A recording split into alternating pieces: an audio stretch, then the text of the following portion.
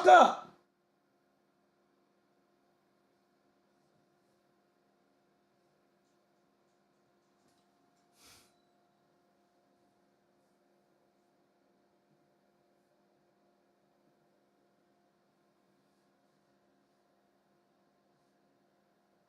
I don't know how I managed to do that. Where y'all at?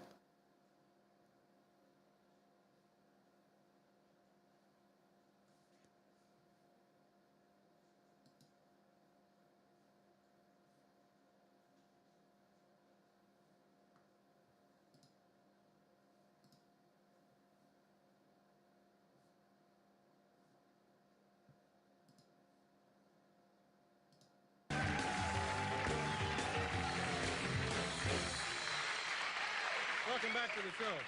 Now,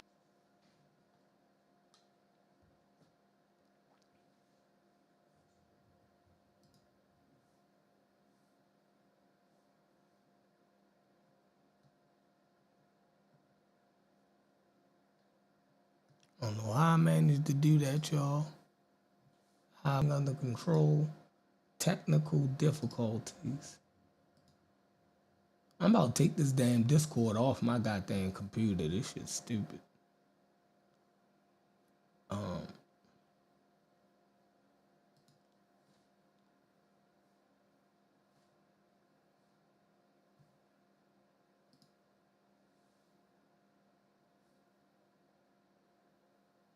Man, I lost my audience.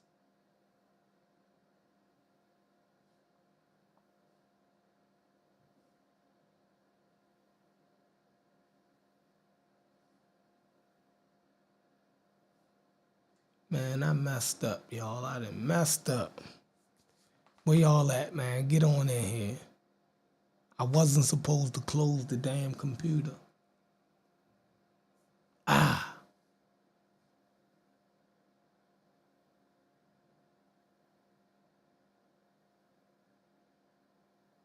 I wasn't supposed to do that.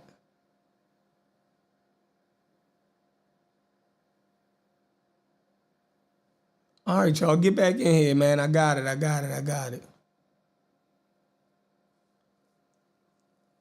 it. Where y'all at? Cuban, what up? Cuban said we doing some Puerto Rican hate, Latino hate, or whatever. Never that. But Cuban, don't. What you can't do is act like there's not anti-blackism in Latino culture. What y'all got to do is stop. Don't feed us that there's no.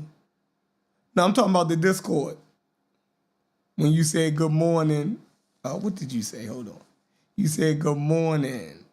Something about some Latino hate. Let me see.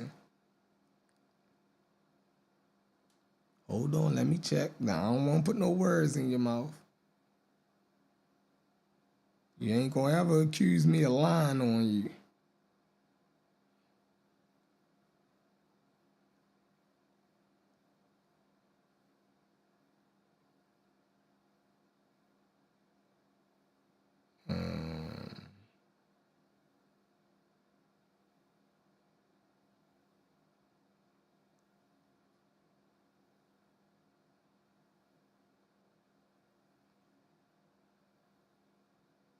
Hold on. Get back in here, y'all. I'm about to play this video. Hold on. You came in this morning. 9:14.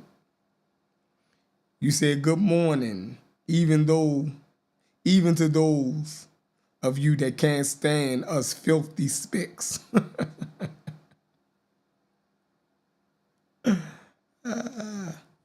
Well, listen. Everything is stereotyping, though.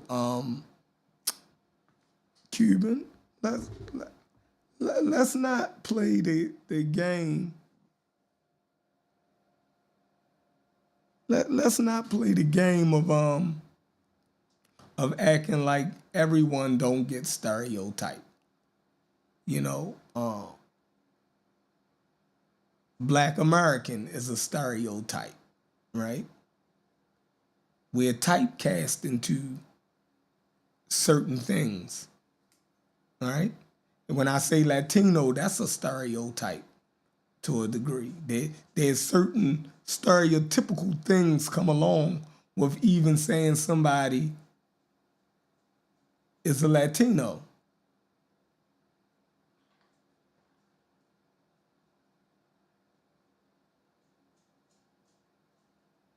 They're definitely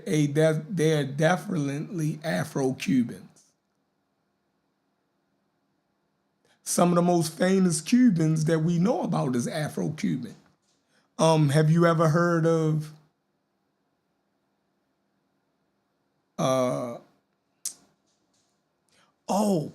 what about Rigondeaux, Pan-African James?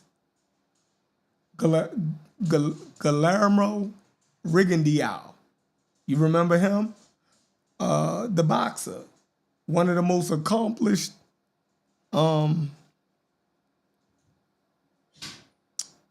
Olympic boxers is Guillermo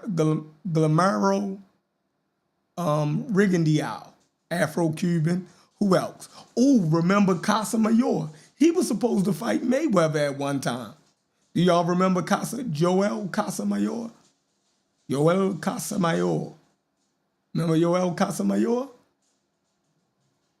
Another Afro-Cuban. Who else? Who else we got Afro-Cuban? Teofimo. Teofimo, what's his last name? He looked like Muhammad Ali. He fought back in the late 60s and the 70s all the way up until like 1980. He's the greatest heavyweight Olympian of all time. He actually looked just like Muhammad Ali. He actually got pictures with Muhammad Ali and that everybody knew him, right? But he never defected from Cuba, so he couldn't go pro. Another black Cuban, his name, Teofimo. What was his last name, y'all? Help me out.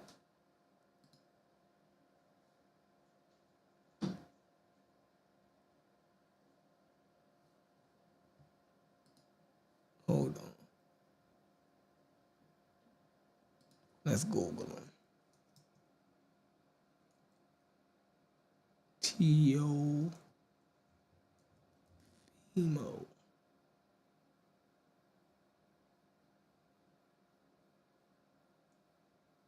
Teofimo.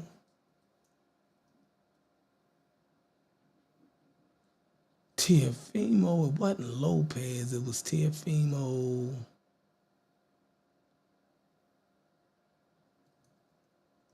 Cuban. There you go.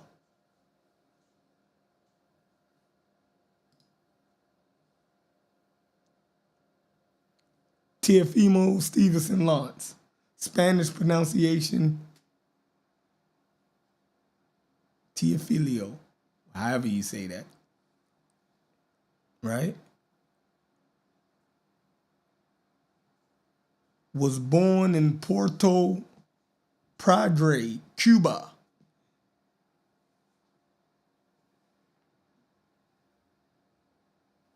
Right? Heavyweight Olympics heavyweight. This brother was bad. This brother was bad.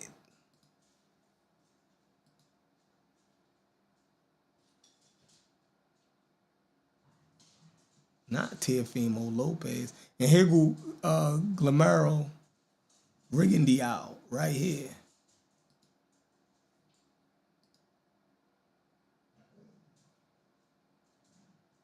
That's an Afro-Cuban right there on your right. Right? And Joel Casamayor. We can go on forever with Afro-Cubans. Right?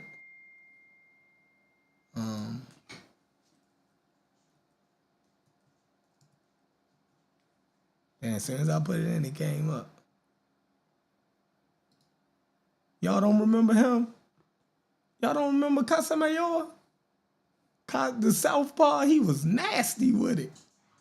You feel me? Look like Floyd Mayweather. He said I'm messing them names up.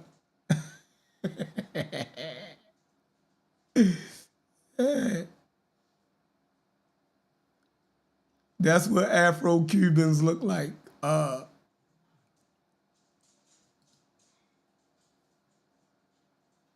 This is what Afro-Cubans look like.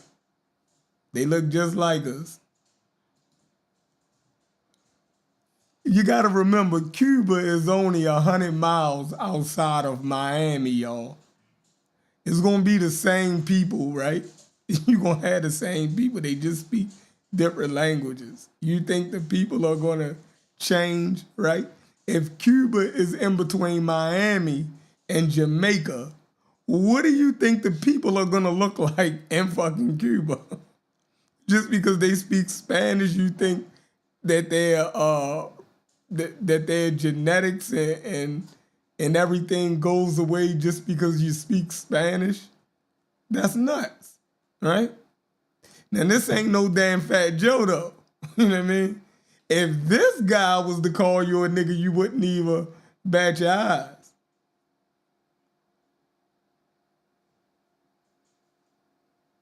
Oh, all right, I agree. My bad. I know you know Pan-African James, but I just needed to do this until my crowd build back up. And so I can get right back into what I was trying to get to. But it's still some good information. You dig what I'm saying? But they definitely use the afro to delineate. What's going on, Gaisha?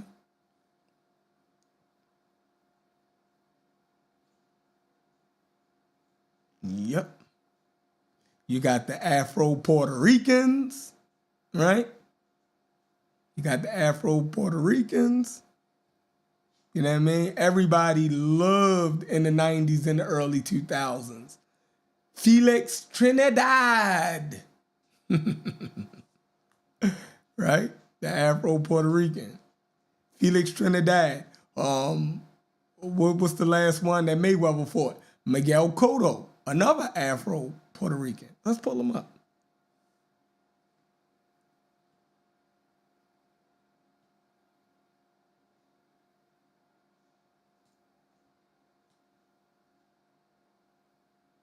Yeah, they try to act like they all the same.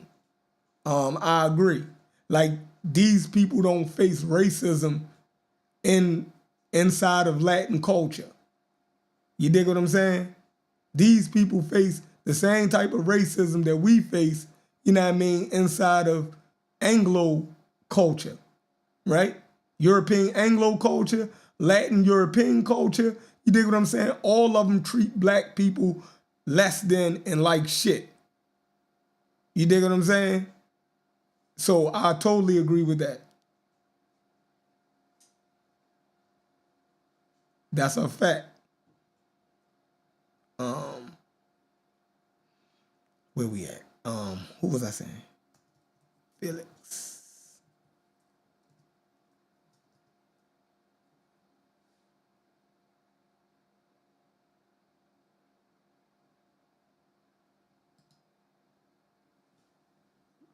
All right.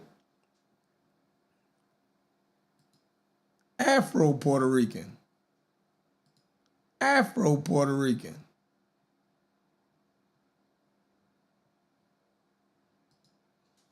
That's black Puerto Ricans right there, y'all. Why they got him stealing off on my man Roy Jones right there? That's crazy. I don't even remember him hitting Roy Jones. God damn.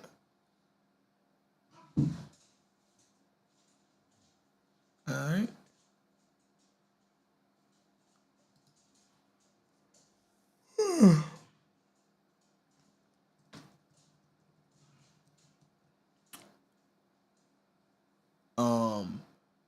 Oh, remember what's my man name? Fort Ray Leonard back in the day. Benitez,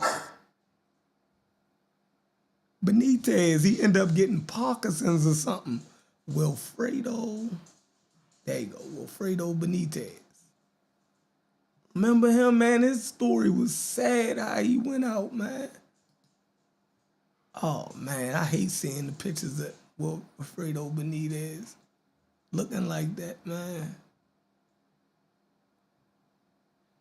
Brain, oh, man.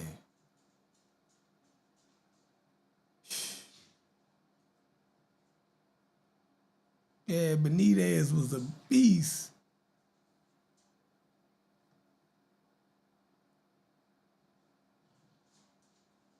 That's him and Sugar Ray Leonard right there. That's him and Sugar Ray Leonard right there. That's him and Duran. You feel me?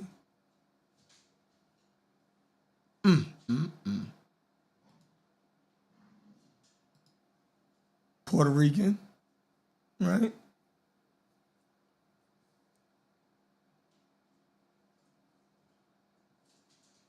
All right, y'all. Let's see who in the building. I can't even send my damn. All right, y'all, back. So check it out. We were just going over the racism in the music industry and why it is not crazy for black people to be standing up right now for hip hop, because we done seen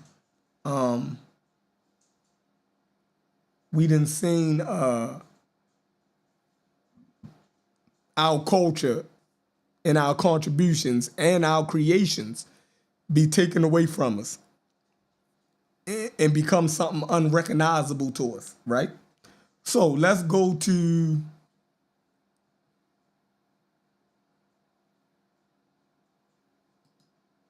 Otis Blackwell.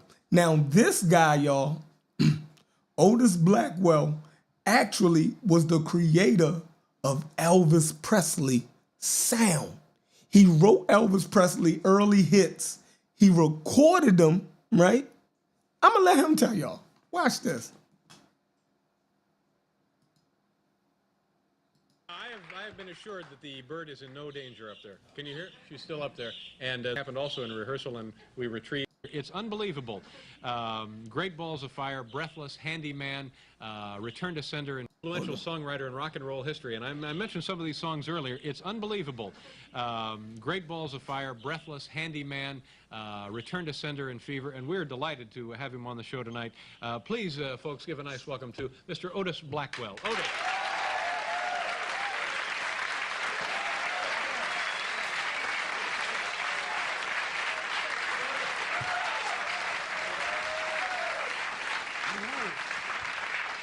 It's a real pleasure to meet you. Was Don't Be Cruel the first song of yours that Elvis Presley recorded? Yes, it was. How did that come about? Well, it's a hard story. At the time, there was no definite story. I was writing songs, freelancing.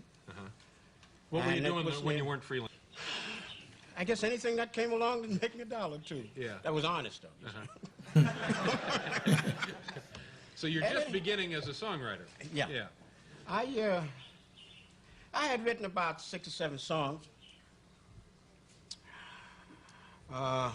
Day before Christmas? Christmas. And Yo, this guy is high as fuck, but let him go. found out I could get some advance money for some songs. So I stayed home a few days and wrote these songs. And it was Christmas Eve and snowing. Yeah. No hat. Yo, the 80s was different. This guy probably was backstage sniffing a whole 8-ball. You see what he just did? Crazy, right? And ain't nobody bat an eye. They just laughed. It was just so cool to be on cocaine. It's crazy. Yeah.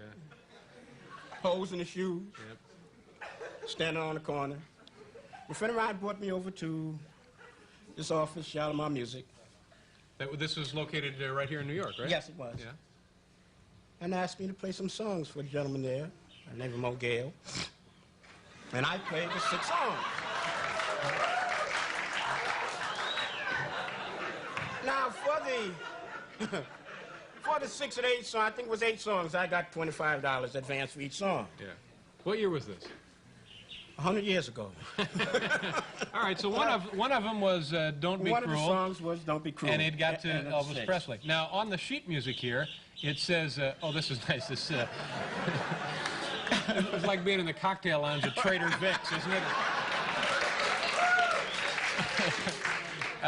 Otis, on the sheet music here, it says, words and music by Otis Blackwell and Elvis Presley. Now, did he work with you on the song at any time? No, he didn't.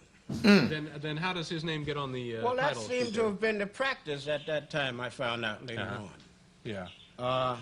It was told to me that in order for me to get Elvis Presley, You had to... I had to put his name on the song. Yeah. Okay. Now, we're going to talk more about this stuff, and you're also going to sing for us tonight, aren't you? Yeah, I hope so. Yeah, well, we're looking forward to it.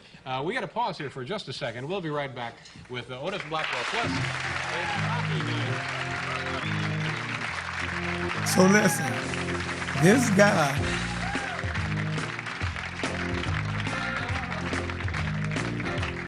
guy wrote the music, sung the music, sent it to him, and Elvis Presley imitated him.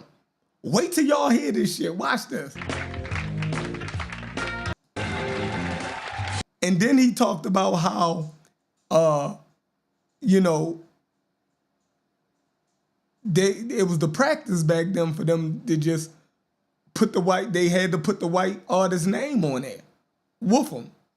He said, and then this guy said, what makes it even more crazy, he was writing Elvis Presley music, singing it for him, right? And sending the tape, and he never met Elvis Presley. Thank you, Paul. Welcome back, folks. Let's go down to the rink again and see how the thing, the rain is doing. I understand there's Dave Maloney right there from the New York. Apparently, we are playing a local program. Linda Ellerby will be joining us, and also our own Larry Melman will. The songs, you actually would record demo tapes, wouldn't you? Yeah, I'd make the demo tapes for him. Now, what was the purpose for that? What did they do with them when they got the tapes? Well, they showed him the song, and Elvis, they would play the songs for him, yeah. And he recorded the tune as it was. Now, we were talking about this afternoon. He said, and he recorded, they will play him the tune, and he will record the song as it was. Now, this guy is up there being modest, y'all, right? He's being modest. He's not trying to take no credit. This is the essence of being modest, right?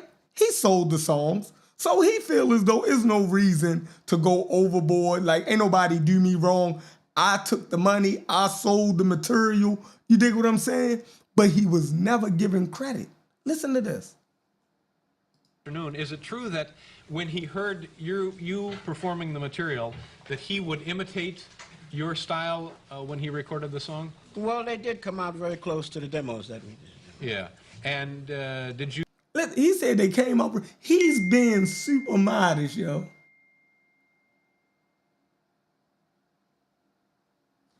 He's being super modest.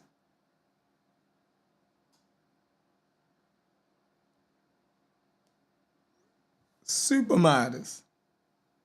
Did you feel funny about him imitating so closely what you were putting on tape, or not? Well, no, I felt a little funny the first time, and then after he sold $4 million, I didn't. Yeah, it takes the sting out of it, I guess, sure. Now, did you ever meet Elvis Presley?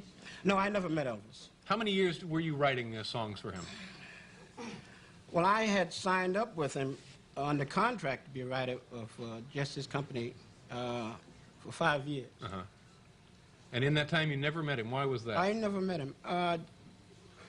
The early part of what we were doing, I never wanted to meet him.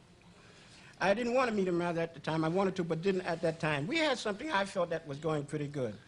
I thought as long as my songs were getting over to him and he was doing them the way that I would like for them to be done, in a sense, we had met. Yeah. So you're actually worried about messing up the chemistry by meeting the man physically? Well, you never know. Yeah, yeah. Did you ever perform in those days? No, when I was about 18, 19 years old, I used to sing, you know.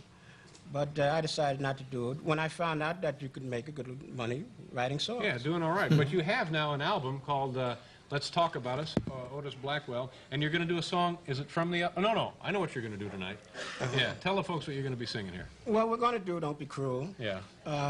The album is about some songs that I had done. There are a lot of the songs that he had recorded and some that he had accepted but never got into the studio to do. All right, well, we're looking forward to it. And this will be Don't Be Cruel, as it was initially written by Mr. Otis Blackwell. Otis, go on over there and do this for us. Watch this shit, y'all.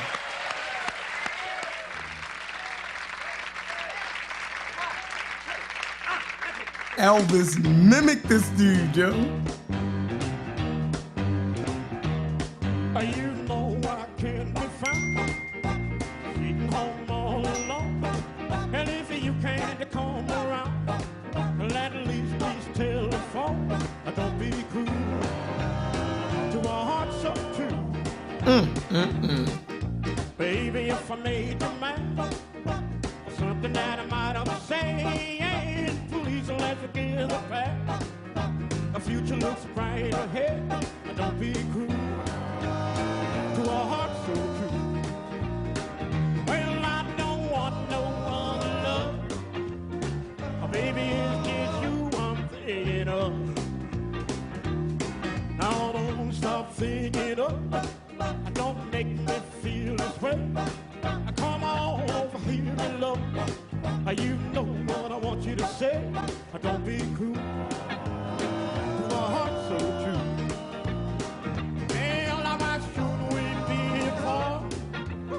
I really love you, baby, cross my heart.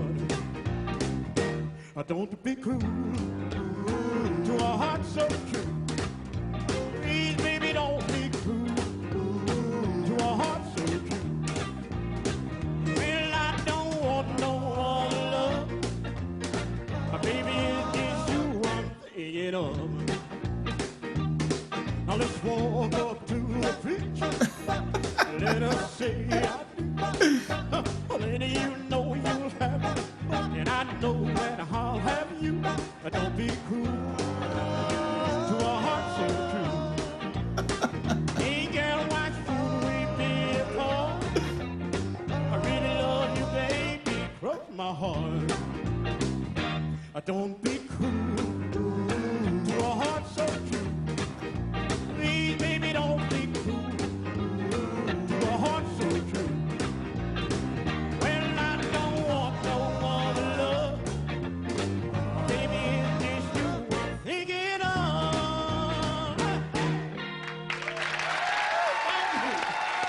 Fucking crazy. That is crazy, y'all. That is crazy.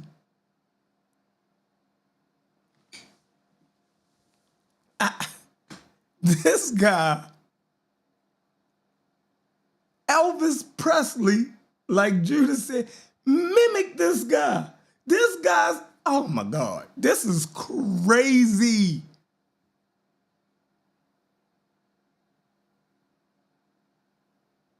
Crazy. So it's no black person. Y'all are not acting crazy over hip hop. This didn't happen to us time and time again. We have the internet now. Everybody has a voice. So y'all stand up for the culture that y'all created. Y'all don't have to sit there and listen to nobody tell y'all that. No, we done been through this over and over. From blues to jazz to rock and roll. You did. It keeps happening. Brendan, what up? Crazy, right? I said, man, this is nuts. But again, this guy's on all Elvis Presley songs, right? He's credited as the writer. All of this. This man, nobody ever disputed this dude. I had to go back to 1984 to find this. He said from Egypt to hip hop. Hilarious. That's crazy. Right? So something gotta give, man. We gotta stop this nonsense. Big Mama Thornton. Right. Hey, I read that though. Hold on. In my presentation before the show was flipped on his head, before I stopped the show, it talked about Big Mama Thornton, Hound Dog, right? Rakim, Hound Dog. Big Mama Thornton recorded Hound Dog in 1952. Elvis Presley re-recorded her song in 1956. Let's pull that up. Let's see if we can find that.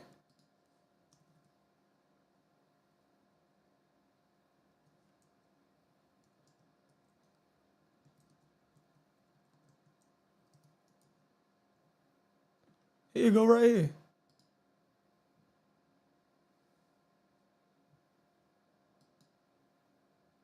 You ain't nothing but a hound when Snoopy round the door. You ain't nothing but a hound dog when Snoopy. Attaboy, go to hell. That's my Baltimore accent. Hound, how y'all say it? Dog. Not Doug, dog. Hound dog. Y'all say dog. We say Doug. Hound dog.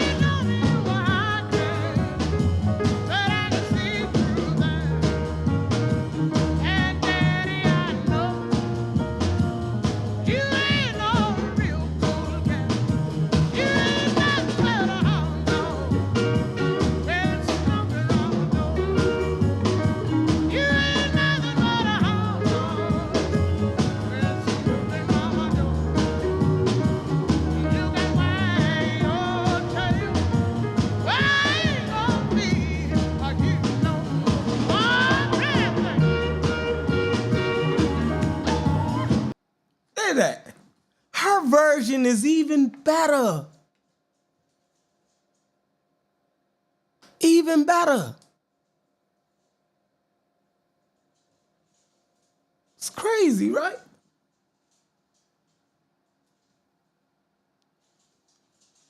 So, I mean, we can go on and on with this, right? Blacks created rock and roll. We don't even associate black people with rock and roll no more. It's been totally whitewashed. We think of rock and roll now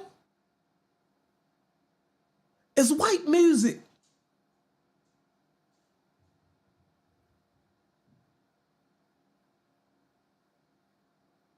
Could you imagine the black people of the late 40s and early 50s, right? They didn't have the internet. When their music was being co-opted, they had to sit there and take it. We got the internet. We ain't got to sit there and take this shit.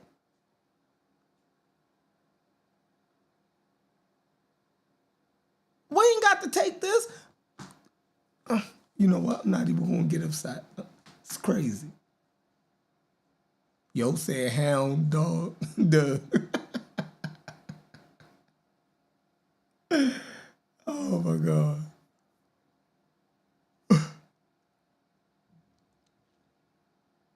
Man, but this goes on and on and on and on. Right? So now we got to sit here and listen to people tell us that now hip hop was co-created by blacks and Puerto Ricans.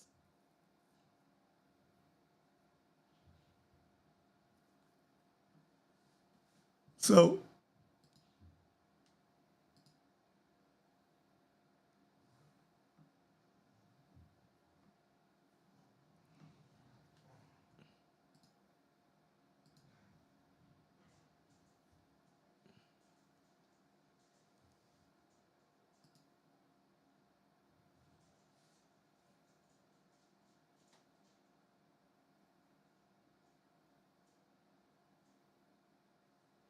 Moreno style.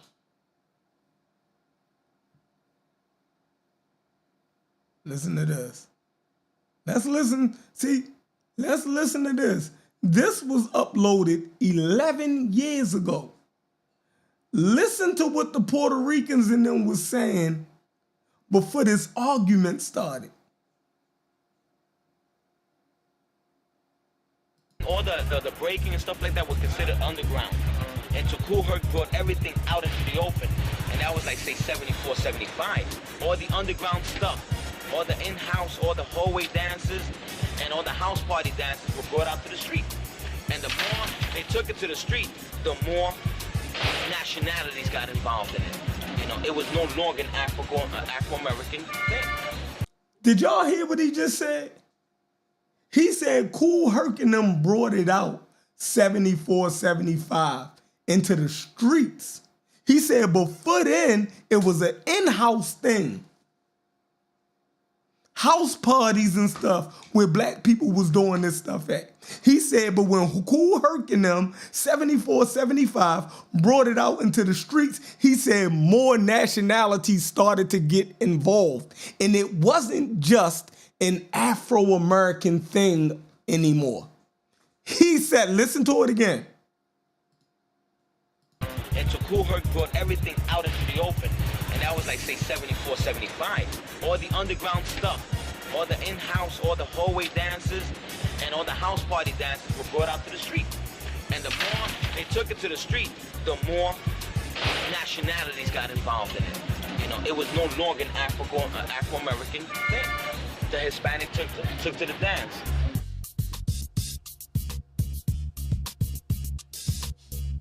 I know for a fact that when I went to some parts, it was rare to see a Puerto Rican dancer breaking.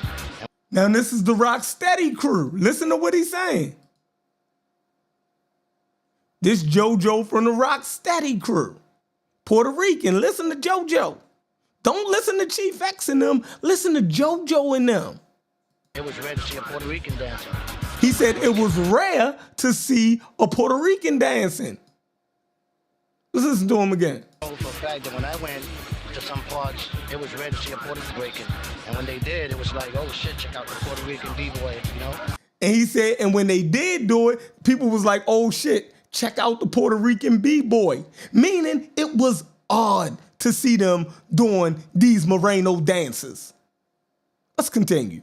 A lot of people used to call it like, yo, you know, like the Latinos, you know, Moreno means black, you know, they be like, yo, that's that Moreno style, you know, and that's the original style of B-boy. Dope. What did Crazy Legs just say? Let's listen to Crazy Legs again, right? Listen to him tell you who the originators was. Don't listen to Chief X and them, right? Don't listen to this new argument where people are trying to add more credibility to what they say. Let's listen to what they said first, before the argument. The Latinos, you know, Moreno means black, you know, they be like, yo, that's that Moreno style, you know, and that's the original style of B-boy. Dope. What? Moreno mean black. When they would do that dance, people would say, that's that Moreno style dance. The Moreno style was the original style of b-boying.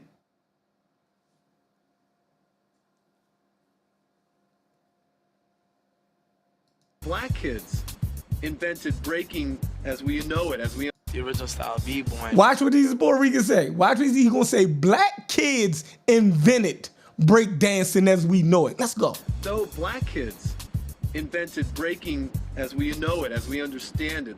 Because you see all this shit come together. Then you got people like the nigga twins. All of a sudden they going down to the floor. It was one of the brothers that used to be down with Kool Herc, and he had like a little spin move where he would like do that little spin move. That's Melly Mel, y'all. And that was actually the first time I ever seen somebody, you know, go down on the floor. We saw people dancing and we wanted to dance. You know, and it's just that our style of dancing was not like anybody else's. The funny thing was the nigga twins used to always have straws in their mouth. The nigga twins used to come in with cigars and trench coats. And they used to come in and split the place up and act like Groucho Marx. And they used to walk in with the cigars and then meet up in the middle. When we used to go down on the floor, we didn't get dirty. And we didn't dance on linoleum. We didn't dance on cardboards. We danced on the cement. Them was the real B-boys from back in the days, you know what I'm saying? So I'm trying to figure out. Everything, all the breaking and stuff like that was considered underground. And so Kool Herc brought New York City Breakers, right? That's Speedy, and that's Track 2. They are Puerto Ricans, and they are saying that African Americans started it first. Now, you know how black people then had a million dances and we move on from them. Dances change damn near every summer for black people. Now, I'm talking to a bunch of older black people right now. If I was to go bring my daughter down here, I guarantee you it was dances that they was doing last summer and it's dances that they're doing now. They change. I remember my daughter and them doing all kind of dances 5 years ago, and every year she be in the living room. It's new dances. If you show one, she be like, Daddy, that's old. Black kids change over the summer. Shit is only hot for one summer and then it moves on.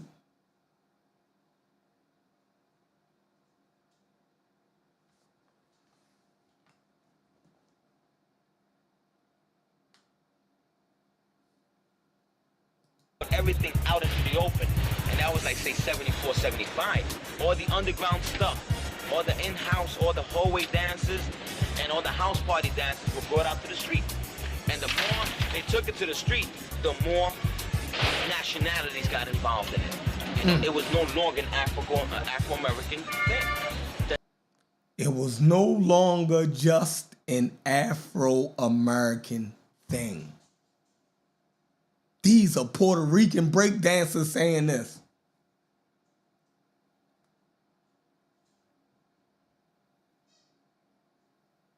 It's a Puerto Rican breakdancer saying this. It's crazy. Crazy. Man, listen, if the Elvis Presley stuff didn't shock y'all into getting y'all minds together, it's nothing I can say to y'all. There is nothing.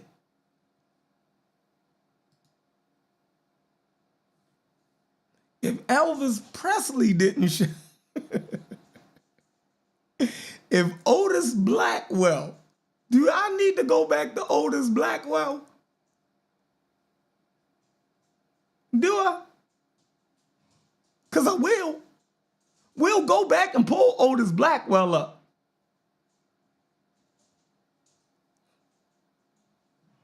Because obviously y'all think this is a game. Yo, it's 4 o'clock. Yo, it's snowing here. Yo, I ain't did nothing all day. I got to get my life together. I got to get my life together. But what's up with y'all, man? Y'all want me to, if anybody want to jump on, Tammy Dorsey, yo, hilarious. Tammy Dorsey said in 10 years, Puerto Rico's gonna be saying they created the Crip Walk. I'm fucking dead. Fucking dead. Shit, my camera went out. Hold on. Let me get another camera. You ain't lying, Tammy. You ain't lying. Chris, what up? Where you been at, big homie?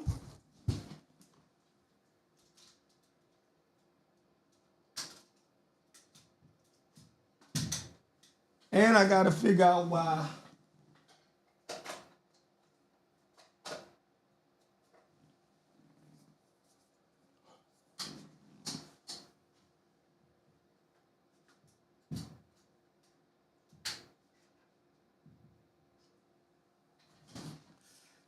And I gotta figure out why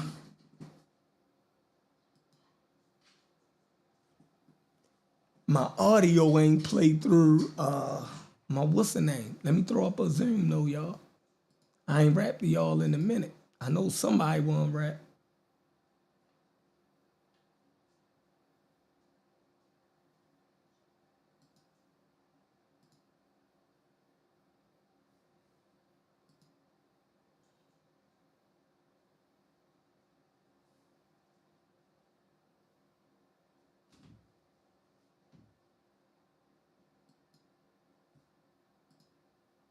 Meeting, boom, boom, boom.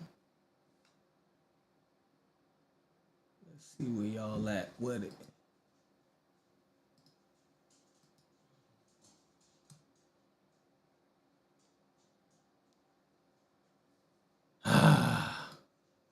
Cuban, where you at?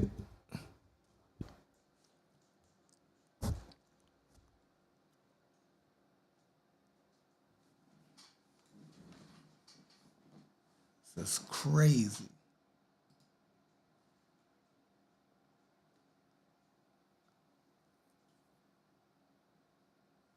Let's see what we got. Let's see what we got. All right, now, let me throw this back up. Just so y'all know, Elvis wasn't on no bullshit. So let's clear Elvis' name. Elvis always gave credit to African Americans for creating rock and roll. All right. Elvis definitely wasn't a hater, y'all. He always gave credit for creating hip hop. He in my opinion, I don't think Elvis was racist. And I actually like Elvis Presley as an artist. You know what I mean? Being born in the era that Elvis Presley was born in, being born in the region of the country that he was born in, I didn't ever hear any black people and musicians of that time say anything negative about Elvis. They all have good accounts of Elvis Presley and said he dealt, and most of them called him brother, right? Even James Brown, for instance, you know, Elvis Presley was called the godfather of rock and roll, and James Brown was called the godfather of soul, even though most people would say that James Brown was just the godfather because both of those genres are literally the same. You dig what I'm saying? There's no difference in what they did. The racism puts them in two different categories. But anywho, when Elvis Presley died, the funeral home granted James Brown an hour to sit with Elvis Presley by himself. And James Brown recorded that he sat with Elvis Presley for an hour by himself at the funeral home before the funeral. The funeral home had granted that to James Brown, so to show the connection that they actually had. And I think when Jackie Wilson died, I think Elvis Presley paid for Jackie Wilson's funeral. Who else can I? Let me see. Singers. Aretha Franklin and them. Aretha Franklin and them say that they used to sing gospel music with Elvis Presley back in the day. That Elvis Presley would invite them up to his hotel room and they would sing gospel songs all night. You dig what I'm saying with Elvis Presley? Because he was, into, gospel music. So Elvis Presley seems like a real authentic guy. In Vegas, it was black artists in Vegas who said Elvis Presley would deny residency or say that he wasn't playing if you didn't let the black artists perform before him because of the racism. So I think Elvis was pretty much genuine, and so you know I wouldn't take nothing away from him. What's going on, Cuban? Peace, driving to work. Okay. What's on your mind? You summoned me on your stage, man. Yeah, you was on your Latino pride. You felt attacked. You felt attacked. See, these are the things right here. We gotta nip this shit in the ass. All right, great. I'm not no Latino. Okay. I'm not Central Italian, man. You see, I get what you say. Right. It's not that I'm not. Listen, first of all, I don't give a damn who started hip hop. If you ask me, yes, it was Black Americans. So I'm not with the 50-50. No, I look at it as you mentioned before, you had different dances. I was talking to Hits the other day about this. You had the camel, right? You had the bash. You had all these dances, right? Mm-hmm. The big band swing that they do in the 40s, when when they would go like they were throwing each other in the air and all that shit, right? Mm-hmm. You look at that. You know what I'm saying? You had white people that going uptown and going to Harlem. You know, they going to brown sugar. That's just what it was. You had people that was, going to black nightclubs, right? You even look at the Zoots, the Mexicans, right? Mm-hmm. Suits were very popular suits in the mid-late 30s, early 40s, right? Mm-hmm. So that for me is not even the issue. That's not even a thing. You understand? My thing is the generalization, the stereotyping of everybody. And when I say everybody, I'm not saying like this. I'm not saying like every single person. But what I'm saying is when you look at the groups, you see comments from kids. Why would you make that comment? Why would you make a sly remark like that to antagonize somebody? And then I say to black people, why would you make a sly comment to antagonize that's taken from the conversation? That's what I'm saying. I'm saying the name calling. I'm saying the little jabs. I'm saying there's context to shit. So, for example, and I think somebody the other day that claims FBA, I think FBA. You want to know what I think FBA about? What? I like the fact that they say Latinos. I like that. You know why I like it? Because none of these motherfuckers are Central Italian. So you are lying. You're lying that you're Latino. Absolutely. I like it. I'm with it. I run with it 100%. Hold on. Don't Spanish. Hold on. I like the fact that there's things that's being addressed that has been going on for centuries. Terminologies, names, things that's derogatory, things that, in essence, really divides us.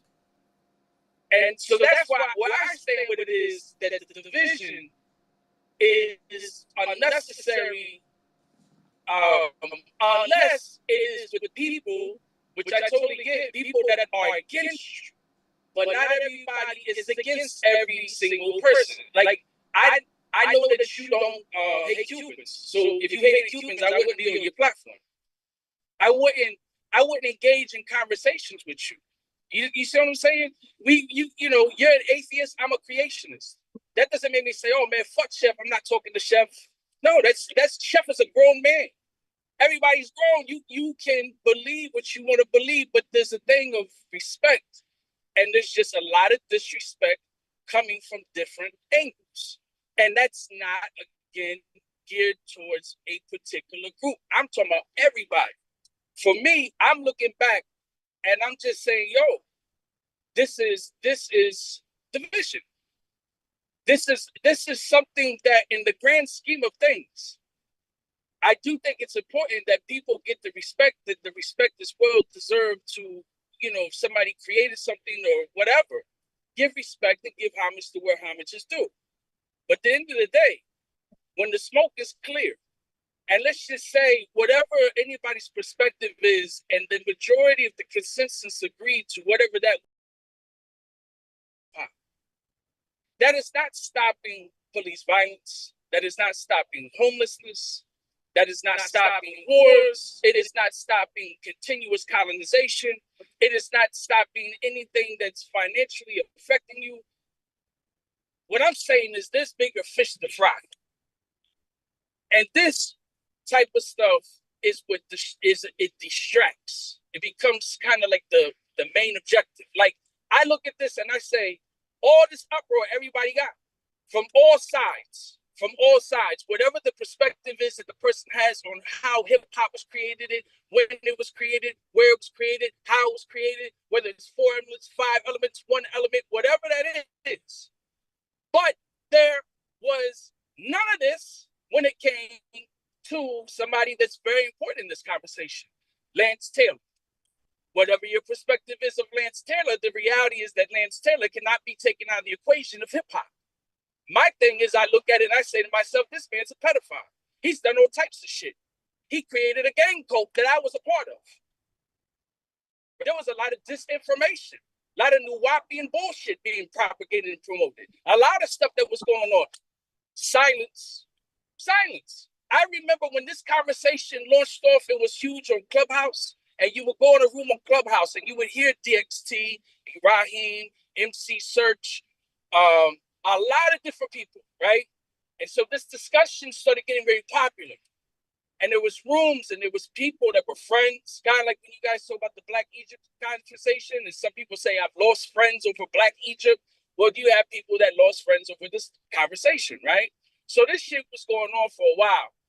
But what's ironic in that, again, is when Lance Taylor's brought up, quiet. Nobody got nothing to say because many people are cool with him. Many of the same people that some people, like Crazy Legs is one of them, to even other individuals. Melly Mel's one of them. I've seen Melly Mel at many functions, Zulu functions, anniversaries. I knew Melly Mel's daughter. I've seen a lot of these people shake hands with that man. And I've also never have seen anybody of these people, whatever their opinion is to how and who and started hip hop and all that, nobody ever had that conversation and it was no issue and it wasn't brought up until a few years ago. So for me, I used to take the popular consensus, which doesn't mean it's true, but that the fact they say that Kool Herc, Lance Taylor, Grandmaster Flash, the 3 founders, right? And then 5 elements, and then it was, whatever, right? And for me, deep into it, because number one, I was in Zulu Nation. So I'm seeing these people, all, pioneers and different people and stuff like that, right? So the conversation was never just brought, it just never was brought to the forefront. So for me, it was like nothing to ever think about because I wasn't even born at that point. I was born in 78. So that's how I looked at it until my trend of thinking began to change when it was actually Raheem and DXT and Charlie Rock. There was a panel discussion that I was on with them. We were at a panel discussion at Essex County College in Newark in 2014. This conversation wasn't brought up, but the conversation of when Zulu Nation came about was brought up. The conversation of Lance Taylor's status in the Black Spades was brought up. And it was that day, primarily due to Raheem and Charlie Rock, it was that day I began to look into it more. And I was like, wait a second, that isn't adding up. Zulu Nation didn't start in 73. Zulu Nation starts around 76, 77, right? Lance Taylor was not a warlord. Lance Taylor was a baby spade. I start looking at these things. So it's not shocking to me at all. if this is yet something else that this man promoted and began to propagate, and people fell in line behind him, you know, and started to say, "Oh, it's Lance Taylor," you know, he's Africa Bambaataa. So that's how I look at all this. That's for me. Okay. And I just think a lot of it's just, it could go a lot better if there was respect towards one another. And I'm not saying everybody's doing it. I'm not saying that. What I'm saying is that when it does happen, it takes from the conversation. It just does. And at that point, people begin to get turned off. Like if you had a room full of Puerto Ricans and you had 10 black people in here and all they did was disrespect and they were saying slander, or if it was the opposite way around, a room full of black Americans and 3 Puerto Ricans or whatever, like however it goes, the people are not going to want to listen or hear anything once they hear the disrespectful comments. Like for me, when I hear disrespectful comments towards black Americans, when I hear it towards so-called Latinos, when I hear it towards, for me, it's an automatic turnoff because it's like, that's all you got. All you got is to talk about what somebody looks like. All you got is to talk about someone's country. All you got is to talk about how they dress. All you got to talk about is what, like, that's not the goddamn subject. That's not. It's just, you know, it's been, look, I'm just saying, you know, life is too short, man. Life is too short. Life is too short. And life is too short. And there's a lot of shit that's going down that I can tell you right now, when shit hits the fan, motherfuckers ain't gonna be worrying about who fucking bought the first microphone from Nobody Beats the Wiz, and who was spinning on their fucking ribcage in 1973 on a curb in Brooklyn. When shit hits the fan in this country and gets worse, and things start getting a little worse, and we start seeing more problems because of politicians. We're divided over motherfuckers that are rich. We're divided over people. We're divided over shit that happened centuries ago that they indoctrinated people with to teach that one was inferior and one was superior. And we're still caught in that fucking train of mind. Like, this shit is just fucking bananas, man. It's bananas. It's bananas. But, you know, you can't talk about capitalism because that becomes a problem for some people. But it's a very problematic thing. Capitalism cannot function without race, cannot function without sexism. Just can't. So, individuals that have been colonized, and descendants of people that have been colonized, and this was the type of indoctrination they came under, then what more can we expect from individuals to act like? Self-hatred towards others, thinking they're better than others. Who taught you that? Who taught you that? I think that always existed in all cultures. Yes, but I'm talking about impactful in here and throughout the diaspora. I'm talking about specifically from the time the goddamn Portuguese went into Africa to 1492 with Columbus. I'm talking from that point. Yes, prior to that, individuals were divided. There was problems, but in this particular situation, in the diaspora, it is a very problematic thing, and there's a lot of layover things that we've been indoctrinated with that we carry with us. Like when you guys talk about the things with so-called Latinos, most of everything is a result of the Lacoste system. Why they think what they think. Who taught you that? Who taught you that? And why do you believe it? Why do you accept it? Because it's been now ingrained in the culture. So when you come from maybe a culture where you care about how your family, your friends, and society is going to view you, you don't want to be the black sheep. God damn it, sometimes you got to be the black sheep. Sometimes you got to say, you know what, this might be something that a lot of people in my culture adhere to, but it don't mean it's true. So that's, for me, that's where I'm at. So that Latino, Hispanic, and all that bullshit, all that it does is divide alone. And it divides amongst Latinos, so-called Latino. It divides amongst them. So if it's dividing amongst them and now you're throwing in the other factors, what makes you think they're not going to feel a certain type of way or act a certain type of way, and vice versa to the people that was colonized here, the people that was colonized over there in this particular time frame I'm speaking? What more can you think? You're going to have individuals that emulate their colonizer. They just are. They are. That video I dropped earlier in the Discord with Dr. Khalid. Yeah, he referred to using the terminology of 5%, but what he was saying was the jewel in that was, it wasn't a thing about promoting, say, oh, be a 5% or be NOI.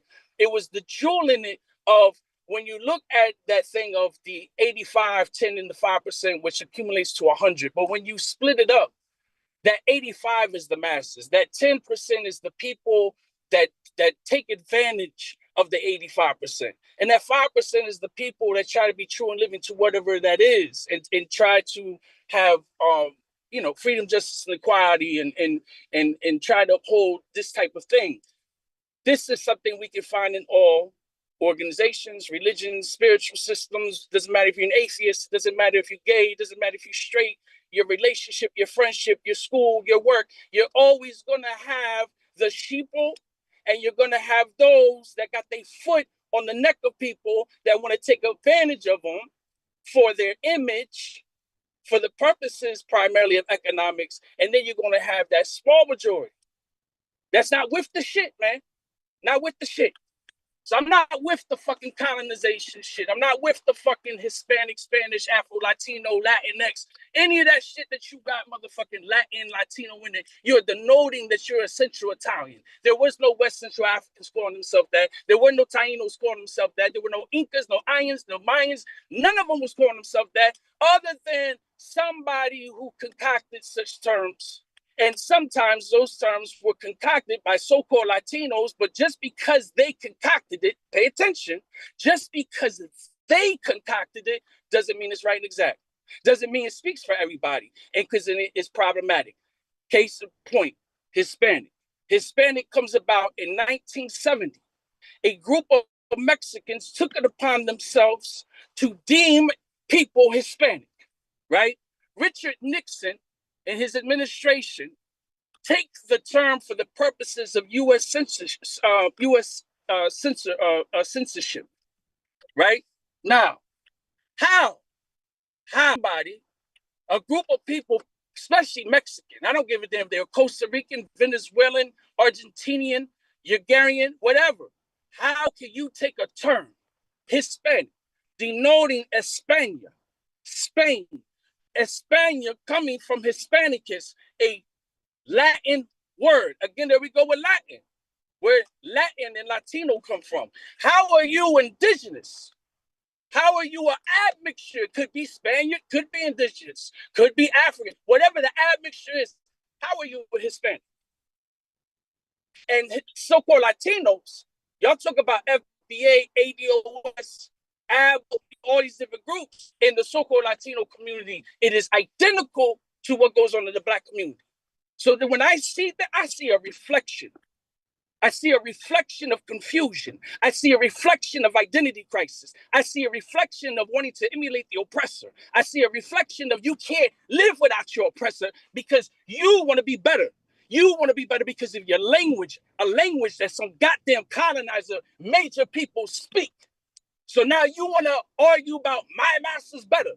That's what I hear in these conversations when it becomes divisional. What are we dividing on? We're in prison? Because this is what they do in the prison industrial complex system, a device of capitalism. They divide. You got to be with the black, you got to be with the Mexican, you got to be with the white, you got to be with the Asian, you got to be. Why? Why? Because the prison industrial complex system is there to make money. And if they don't have people in there, they don't make money. And if you are outnumbered by the inmates and you don't carry no weapon, well, then you better come with some psychological warfare. So you better divide. So that mentality is here in the streets. It's here amongst the people. It's the same thing. So anybody who's ever been locked up, they'll tell you. Anybody who's worked in the prison will tell you that the prison industrial complex system, the jail to the prison is nothing more than a plantation. That's all it is. It is a plantation to make money. It is a plantation to destroy people, primarily black people. Primarily after that would be brown people. And in the midst of destroying these men, families are being destroyed. Communities are being destroyed. So I think there's a bigger motherfucking picture out there. This subject, man. There's a bigger fucking picture. Because jobs injustice, all this, man, this has been going on for decades. This ain't new. Mexicans are not taking nobody's jobs. That is propaganda. That is propaganda. What jobs are they taking? No one's mad at the people that sit and wait at the Home Depot at 3 o'clock in the morning and 4 o'clock in the morning to pick up Mexicans and Nicaraguans and Cubans and Haitians. Who's picking them up?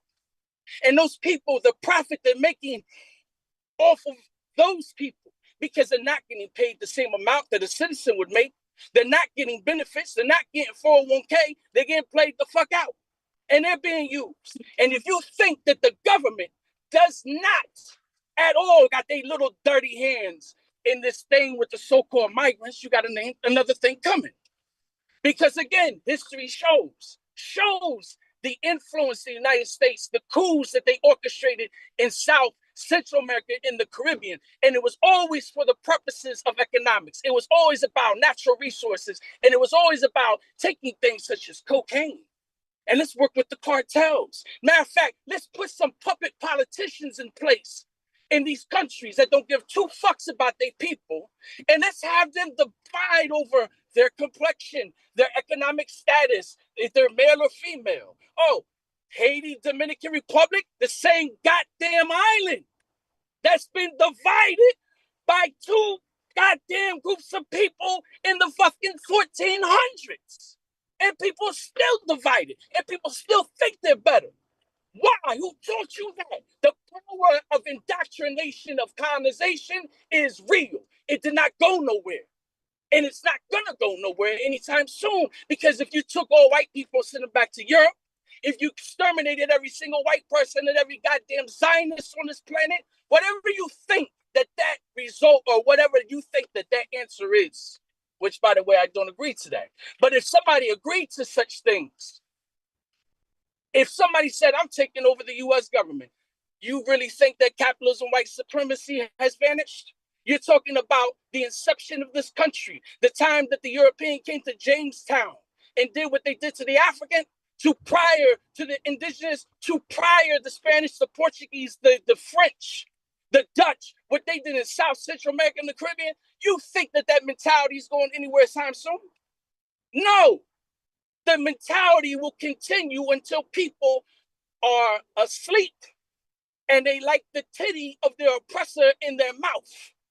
Until they take the goddamn titty out their mouth and man up and woman up and get some goddamn political education about the system they under and what it has done and what it has done from what it came from prior to the different governments that took place of oppressing people. Man, this shit is big, man. This shit is one big motherfucking spider web. This is the motherfucking rabbit's hole. And this is the rabbit hole a lot of people don't want to go down, because it then makes them have to question certain things about themselves politically. It has to make them think about things that they may adhere to or accept and believe. And some people just get comfortable. Some people, that they don't want to change. And that's just what it is. But this shit's bigger than fucking Tariq Nasheed. It's bigger than Sloppy Joe. Motherfucking Sloppy Joe ain't no goddamn spokesman for so-called Latinos or Boricua people. He's not. The fuck is Sloppy Joe? That's like saying that Dr. Pork is the spokesman for black people. That's like saying Jesse Jackson is the spokesman for black people. No, he's not. Because not everybody rocks with Messy Jesse. Not everybody rocks with Dr. Pork, and not everybody rocks with Sloppy Joe. So this is why I'm saying that the generalization and the stereotyping is not wise. You have to judge everybody accordingly. What is their mind like? Because you can get somebody cosmic black in front of you. Does that mean that they have a black state of mind? Or could they have a whitenized, whitewashed mind? So what does that really mean? Hey, so and there's check, many examples to show. check me out. Now, you mentioned Malachi York. you mentioned Tariq Nasheed. Now, Hispanics, Latinos, South America, all whatever y'all want to call yourselves, I'm not going you don't like those terms. I'm not, you know what I mean? Whatever Spanish speaking countries or people from Spanish speaking countries in the Western Hemisphere, I'll just say that, right? That's better. All right. I'm saying that with whoever you name, far as wise in African American, the FBA or ADOS, whenever any black person say something, get on these airways and say something, you have black people in droves that will contest against what they're saying. So you know black people are not a monolith, right? Because you'll hear us speak up against Malachi York. You'll know there's whole channels and people dedicated at going against Malachi York, going against Farrakhan. You dig what I'm saying? Going against. So anybody who says something that is divisive, you'll have black people in droves show that that is not a monolith. We don't think like that. Now, with the so-called Hispanics, you'll get up here and say that. But I don't see y'all in droves doing that. I don't see y'all doing that. Y'all sit back with, now I'm generalizing again. Y'all sit back with y'all hands crossed. Now, if I talk to you one-on-one in person, your shit might be changed. But we done seen Crazy Legs and all of them didn't change their motherfucking speech up from what they said 11 years ago to what they saying now. So it sound good, right, to not put people in categories. It's like white people. If white people didn't have a problem with police brutality, you would see more of them step up against it. But the fact that you don't see a lot of them step up and against it, then we automatically got to assume that either y'all don't give a fuck, y'all the same as them, or y'all impartial. You see what I'm saying? So something got to be going on with the so-called Latino community, because you have black people over here arguing for and against Latinos harder than what they're arguing themselves. So if Fat Joe said that and Latinos didn't agree with that, you dig what I'm saying? Then they would be up here on these internets screaming the way we are. But they not. So what is going on here? I'll tell you what's going on. I think that's a legit, listen, that's a legitimate question. Okay? That is the question that I've been asking myself, right? So, you know about the little channel, right? My channel, stuff like that, right? Don't no so-called Latinos support my channel? Do you know that there's so-called Latinos that don't like me? See, I'm caught in the middle here. So-called African Americans don't like me because I'm not dark enough. So-called a lot of them don't like me because I'm against capitalism, or because I'm a creationist, or because of my ethnicity, right? And then there's those that they don't care, right? So I don't generalize all of them, all Black Americans. So-called Latinos, when you say you're not so-called Latino, that's like, it's almost like pissing on a Jesus statue. You know what I mean? It's like, you got to be kidding me. So I think that you have many of them, number one, that they may not know things, right? I don't find that being an excuse in today's world because there's too much information at our fingertips. You have those that just don't give a shit. You have those that do think like me. Now, why they don't publicly speak out? Some of them don't like YouTube. Some of them don't like social media. So there's different responses to that. However, the so-called Latino community does an atrocious job of standing in solidarity with Black people in this country. And I have been saying this since I was a goddamn teenager. This ain't new. This ain't no fake outrage. This is how I have always been. So my track record speaks for itself. And I've always said this. When you look at Junior, the young Dominican boy that was killed in the Bronx on camera by Trinitarios, right? How many Black Americans were out there for that young man? I look at stuff like that. That is a flaw that is a flaw, that is a big flaw and a blemish on so-called Latinos. I absolutely agree with that. To the ones that do stand in solidarity, I commend them. But they're not doing a good enough job. And evidently they're not, because I've been hearing this same statement that you made, along with, they're never there, like they never come to support us, like say something in the community or something like that, right? Evidently it's not in someone's head. Because when you're hearing this from multiple people, and this has been going, I've been hearing this statement for years, there's truth to it, But so-called Latinos, look, man,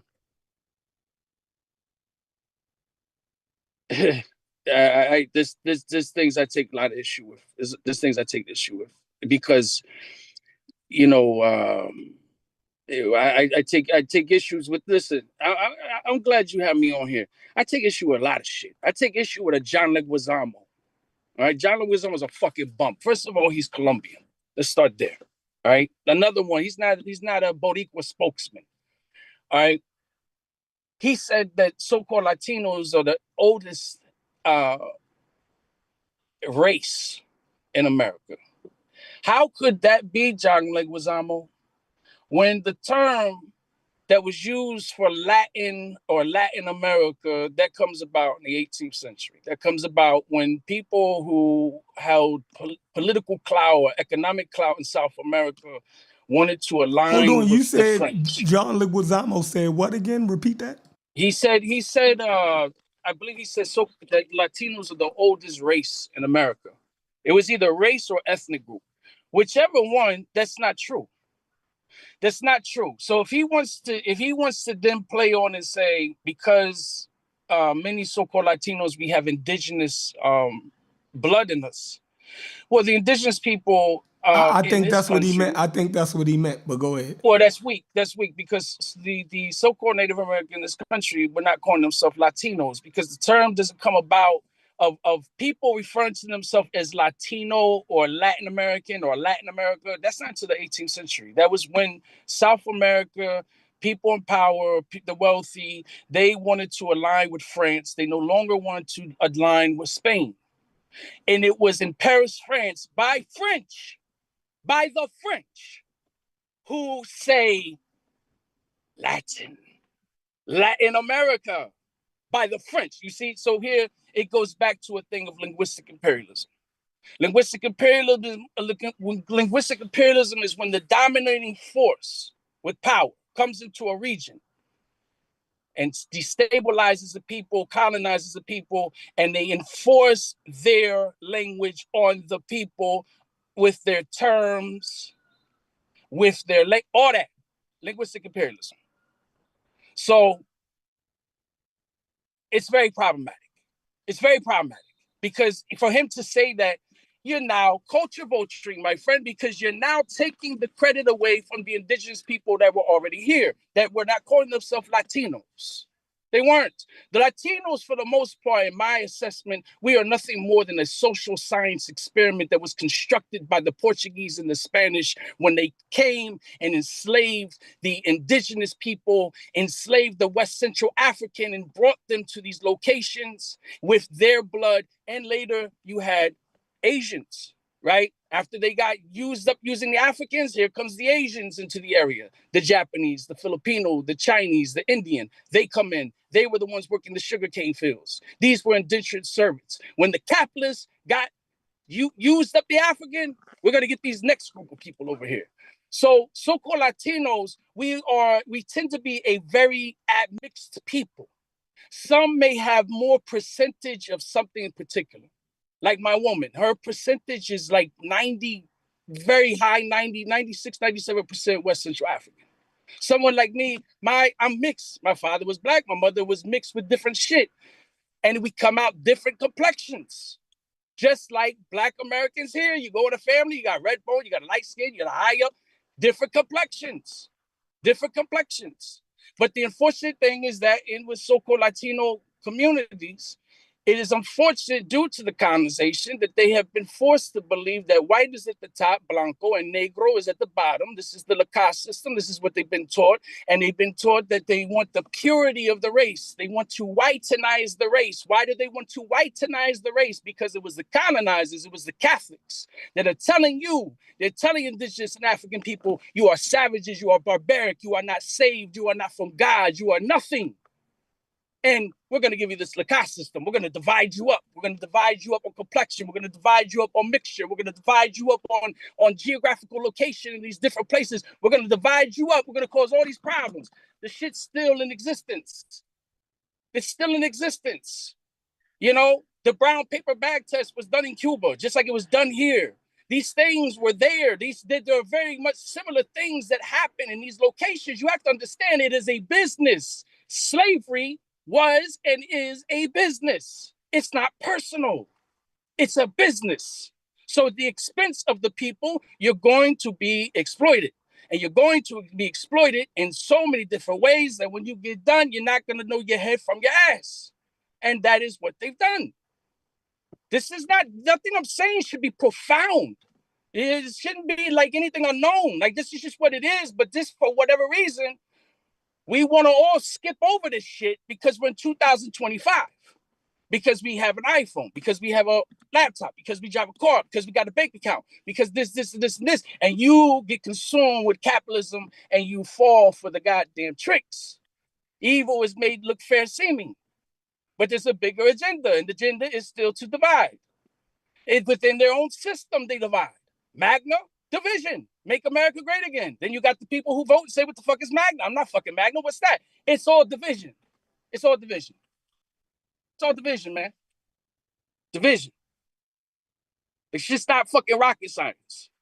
So I think the thing is that when I hear people that are fucking intelligent as hell, the things that individuals discuss is absolutely amazing. It's a very high level conversation. So then for this to happen, it's kind of like, what the fuck happened? What is the disconnect that we're not getting here? Like, this is the intention, you know? And I mean, this Malcolm, what did Malcolm say? Who taught you to hate the color of your skin? Who taught you to hate your nose? Who taught you to hate your lips? Who taught you to hate your hair? It's the same shit in so-called Latino communities. It's the same thing. Same thing. You know, just language, little nuances here and there, little things culturally that's different. And the things that's culturally different is due to why? Who was the one colonizing you? That's why. That's why. Who was colonizing you? But when you strip away the colonization, you have a lot of things. You have so many things in common. So many things in common.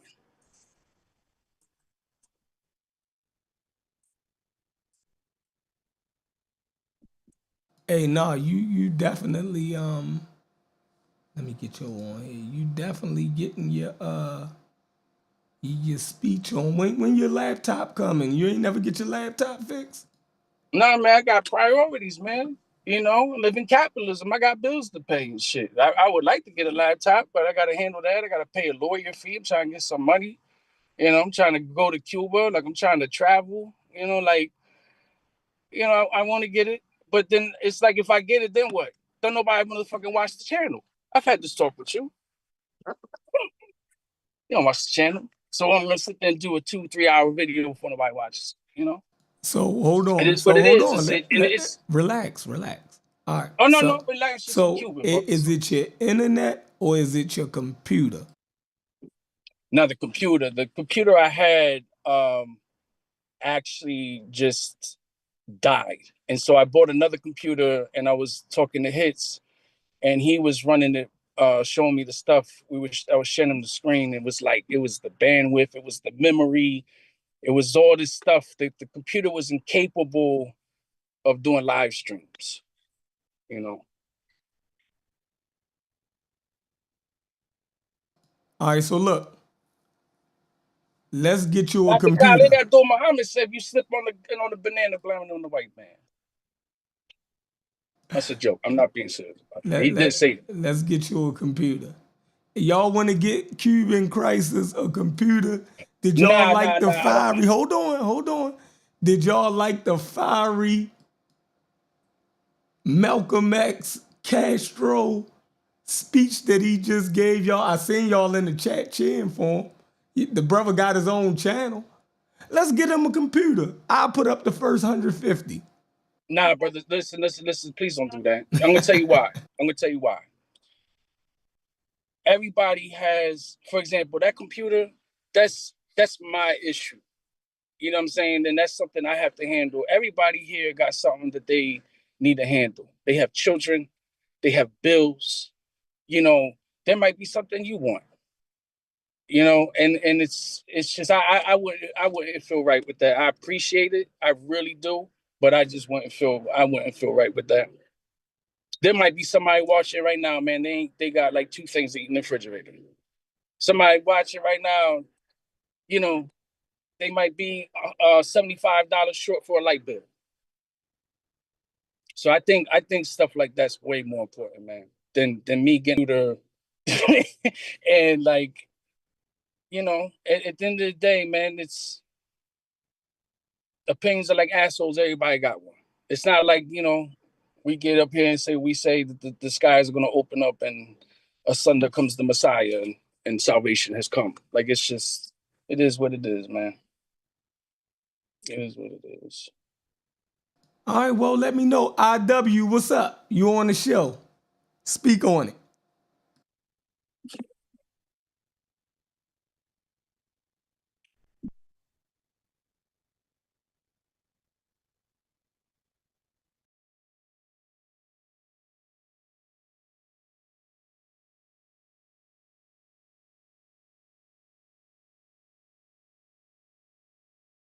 Your mic muted. Isaiah. And he done clicked off again. That's crazy. Hey, can you hear me? I can hear you now. Okay, I'm sorry about that, my brother. All right, go ahead.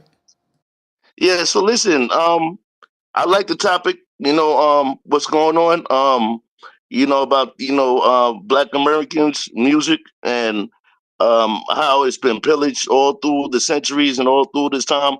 And I think hip hop is just another um lead, another branch on that clover, on that tree of things that we create, and it's trying to be. They trying to take it away. They trying to lessen our involvement or our creation to it, and trying to make other people more important than what we are to it. Because I'm from the Bronx, okay, born and raised here, okay, and it's even though the Bronx right now is not as much black people, black Americans at that. What I'm saying is back in the '60s and '70s, the Bronx was heavily black American. Okay, and at that time they were bringing their culture and their experience, and everything to the table, and brought that culture to New York City. All right. So when we came to the city, we brought all that musical entertainment and our people's spirit to the city, and all the five boroughs, especially the Bronx. Okay, so when you have all these DJs, that they said that like DJ Kool Herc and Grandmaster Flash and all these other DJs that's not of African American descent or FBA descent, um, they were learning off the black American DJs of those times. Okay, they were learning off Pete DJ Jones. They were learning off DJ Smokey. They were learning off Disco King Mario. They were learning from Grandmaster Flowers. They were getting their knowledge on how to DJ or the what you call the innovations to the turntablism from the brothers. Okay, this is what started hip hop, and a lot of people are trying to negate that part of the story. You know what I'm saying? It's the DJs, the black disco DJs, okay? Because disco is another branch on the tree that we created anyway. So that knowledge and all that expertise and also others, there were other black DJs too. But the ones I just told you were the main ones, okay, in the city at that time. And They the ones that's the, and Disco King Mario.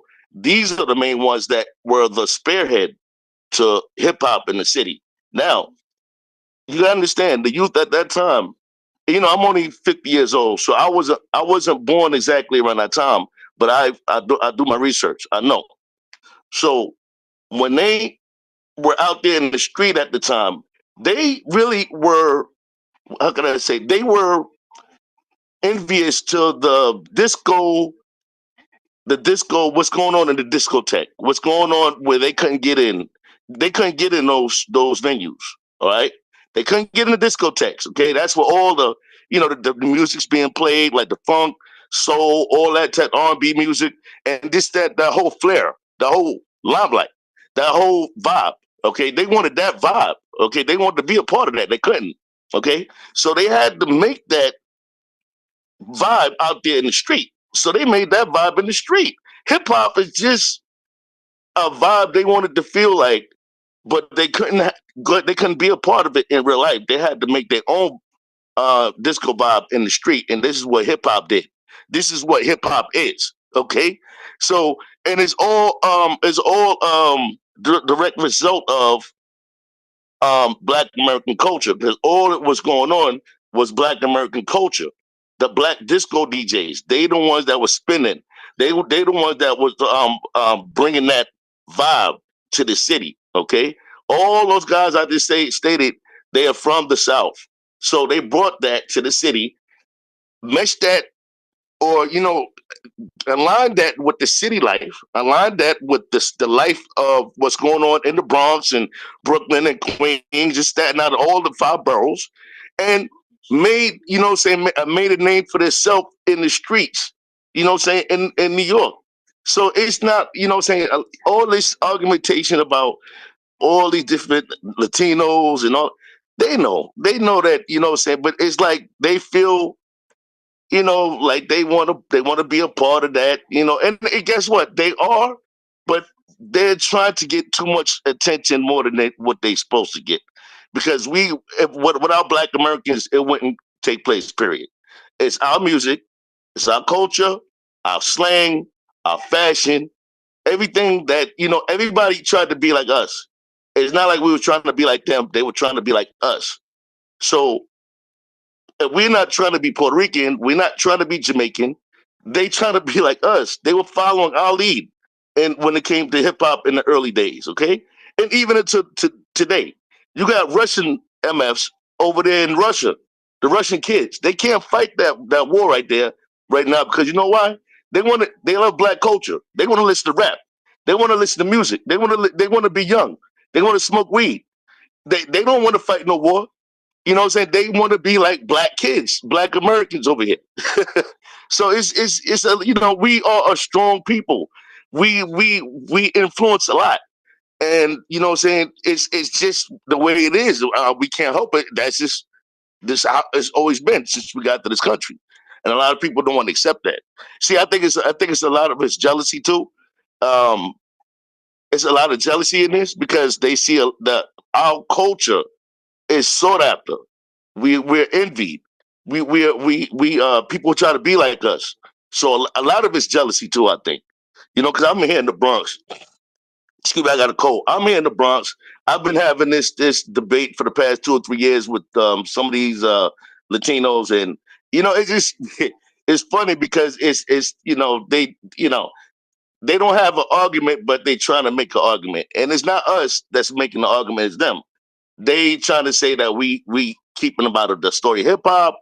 We they feeling left out, and they're not left out because you do have a part in hip hop, but what I'm saying, without us, the whole thing doesn't go. Without Black Americans, the whole show doesn't run. So I think they trying to take more than what than what has to me, in my opinion. And don't get me wrong, they played a big part in breakdancing. They did that. They played a big part in graffiti. I give them that.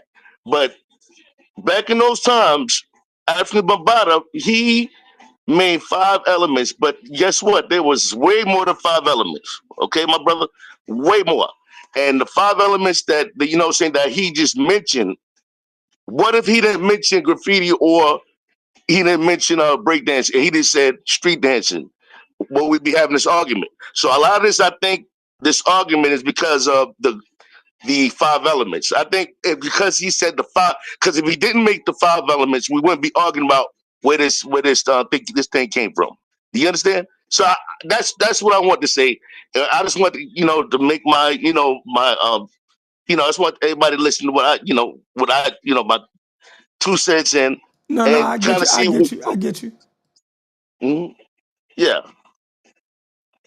No, no, I definitely I think another I think it was Lord Jamar had echoed a similar sentiment than what you just said, that because Bambaataa mentioned these elements, like who was to say break dancing, he was saying, you know, he just called it hip hop dance. And he said hip hop had multiple different dances. Why would you Yeah. just say break dancing? You dig what I'm saying? Like Yeah. it was urban dance. Like, Yeah. so graffiti, like why would you put that in it? Like he the one who came up with those, elements. So I agree with that. Like I've heard that before. Yeah. Mhm. If he didn't make those five elements, we wouldn't be arguing about this right now, brother. Because it's all it is black culture. That was it was black culture that was being displayed in the 70s. That's all it was. Nothing more, nothing less. Um, a lot and everybody knows that because a lot of the early early uh, practitioners and the forefathers, they said the same thing. It was black culture. It was black culture. A lot of the Puerto Ricans and the Latinos who got into early hip hop had to get a pass. They had to get like a pass to come, pretty much to be a part of it. It wasn't something they just came and said, yeah, hey, they really had to get a pass, what I'm saying, to really get down with early hip hop because it was mainly a black thing. And a lot of the brothers didn't want outsiders, a part of it. If you look at most of the interviews with the Puerto Rican pioneers, they told you, that, they had to, say, get co-signed by somebody who can vouch for them, you know, to be a part of it. What I'm saying? The early hip hop. So it's deep. It goes deep, but it's simple too. But a lot of people don't want to. A lot of Puerto Ricans don't want to accept that. They have a problem with it. And not all of them. Not all of them. Just some of them. You understand? Yeah, facts, facts, facts. Where you from, Isaiah? I'm from the Bronx, but my people from the South. Yeah. Okay, you from the Bronx. That's what's up. All right. Cuban, where you at? I'm at work. Yep. Can you hear me? Yeah, yeah, I can hear you. All right, Oh, so okay. let me see. All right, yeah, y'all hit the link. Hit the link. Haskell and Psycho. Hit the link. Now I would say, so Haskell and Psycho is having a back and forth. This gonna be good. This gonna be good. This gonna be good. This gonna be good. I love this. Now the conversation can move forward.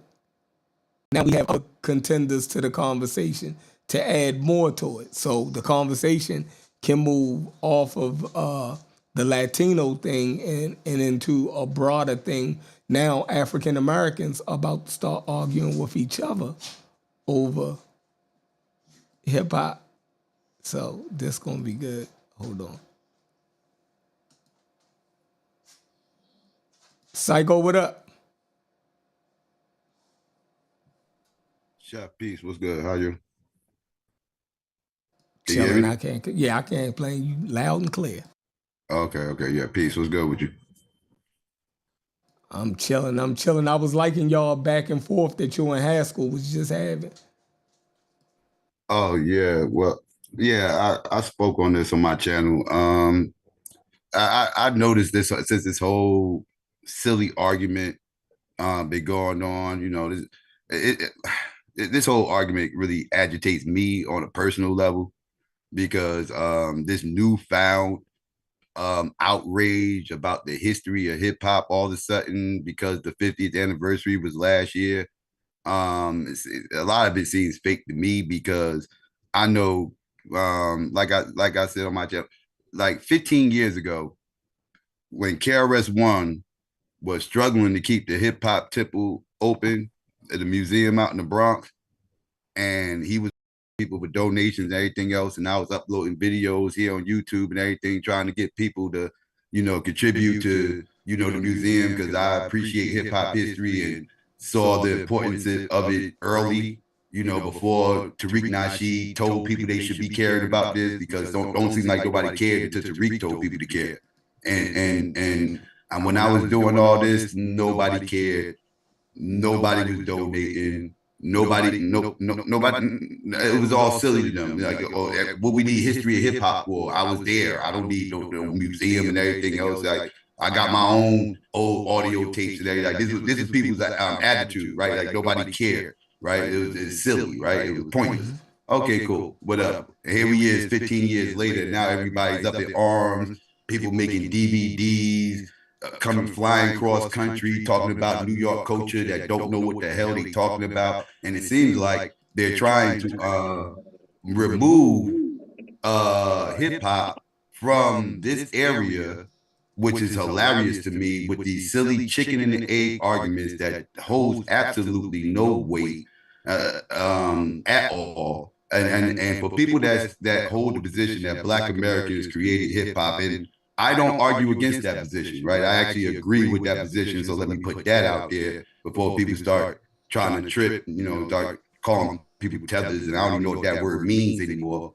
Basically, it just means I don't agree with you. That's basically what that shit means at this point. They call everybody a goddamn. That's either here or there. So let me say that, like but that being said, I'm hearing these things, and I'm hearing the weirdest talking points and bad, horrible arguments with people are bringing up clips from like the 1930s with people doing similar moves on the dance floor that could be resembled as breaking, even though it was not breaking, it was doing something else that they called something else, and it was no culture surrounding this one dance move that they can show me, because they cannot show me a multitude of people doing this one dance move in this clip to show me a culture that was developed around it, because that's what hip hop is. Hip hop is not a genre of music, it is a culture first and foremost.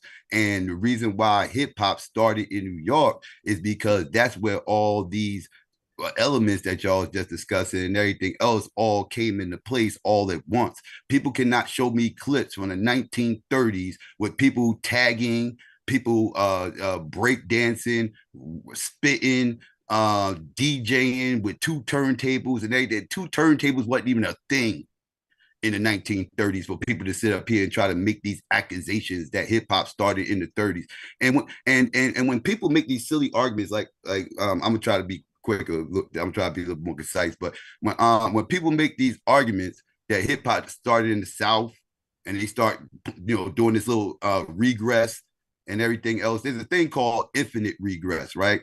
And when people do this little silly notions like, oh well, all this stuff originally started in the South because it all spawns from this, it all spawns from jazz, the blues, they get to spirituals, which all that stuff, blues, jazz, rock and roll, hip hop, all that stuff you could base back to the church and spirituals, right? Okay, well, why y'all stopping at the South, right? Because spirituals come from Christian music, and Christian music was not created in the South. Christian music was created by the Roman Catholic Church. So we're going to do this infinite regress nonsense that everybody want to pull where they trying to take it away from New York. We're not stopping. I'm not going to stop at the South like y'all want to do. Y'all want to go to the South and stop there. No, I'm going to keep on going. Matter of fact, I'm going to piss off these FBAs even more. If you really want to go back to the origins of hip hop, you ain't got no hip hop without the drum. Where was the drum created? Well, the drum was created in Africa. The same place a lot of these FBAs are trying to run from. You know what I mean? See how this infinite regress works? You see, everybody want to go backwards until it gets to the point where they feel comfortable. Oh, well, yeah, I feel comfortable with starting in the South, and everything else is away from all this East Coast stuff with all these Puerto Ricans and all these Caribbeans, right? No. Keep going back further, because you go back further enough, you're going to find yourself either in Africa or Rome, one or the other. So how are we going to play this? Are we going to deal with the realizations of the area where this started at and the times and what was actually going on? Or are we going to keep bringing up these silly, weak chicken and the egg arguments that ain't going to take you anywhere but outside of America? That's all. I'm done. I'm going on mute. Hey, what was your name? What's your name again? Psycho. Hey, what's up, my brother? You from New York City too? My fault. I'm from Jersey. Okay. Well, I mean, it's close. We all in, the tri-state area. Because we all got similar, similar situations, similar surroundings. We surrounded by different cultures. We surrounded by, Puerto Ricans. We surrounded by Jamaicans. We surrounded by different ethnicities in our areas. You in Jersey, I'm in the Bronx. It's all the same thing. But what they trying to say, what people are trying to say is that without that culture coming from the South, okay? Now, don't get me wrong, and I'm not trying to say that Puerto Ricans and Jamaicans didn't play a role in hip hop or in the start of hip hop, okay? It started in the Bronx. But the main cog or the main thing, the main engine that sparked hip hop was the Black experience, okay? You can't take away that Black experience because you got to look at the times. The hip hop, what became known as hip hop, started in the late 60s, early 70s, okay? And you got to look at the times. We were going through civil rights movement. We were going through the Black Power movement. We were going through so many, the racism, Jim Crow, all kind of different things. Vietnam veterans coming back from Vietnam, the drug situation getting crazy. There was a lot of stuff going on at that time. Many cities across the country were going through stuff that was going on in New York too, similar, right? Now, a lot of the cities beside New York, because I consider New York City one of the biggest immigrant cities in the country, okay, beside LA. But New York City has a lot of immigrants, and so does a lot of cities in New Jersey.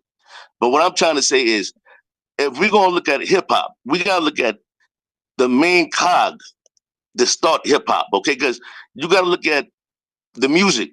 First of all, it starts with the music. I don't care what anybody say. It starts with the music. Without the music, this doesn't kick off.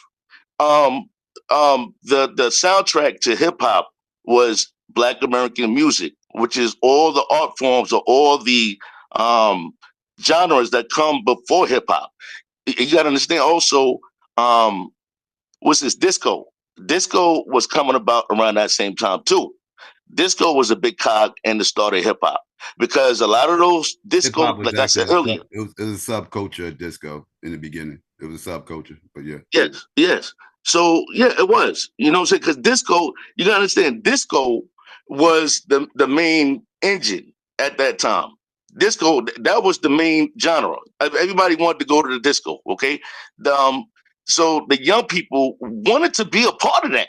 The young people wanted to be a part of that. They wanted to go in those clubs. They wanted to go, be a part of that, do their breakdancing in the clubs.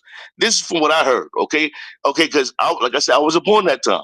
But I could go about the practitioners. You know what I'm saying?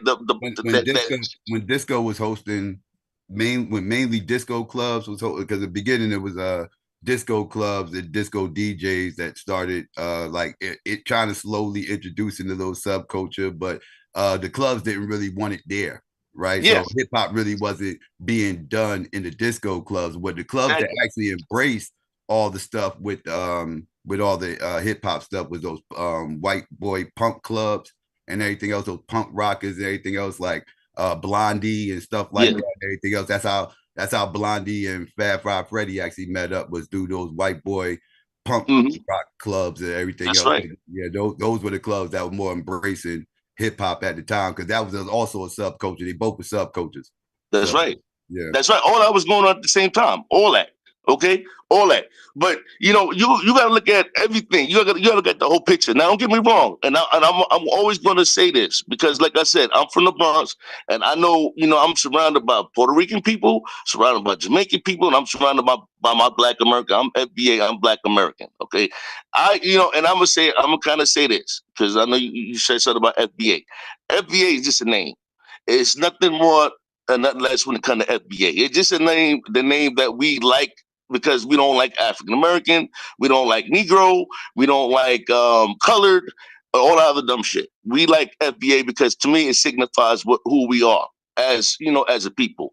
To me, because we foundation to this country. Without us, without our blood, sweat, and tears, a lot of stuff wouldn't be going on right now. A lot of people who come into this country wouldn't have the luxuries or the benefits they have right now without us. Okay, so let me just preface that. Okay, now when it comes to hip hop, early hip hop, you got to understand, without the people, and don't get me wrong, and I'm still say Jamaicans, they played a role. They played a role. But without the Black Americans starting it and spearheading it, it doesn't kick off the way it needs to kick off. Because without our music, without our customs, without our language, without our slang, without the way we carry ourselves, it's the attitude, the way Black Americans carry ourselves. Without all that, the whole thing doesn't kick off, because the immigrants coming here from the other countries like Puerto Rico, Dominican Republic, they're not American yet. They trying to get Americanized, just like Kool Herc had to get Americanized. How would he just start a culture that was already here? When he got here, he's trying to get more acclimated to the culture that's already here. So how could he? He could only start something, right, that he was indoctrinated into, that he gravitated toward, and that he nurtured. He nurtured Black American culture. So for him to able to do what he did, he had to nurture Black American culture in order to kick that off. So without us and all his people, all his friends, Trixie, Southside, all in Black American. Here, what's up? Coke Rock.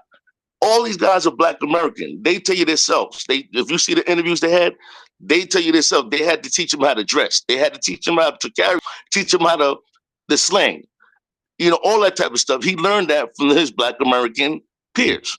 So in order for him to really kick that off, he had to be around us. He had to be around Black Americans to kick that off.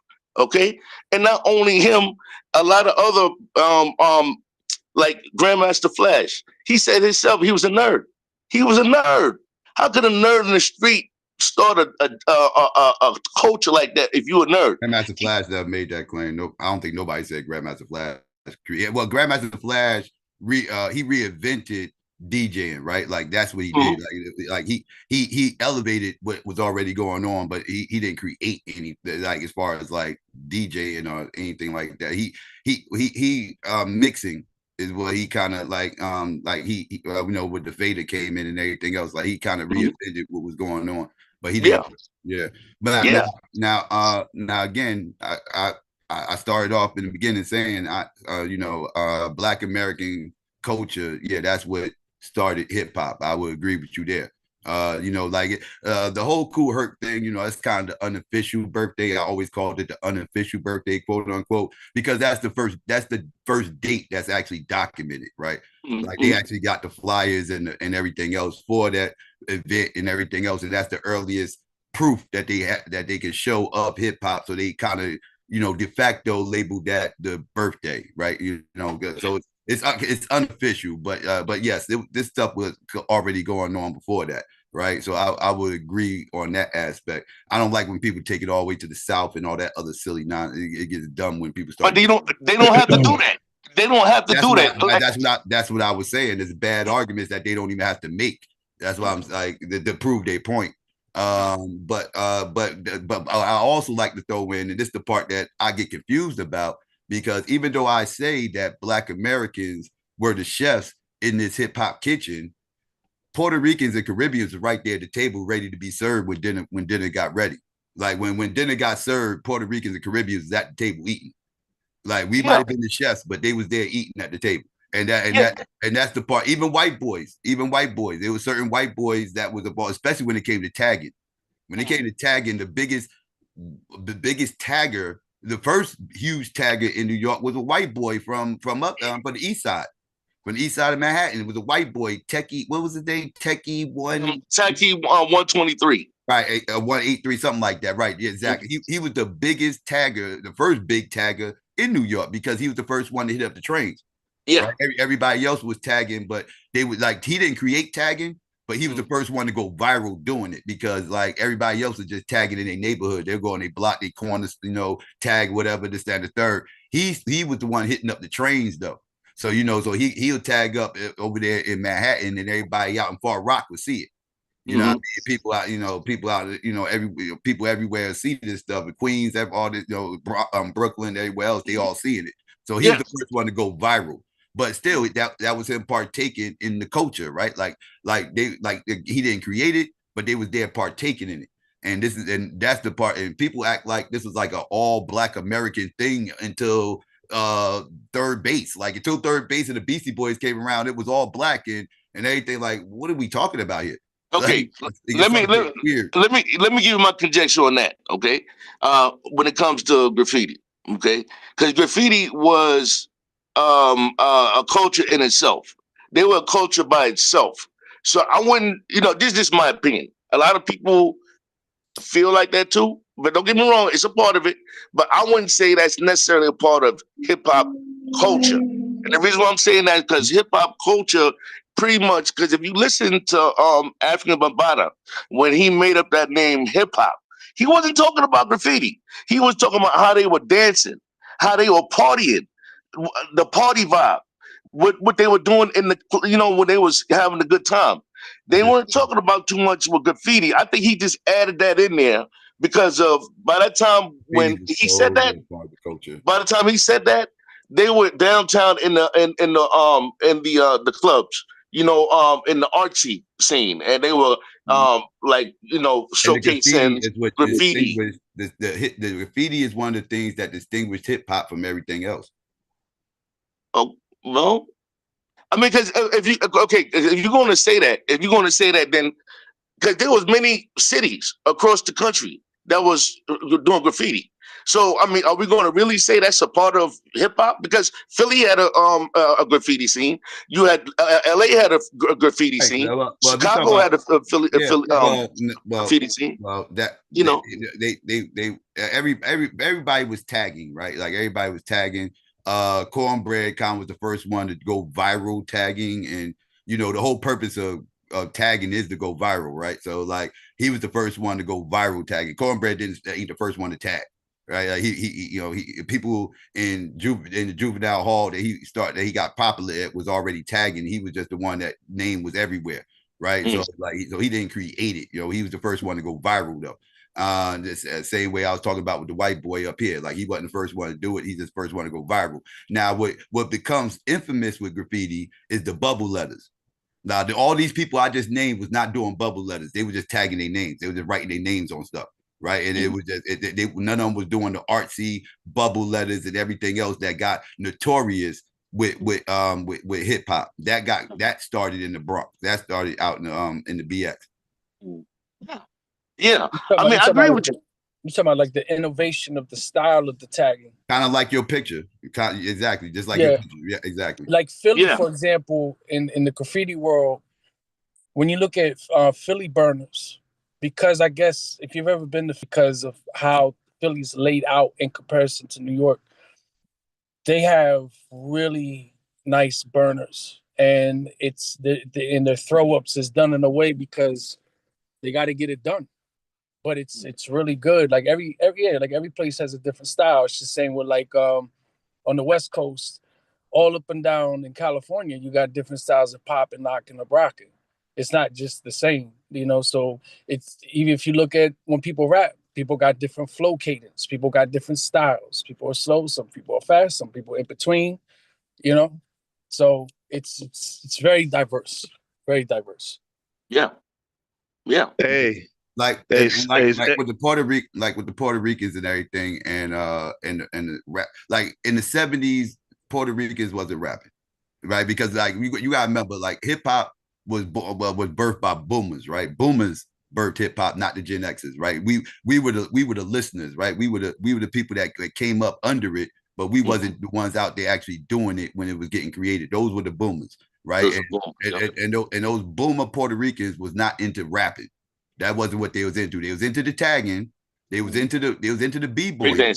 They was into the b-boying. Those are the two things. Those are the two elements they really partook in throughout the course of the 70s now and the 80s, right? Like it wasn't until the Gen X's of the Puerto Ricans came up. That's when you started getting the MCs, right? Because the Gen X Puerto Ricans grew up wanting to rap.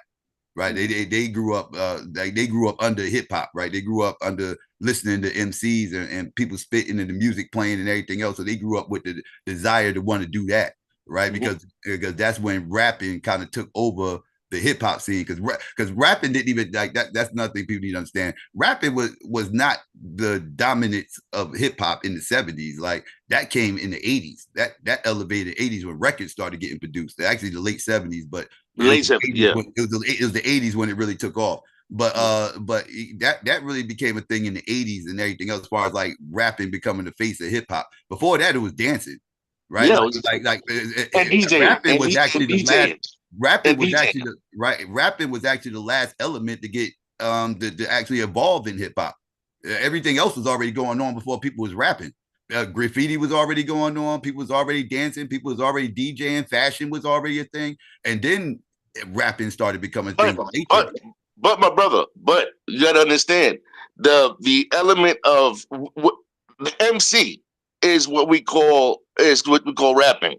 Okay, that's the rapping part. MC is now the rapping part. See, that's what people gotta understand. So it is an element because the MC is the rapper who is expressing himself on the mic and carrying on the flow of the party. So the one who's rapping is stand the test of time.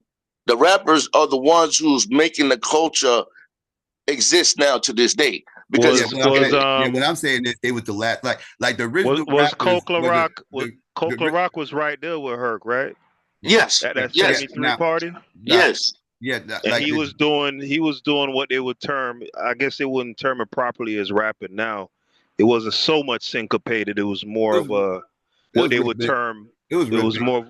Yeah, it was what ripping. It was rhythmic. Yeah, DJ Hollywood was the first rhythmic rapper, right? That like or what I've heard them term as toasting also. I've heard that term. So if we're being, I don't want to be hyper technical, but if we are being hyper technical, then if we're gonna say Herc most properly in '73 was like the genesis of it, I don't think you can exclude Coke Rock. And in that sense, you can't. Yeah, Herc started it. Yeah, Herc wasn't even. No, I'm saying if you use it like you said, if '73 is like the unofficial start date, then I don't think it's fair to say that the rapping part was necessarily last because it was there from the beginning. It was last. You get what I'm saying? I can explain why it was last because again, DJ Hollywood was the first one to do rhythmic rapping, right? He was the first one to do that. Now, at the DJs, it was only a handful of DJs that was actually even doing this. So you would think. So you would say I can finish. If you let me finish, you go ahead. Go ahead. You probably can get your answer. And then so Hollywood and a handful of DJs was doing that. DJs wasn't doing it because all DJs wasn't able to do that. And then now enter Grandmaster Flash. Grandmaster Flash did not know how to rap, didn't do no rapping. He actually had a speech impediment, and he struggled with trying to entertain the crowd and everything else while he's DJing. He could spin a record, but he couldn't talk, right? So what he did was he got somebody else to get up there and do the talking to the crowd for him while he was DJing. This is the evolution of what we know now today to be your average everyday rapper. It started with Grandmaster Flash and the Furious Five. That when he was the first one to actually get somebody else besides the DJ to get up on stage and actually perform the words instead of him. So then so in your opinion, from what I'm hearing, then you'd say it's kind of unfair to call Coke La Rock a rapper then. Because if you started he was rapping, but I wouldn't call him an MC. Let's put it that way. He was rapping, but I wouldn't call him an MC's rap, but he wasn't an MC though. He rapped.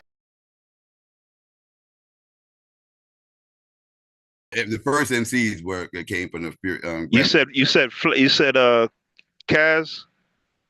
Who you said was the first to start? Melly Mel was the first one. Really. See, I don't. See, the only reason why I would say that's not fair to Coke La Rock though, because when Herc was mixing them like them disco records and them James Brown records, technically that wasn't hip hop either, not in the way as we understand it today. So if we were being technical like how we being with Coke La Rock, if we were to apply that same technicality to Herc, then you'd have to push up the start date, really, if we're saying like, what we know properly today as hip hop, to the same period as Kaz and them, which would be Flash. So I don't think it's fair to keep her. Flash is the evolution of what the MC, like I said, the person rapping, that's their one job. Their one job is just to rap. They don't do nothing else. They rap. That started with Grandmaster Flash and the Furious Five. Right, and that's what I'm saying though. The same way how you saying Flash is the evolution of Herc. Likewise, Kaz is the evolution of Coke La Rock. You can't leave Coke. I don't think that's fair. No. Nobody ever, leaves Coke La Rock as the first MC. Everybody looks at Coke La Rock. He don't count him as an MC. But that's him. That's him. I didn't count him as the first MC. No, I didn't count him. Yeah, he don't count him as an MC. I don't think that's fair. But the hip hop community, you know what I'm saying? If you go to the hip hop museum in the Bronx, they always going to look at as Coke La Rock as the first MC. Undisputable. He's the first MC. Undisputable. Because that's where hip hop, that's the so-called, the first time hip hop is introduced. Is with the Herc in '73. So he is the first MC. Now it gets a bump in the way it is delivered, with Melly Mel and Furious Five and all of them. They get more rhythmic, they get more complex the way they deliver their bars. But he's the first one that starts it, Coke La Rock. He's the first one that introduces it to the production. But it is it's Melly Mel and Kid Creole, his brother, who really, brings it to that next level, and also Grandmaster Caz later on that brings it to that next level. Okay, they bring it to that next level. They're the ones they were the first ones. Like I said, that was their sole job was to rap. That was their sole job. To rap. That's it. DJing. They wasn't there to dance. They was there to rap. That was it. Yep, that's true. Right. All right. I heard the brother say he kind of annoyed with the whole going back thing. It's another dude I be watching on YouTube a lot named Dwan B. Yeah, he had made an argument that he felt like it was disrespectful, for the Hip Hop 50 celebration, that the rappers and the MCs and the DJs and all the people who are in the hip hop community didn't celebrate the people who they got the music from during that Hip Hop 50 celebration. Would y'all agree with that, or would y'all say no, like it's its own entity? Because I agree with him. I think like if it would have been one thing if you had created this genre on your with your own tools, right? Meaning that you had original sounds. Mm-hmm. But at hip hop's inception, all the sounds were from those previous genres. the disco, the soul, the funk, and all of that. So how you gonna have a celebration and not honor the people's whose music you were using? Because all you was doing was rapping over these people's music. I agree. That was wrong. They should honor those men who music that they used to produce this or create this genre. You know, because it became a genre, even though it's a culture in initial stages. Now it's a genre because if you look at hip hop now, the culture is not really a culture no more because the two elements that's like breakdancing and graffiti is not really practiced that much anymore. So really, it's a genre now. So y'all saying that they should praise Latinos because some of those original break beats came from Latin songs. Like which Latin song?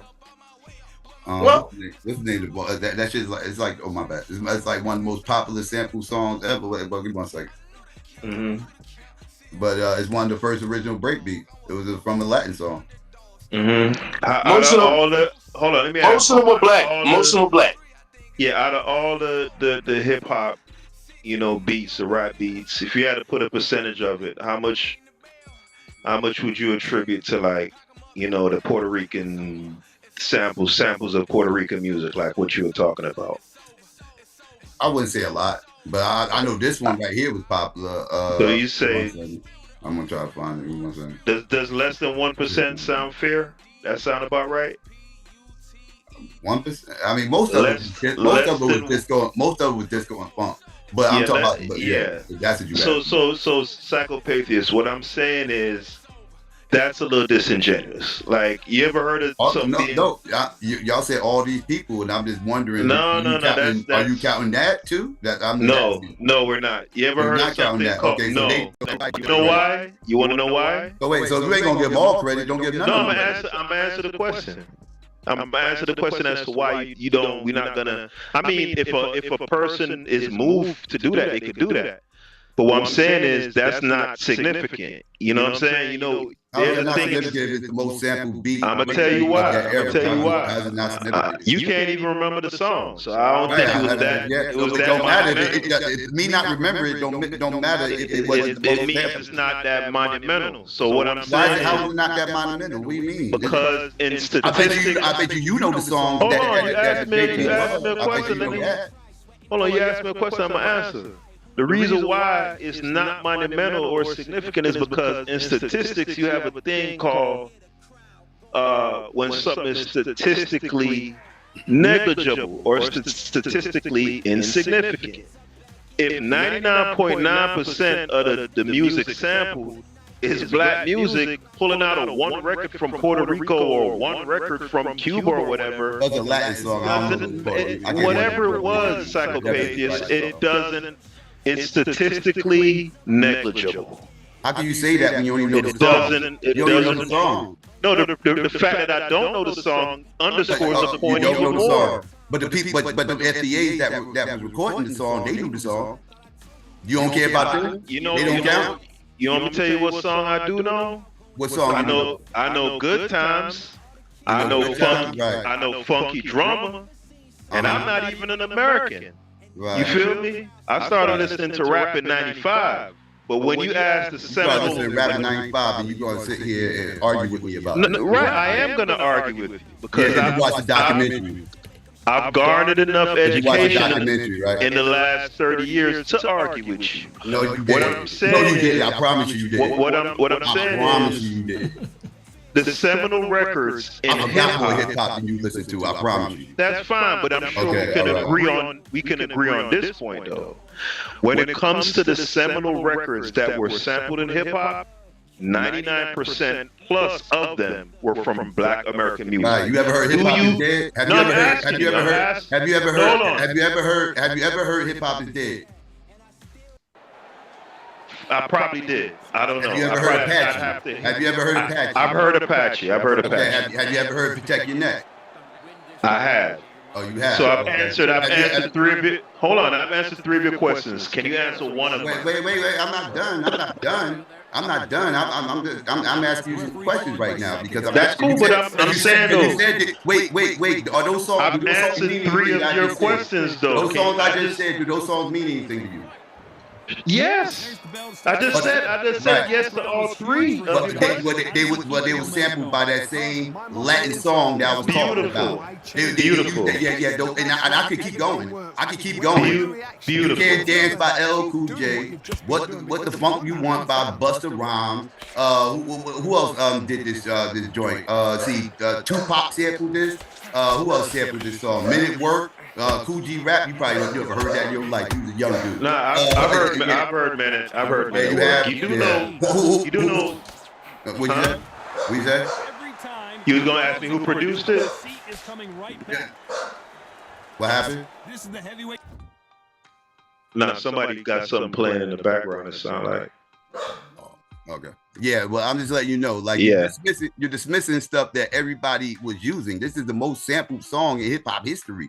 No, it's not. Yes, it's no, break. it's Yes, not. it is. I'm No, ready. it's not. Okay, Google it. Where do Google you it. get Don't that believe from? me. Google it. No, Google it. you're Don't listen to making me. you Don't listen to making me. it. Go listen. Go watch a documentary because just because you No, watch I'm a saying, documentary, but just because you you- watched a biased documentary that's not telling you the real history, and you got somebody up here who lived this stuff, who studied this stuff, who partook in every aspect of this stuff in real time, you're going to want to argue with me, tell me what ain't So can happening I without ask you? even We're doing your not Google. arguing, Get your brother. Googles on. They said Get your Apache. Googles on. They said Google- Apache Google- was a Google- white group. Google the song Apache. They said that was a white group. Apache. Go ahead, Chef. They said Apache was a white group. Is that true? Yes. Yeah, it So was. we're not Puerto Rico. Yes, it is playing it is playing bongos. Yes. Yeah, but guess what? Those white groups are rock groups, and rock is just another element of Black American culture of genre that we all I'm created. saying is, if y'all going to give, I just noticed though all the energy changed when I said, "Are y'all going to give credit to this group of people over here?" You said all of a sudden. No, it's so I'm like, okay, that's statistically- cool. If you don't want to give them credit, that's cool. But don't give none of them credit then. Don't get none of them credit because you can't dismiss the most popular sample song that all these FBAs was using. Yes, you can. I don't Well, care how you about gonna- so FBA. you can I would dismiss say it as your era. No, right? I would say give them all credit. I would say give them all credit. Why not? I mean, because it contributed toward the creation of hip hop. So why not give them all credit? But it's not gonna happen because it's too many. It's too many. They can never. Right. It's too many records. It's too many songs, too many records, too much accolades to give out. So they can never do that. I would agree. Right, But right, that's right. why the conversation. That's why I mentioned that to let y'all know this conversation is going Right, but that's why be nice. guys, when you honor, if you were doing a hip hop 50 celebration, right, and you're gonna honor some forefathers, right? Of course, you can't honor every single person, right? So you're gonna select out those people who are considered to be most seminal to the culture.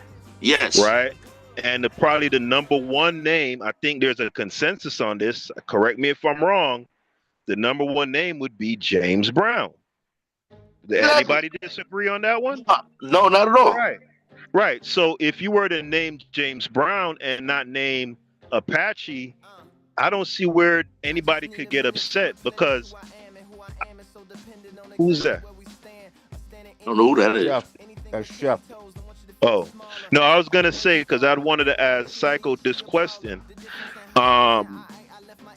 Regarding Apache and the other Latin samples or whatever, if he had to put a percentage on it, how would he split the pie in terms of the songs sampled from Black Americans versus those sampled from other ethnic groups? I've never said other ethnic groups got sampled more as far as like. No, I know. I'm asking you. I'm saying that song got sampled. That's fine. That's fine. Got sampled more. That's great, but I'm asking you a question. No, hold on. Can I tell you something? No, Hold on. No, hold on, brother, because he hasn't answered my question. If you had to split the pie, how would you split it? 80-20, 50-50, 90-10, 99-1? How would you split the pie? I don't know. You making arguments. Somebody new get in here. Y'all making arguments I'm not making. Y'all making arguments. Can I tell you something, y'all? Can I tell you something? Hold on. Let me break down something. Hold on. Can somebody new get in here? Yes, Please, sure. please, please. And how's everybody doing? Peace to the chat. Peace to the panel. What up, Chef? This is Hits, by the way. Peace to my brothers over at Tri Media, Brass, DQ, Logic. Good show last night, everybody. On the topic. For the chat's sake and definitely for the listener's sake, we got to try to put some of this stuff on a timeline, and some of these terms we're using, we got to give some reference to them so the chat and people who are going to hear this in the future understand the difference in some certain things. So I'm going to try to work backwards just from some of the topics, right? Sampling. Chef, if you're playing the game, the Hey, audio Chef, is coming through. you can hear us? Go on mute, Chef. The terms like sampling and breakbeats, right? Let's just look at the timeline of that. Breakbeats come first. The playing of a break in a record, that comes first for people to dance to, the break dancers. Sampling is a process that you need a sampler for. You need a machine that samples music. You don't get that until the 80s. So here's the timeline how you get to, say, sampling music from breakbeats. You have, say, somebody like Herc and other DJs playing the break for the dancers. And by the way, Coke LaRock was a DJ before he was on the mic. He was a DJ. That was my point. He was partners with Herc. He did a lot of DJing with Herc. I can play the audio, I can play the clip, but we don't need to go into all that. He was a DJ, so you have them playing the break in the record. You get Flash to come along, my hero, Flash, the GOAT of all time, that takes that break and playing that break on two turntables in time, in rhythm. So his Flash says he created hip hop, or hip hop starts with him. If you don't believe me, go to the Drink Champs interview. Flash says it because he has his MC who is actually rapping. Not emceeing, telling people, hey, ho, all of that. They're actually saying bars. Let's use today's terminology. They're spitting bars over him, continuously playing the break in beat. So let's take them two steps. Break beats is the break in a record that a DJ plays. You can play it once, you play 100 times. Flash takes that break, plays it over and over in beat. So his MC can rap in beat and the dancers can dance in beat. Right. Then in the 80s, now, even before you get to a sampler, when you get to 79 and you get rap records like Curtis Blow and Sugar Hill Gang, they're playing instruments in the studio, replaying break beats, replaying R&B songs like Good Times. They're not just playing the break part. It's not their music though. But that's the bottom line. Let me just go through the timeline for the audience. This is not for the panelists, this is for the audience. Break beats in time. By the time you get recorded rap music, because it's not hip hop until the 80s. By the time you get recorded rap music, you have bands, in-house bands, replaying the just use Sugar Hill Gang. They're replaying Good Times by Chic. Now, sampling comes in the 80s where you have the machines where you could take the original audio from a vinyl record. No, a 808 is a drum machine. That's not a sampler. The difference, we'll get there. That's when the sampler came. Hold on. Came out. I'm almost there. Yeah. A 808 is a drum machine. It only had the sounds that was made in it. You could not put new sounds in an 808, a 909, or 707, things like that.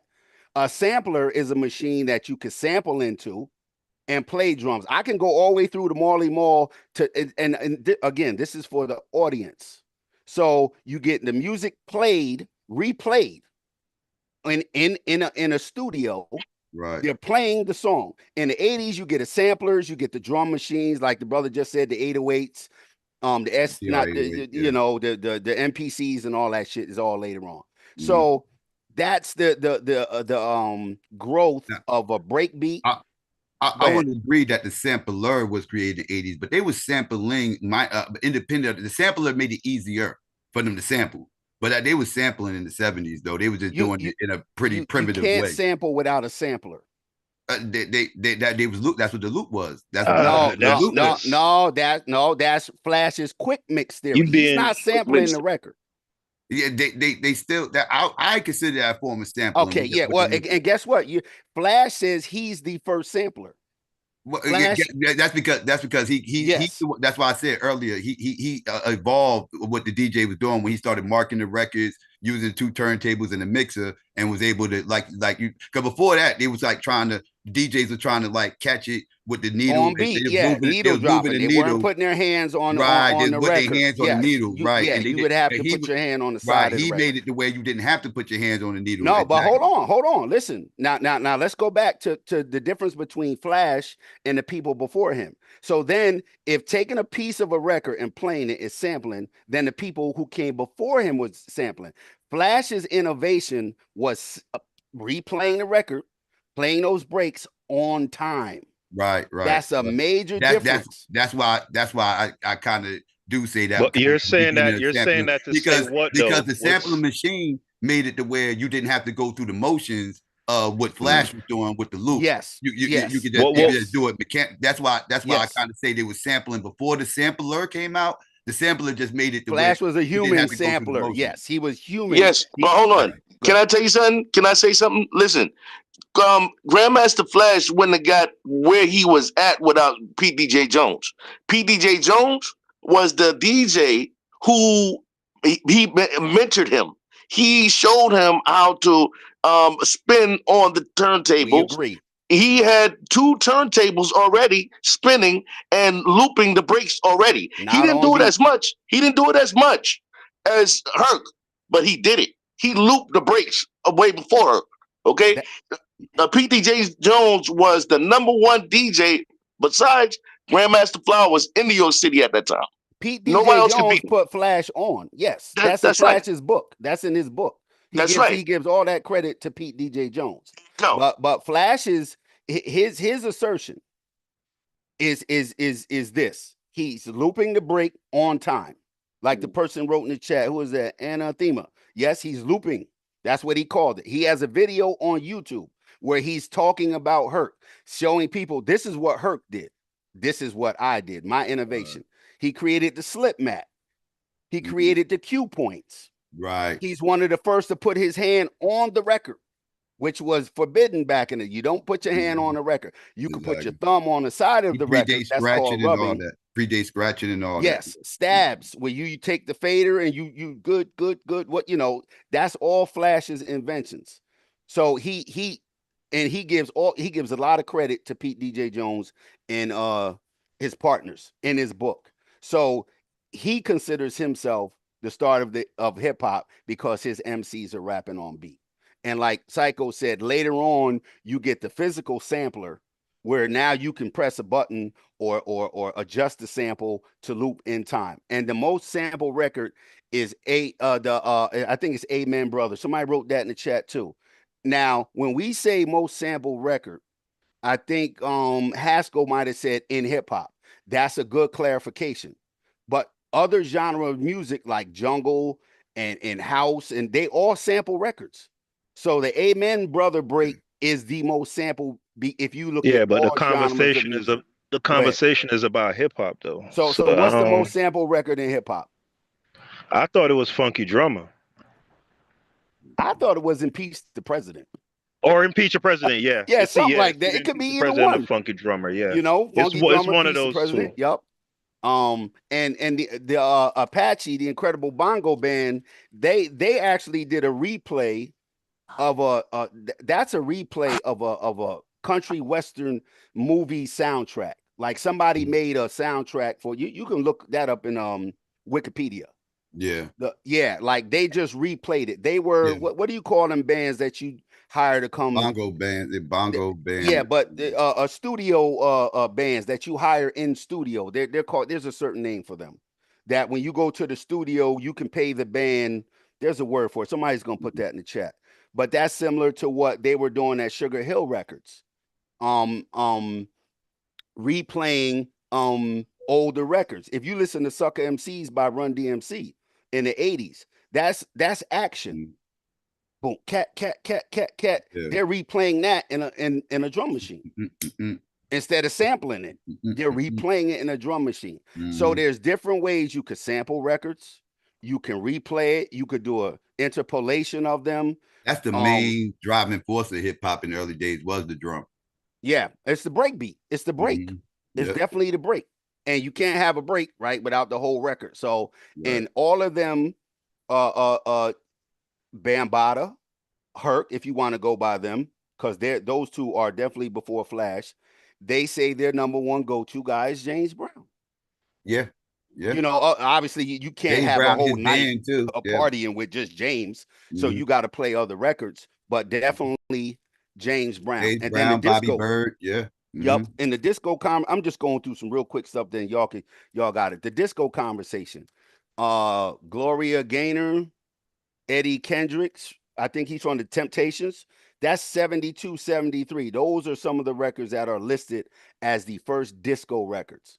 A lot of disco people think about, not us as African Americans or black people or hip hoppers, they're thinking about that John Travolta disco. That's what, late and that's 70s. why I had to correct American Dream about yesterday. We talked about that's when I'm it like, got does all he not fucked up. realize Sorry, disco was my black language. music? That was crazy. Disco was always considered black music. They Yeah, had he a talking- whole.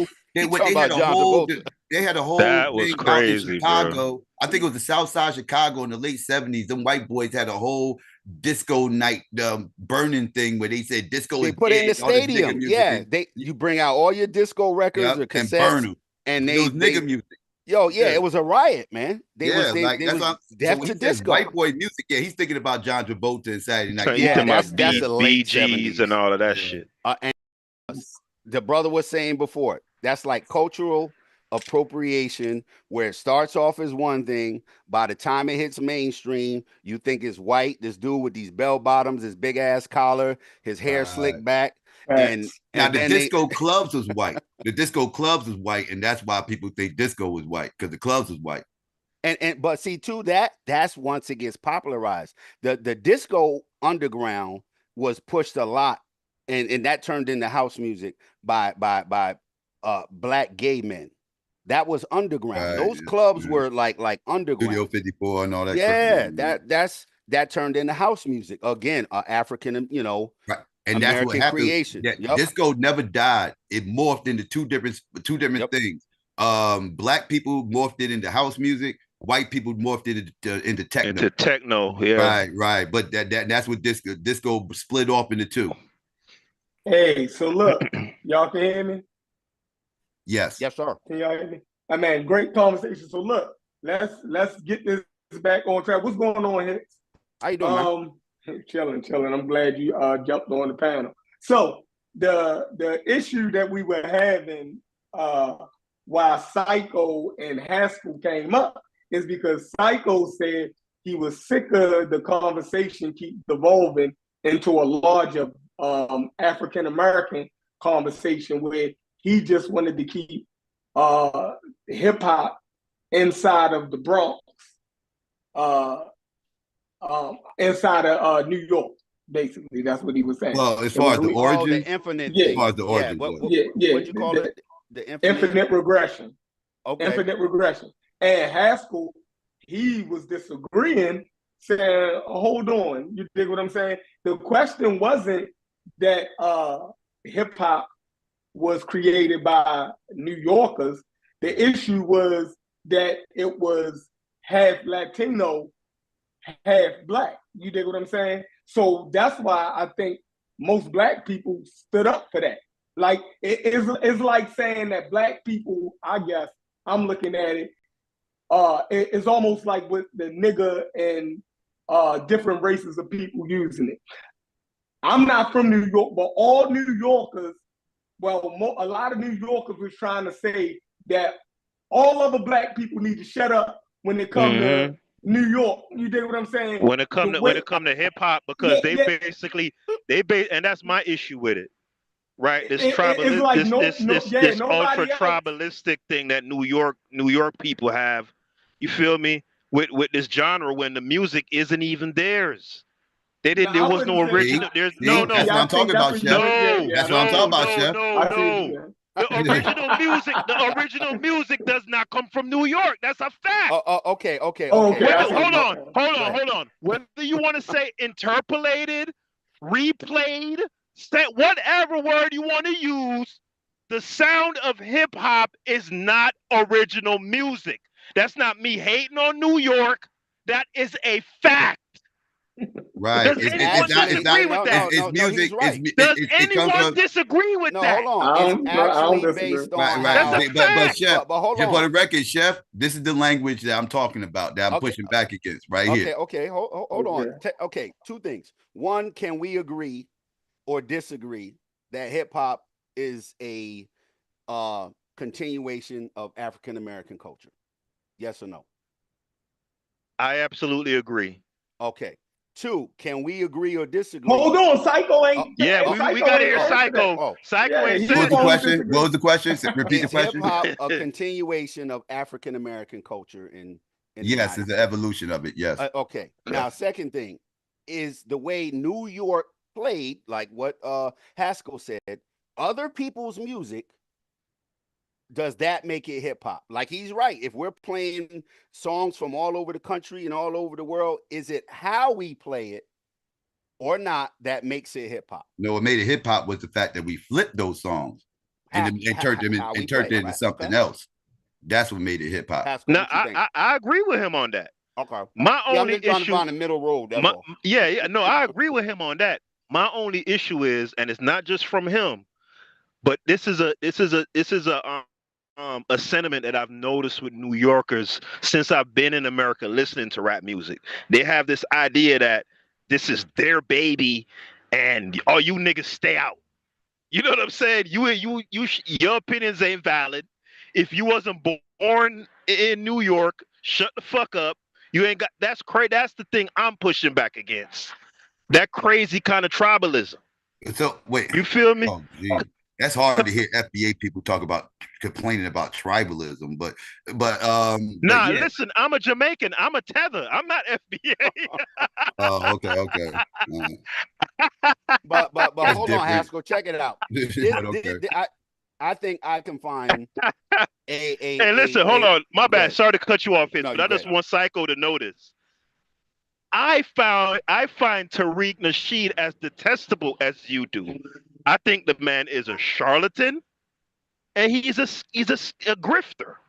No doubt about it. So I don't want you to, you know what I'm saying? I want Okay, my position to be, you know what I'm saying? No doubt. I'm not a young dude, right? I'm 55 actually, right? I live north of New York City, 60 miles. It's like the suburbs. Right. Right. If I go back through my life, my family that's from here, my dad is from Pittsburgh, actually. My mom and them are from here for at least 2 or 3 generations up here in the Northeast. You got to go back like 4 or 5 to get us down south, right? A lot of angst that I found from around the country for New Yorkers throughout my life has been, and you can start from the hip hop era, you can go into the 70s. Before that, you can go to just as of recent, like somebody said, there's a lot of New York hate on the internet, was the term we used to call people outside of New York country. And that didn't come from us going, oh, they don't dress good. They don't talk like us. They don't dance. No, it came from, even here where I live, if you go to the outskirts of town, that's called the country. Oh yeah, got that from our Jersey. parents. I live in Jersey. They call Jersey country, and I'm 20 minutes away from New York. So our parents, if they say if during the summer your parents work and you have relatives down south, I'm gonna send you down south to the country with your uncle and you know your cousins and them out in the country. Anywhere outside of just say an urban area, you could call the country. Then you can go into the 80s and 90s when hip hop was coming out. Oh, the West Coast, that stuff sounds anything new to any group of people, right? It's going to sound some way. Yeah. In Atlanta, Texas, Florida, you down there, Miami base, Luke and all them, Chicago. People really was mad at New York, like y'all ain't trying to hear us. Like This is wasn't used to it. It's like yeah, he wasn't used to this. and Like, and yeah, now it's coming back See, to us. It's wasn't coming back, used to it. like no, I don't care. Like they but was I'm saying mad that's that we where it wasn't comes from. playing. Like they was mad that we wasn't playing their records and stuff, right? Which they had a different sound that we wasn't used to, and we really didn't understand what they was talking about at that time because the world was a much smaller place back then. Wasn't a whole lot of interaction between somebody from out here opposed to somebody out in Compton or Chicago or Texas even. Like it was very little interaction back then, right? The world was a smaller place, wasn't no internet.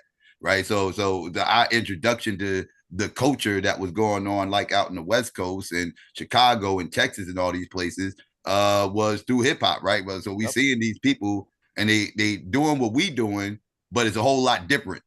And they talking about a lot of different things. And the sound is different, right? Like they don't have that boom bap sound. They got a different sound, right? That we wasn't used to at that time.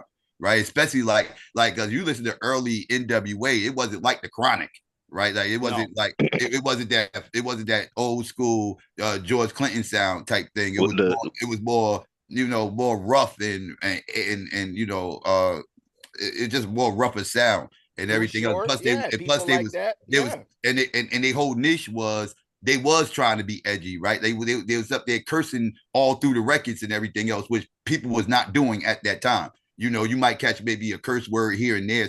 They might slip a curse word here and there in certain songs or whatever, but nobody was just going from beginning of the song to end of the song, just saying the wildest things. Like that was the whole niche, right? Like so, people out here they wasn't like that stuff wasn't getting played on the radio, so it wasn't like they didn't have that convenience of repetitively getting beating people's head to where they start to like it, where they actually start to like the sound, the new sound or whatever, because they wasn't hearing it.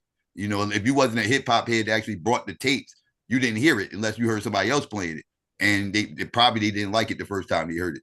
So they had to get through that dynamic, not to mention they was lyrically behind. Let's keep it a buck.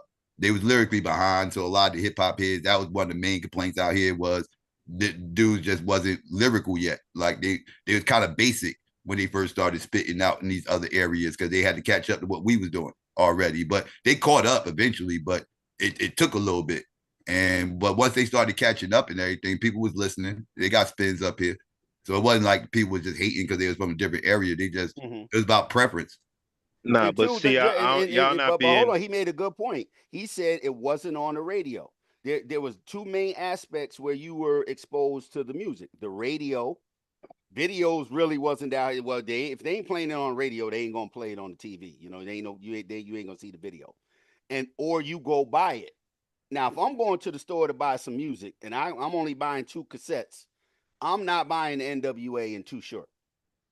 I'm going to get Big Daddy Kane and But see, y'all not being honest right now. Okay, You or psychopathist. Where's the dishonest? Because when it dishonest?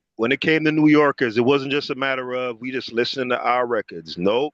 New Yorkers will always let you know, hey niggas from other areas, we're more sophisticated than you. That's not true. That is very true. No, you see, you wasn't around at that time. I'm 42. I'm 42. Yeah, exactly. About, we talking about the 80s. You wasn't listening to hip hop in the 80s, and I'm telling you. Wait, no. Go ahead. Because you listen. You going off the old Tupac stories and all this other stuff. Nope, I'm not going off for that. Well, I'm telling. All right, just pay attention. Like we at the time, hip hop was not being played all the time on daily radio out here. Period. Even our music wasn't even being played out here all day long, every day. At night, yeah, that didn't start happening until the 90s when they actually started having. We didn't have these quote unquote R&B / hip hop radio stations until the 90s, right? Like we had. Like our hip hop had to be played on strict these radio stations that R&B was being, that hip hop was being played on in the 80s were strict, well, quote unquote labeled as strictly R&B labels, right? Like they didn't even have hip hop in the thing, This idea of people in the South being backward or slow, that came with hip. Hold on, I'm asking you. I'm telling you that had nothing to do with that's what I'm saying. So that didn't start with hip hop. No, Right, but people I'm down no, south would no, tell you but that they, like they what? So, that that. so, Hold so on, you're talking people down about south would. you're when talking New about Yorkers, wait. So you're talking about something outside of hip hop because, like I said, you're no, talking it's all about part. angst. Is all part of the. Because I'm It's talking all about if you're talking no about hip hop, psycho. but I'm What I'm saying if you're saying talking is, about hip hop, it's New York didn't it's care all what other part people. of the No, same no, you're cultural not milieu. understanding. That No, works you're not both understanding. ways, though. New That York works didn't both care ways. what was going on outside this area when it came to hip hop because they was Yeah, in competition with each other. and it started. These Yeah, people was in competition Y'all with each thought other. that Wait, shit wait, wait, was wait. The Juice regressive. Crew was in no, the Juice y'all You Crew was thought listen. it was beefing. regressive. You're not listening. The Juice Crew was beefing with Boogie Down Productions. What you call it? The Boogie Down Productions was beefing with X Clan. What you call it? Like you have all these dynamics. Like it's rough competition out here. Like when people say, "Oh, New York people be hating on people outside this area," y'all make it seem like New York is one unified, harmonious group that is all like, "Yeah, we all New York, it's all New York versus everybody." And everything. No, they can't stand the dude down the street. They saying the dude down the street is trash, and I'll eat him up in a battle, and he should have never got signed. And like that's the mentality. That's the mentality out here. So people are not focused on what the hell was going on. I've been really I heard you, Psycho. No, you're not listening because you think you know No, what I you're heard doing. no, I heard you though. I heard you, brother. I just don't disagree. That don't mean that I think I know everything. I just don't agree with you. I don't think you guys are being completely honest. Right? How are you going to say that? Based on what? It's my opinion. That's Based why on what? I'm about to get to that, Psycho, if I'm allowed to speak. I was gonna ask Hits a question, right? Right. Now, I've been honest. I only came into this thing in 95, right? You guys know more than me. I'm not trying to sit here and act like I know more than you guys, right? The word Bama, are you familiar with that term? I've never heard that term until I got online and started getting around DMV people. That is a DMV term that is used to disparage. Psycho. My knowledge, the DMV. Psycho, I'm trying to go somewhere. I'm trying to go. Psycho, I'm trying to answer. No, I asked Hits. I'm telling you, to my knowledge, and somebody from DMV. Psycho. Somebody from the DMV. Brother, I asked Hits. Somebody from the DMV. I'm trying to answer your question. I wasn't asking you a question, Psycho. I didn't ask you a question. You did ask me. No, you said I Bama. asked Hits. You asked me about Alabama. You did. Rewind it. Anybody can rewind it. You just asked me a question. Said, for some yes, reason you triggered and you won't let me answer the question because you're not trying to have a conversation. You just want to talk at me. So if you really want to have a conversation, I can have a conversation. Like I was saying. But I just said I wasn't asking you the question, brother. I said I was asking if I'm not mistaken, in the DMV, they do so not just call people. He don't want me to get the truth out. I wasn't asking you the question. He just want to talk smack about New York. This is what I'm talking about, Chef. Psycho, I didn't ask you the question, though. He's trying to put stuff on us that we no, don't. But you have people up here don't use the word Bama. People up here don't use the word Bama. This is what I'm trying to tell you, Bama. I'm trying to tell your Bama ass we don't use the word Bama up here. I never even heard that word Bama until I got online and I actually started talking to DMV people that were Redskin fans because I'm a Redskin fan. And to my knowledge, anybody from the DMV can correct me if I'm wrong. To my knowledge, people do not call people Bamas because they're from the South. They call people Bamas because they lame. They call people Bamas because I didn't ask you, call people Bamas because they dorks. Now somebody could correct me if I'm wrong for the DMV, but the last time I checked, that's what the term Bama is used for. But we don't use the term Bama. All right, so you have to ask somebody from the DMV. They use the term. Psycho, you just went on that tirade because I didn't go on a tirade. You want to talk under me. All right, do I get to talk? And did not let me answer the question. Does anybody else just let me answer the question? I'd have been done talking, I didn't and then you could have responded. But you didn't want. You ain't listening. I didn't ask you a question. All you want to do is just talk smack about New York. I never asked you. Where are you from? Yes, you did ask me a question. Yes, you did. You asked me what is a Bama. You asked me what is a Bama. What is a Bama is a question. What is a Bama is a question. That's what you said. You said, what is a Bama? That is a question. Last time I checked. What is a Bama is a question. Am I wrong? Let's have a discourse. Asking me what is a Bama, is that not a question? Is that not a question? Bro. Is that not a question? Let's have a discourse. Answer my question. Can you answer my question? Is that not a question? Yes, it's a question. Well, stop saying you didn't ask me a question. The question was not for you, Stop asking me questions that you don't want me to answer. If you didn't want me to answer it, can I get this out? Can I get this? I answered your question. Can I get this out? The question was not for you, brother. Do you get that? I wasn't asking you. Oh, the next time, speak to who you talking to when you I ask the question. did. Don't just throw a random That's what question I'm out saying. there, and then when somebody answers, No, you get mad. hits. That's Hits. ridiculous. I said hits. Yeah, I'm here. Prior to me posing a question, I said hits, right? Did Yeah, I you? heard you say this. I did, but you're screaming so much you can't hear, right? I asked hits if he are. So let's go back to the question. Hits. Have you ever heard the term Bama? Yes, I have. All right. To my understanding, correct me if I'm wrong, it's an abridgment of Alabama. Is that wrong or right? Any use or whatever I ever heard of it, it was a reference to somebody being country from down Right. south, Alabama. Yeah, yes. And Yeah. would That's you what say? I would think it was. Yeah. And would you say, is it fair to say that it was used pejoratively for people who are considered not as sophisticated, their fashion is not up to date, that sort of thing? Was it ever used as a pejorative? When I was younger, and if I used it or somebody said it to me, yeah, it would be like I dressed like somebody who's from down Thank south you. or Thank you. country. So I'm not Yeah. shitting on New York. I'm not, Yeah. brother. All I'm saying is there's People been up a. here do not use that term. That's People up here do fine. not use that term. Go ahead. I don't Go know why ahead. you keep Sal. trying to put that term on people up here. If people wanted to call you country, they're gonna call you country. No, but they're not gonna call you Alabama. But they're hold gonna on, say country. it goes both ways, right? I lived in Richmond when I was 19 to like 21, and we all got family and friends south and all over the country, right? They look at us, and maybe not the younger people, or if your relatives would. If you go visit your cousins or your family down south, they say we talk fast, we do everything too damn fast, we all over the place, we speak real proper. You guys talk like this. They made fun. Like if there was 5 of them and one of us, they're making fun of us. Exactly.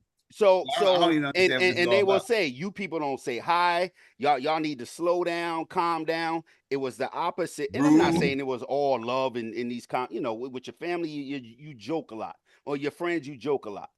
And like Psycho said, I got cousins up here who I consider country, and they ain't never been down south. I'm just like you country. And it don't mean South Carolina country, Georgia country. I ain't been all over the South. I don't know how everybody dress or talk down there. I'm talking about you don't dress or talk. Hold on, Haskell. You don't talk or dress like the group right here who we're all around. You could look at somebody. I had a Puerto Rican friend growing up when we first met him, Joselito Cartagena. He came down on Easter Sunday with some white and yellow on. We called him Sunshine. Like, hold on, bro. First of all, you too damn bright. And that was it's just, and I'm talking. It's just part of the culture, right? But at the same time, that's all I'm saying. I'm not shitting on New York. None of us could tell somebody how to not be offended. If the people from the South was offended by something that was said to them, they're rightfully so. If I'm offended or Psycho or Haskell's offended, you can't tell somebody. I'm not American, first of all. Again, I'm just saying. So I can't claim to be offended. My point that I'm making is New Yorkers in general, for a long time, have a general disposition of we're better than you. I don't know about better. That's not unfair. No, hold y'all on. Y'all think y'all the hold shit. on, because now you jumping all over, because I would never consider myself better than my family in different parts of this country. Not like that. Wait. Let me ask a question. Go ahead. Who don't think they area is the shit? No, but y'all don't think. I promise you, Chef thinks B More is the shit. Ain't nothing fucking with B More. I promise you that. Wrong, but yeah. But he believes that. He believes that. I don't care if it's like this. Everybody believes they area is the shit. That's why they all rep their area the way they rep it. Everybody thinks their area is the shit. I don't understand this. People in the Northeast aren't allowed to believe that their area is the shit, because they do. Then they arrogant. They this. That means they think everywhere else is I've been in the South. You can't tell people in Atlanta that Atlanta ain't the shit. You can't tell people in Houston that Houston ain't the shit. You can't tell people in Chicago that Chi-Town ain't the shit. You can't tell people on the Fresh Coast that the Fresh Coast ain't the shit. That's just what it is. Like, people rep where they at, and wherever they at, that's the most lit spot on the planet, and you can't tell them no different. And me and Sosa had this argument before, right? How did the South music invade New York? and Sosa, I think he was just messing with me. He would say, we heard it and then we liked it and then it blew up. No. Just like a lot of music goes to #1 on the charts. Payola, Funkmaster Flex was a big part of that. Taking money, them boys from down south came up here, the Master P's and all them with that money, paid the radio station to play that music. That's how it got introduced to us. We didn't go to the store and buy it. We didn't search for it on the radio stations. We wasn't buying out of no catalog. We heard it on the radio and we all said the same thing. What the is that? It's payola. Right. It wasn't It's just payola. see, but right there you just told on New York hits No, I didn't. because No. look, I'm gonna show you how. Go ahead. Because it wasn't just I'm not feeling that. I'm good on that. It's what the fuck is that? I'm just using that's just a different no, I'm way not to say putting what that you hits. saying. I'm not look, hold on. I'm No a hits. DJ. Hold on. I'm not listen. putting that on you though. Okay, but hold on. I'm saying in all right. So all these Southern artists who felt that for years, New York and West Coast artists too, New York would routinely be condescending to them. They was all Gatekeeping. Gatekeeping shit. They No, all this was before they, Tupac. they Come on they now, all, Psycho. hold on. Yeah. I know they trying to hold on, Chef. They gaslighting the fuck out of me. I'm glad you hopped on. Yeah. You telling me that all these motherfuckers from the South and other areas who said that New Yorkers were routinely condescending to them. It wasn't just a matter of indifference, like, okay, that's what they doing. No, hold on. These people are listen, they hold on, you imagine missed the whole- Give me names. Give me names. Give me names. Who? Outcast hold on, Andre, hold on. you don't remember Again? Andre at the Source Awards? New York. Do you know what that was all about? Do Your you wait? time Do you know? frame. Do you even Your know time what that was all about? Was you old enough to even watch that in real time? Luke done came out and said. Wait, no. New York Let's niggas let's was think of one thing at a time. Go ahead, go with I'm Andre. start throwing Go out say other what names. you Let's was think of saying. Andre.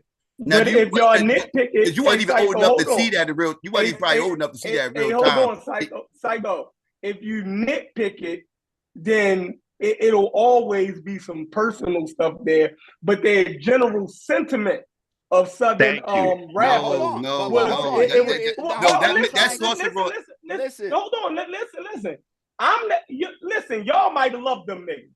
Fine, cool. No, I can't stand them. I don't like them. That's because I think they're garbage, not because they're from the South. I just don't like them.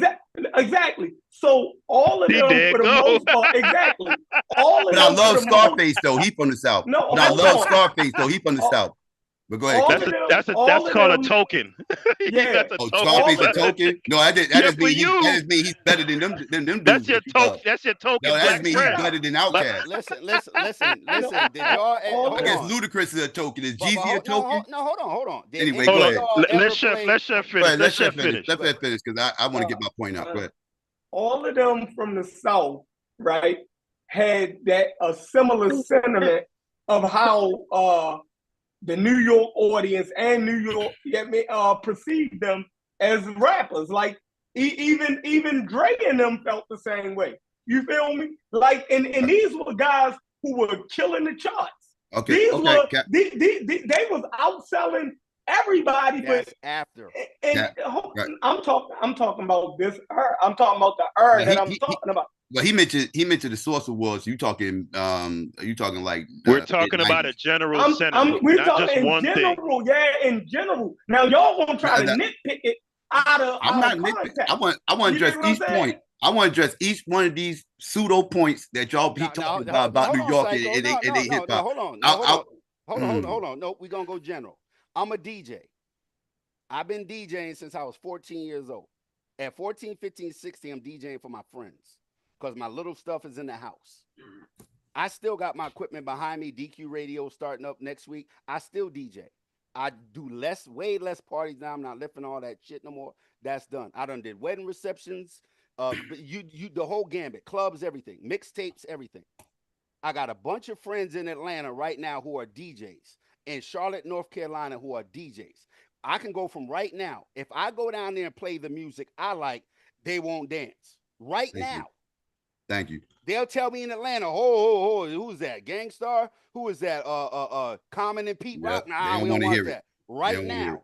They'll tell me that right now. Now let's That's go now. back. Now hold That's on, listen. now. But hold on, Chef. Let's go back. They got their own sound Now hold on. so Watch Thank now. you, Now, hold Chef. on. You proving our point. Go finish. Go back to 80s and 90s, right? Ain't no damn internet and all that shit in the 80s. If I'm a DJ, even radio, I gave y'all a name, Funk Master Flex. He got a window to play music. Say 7 to 10. Say that's 3 hours.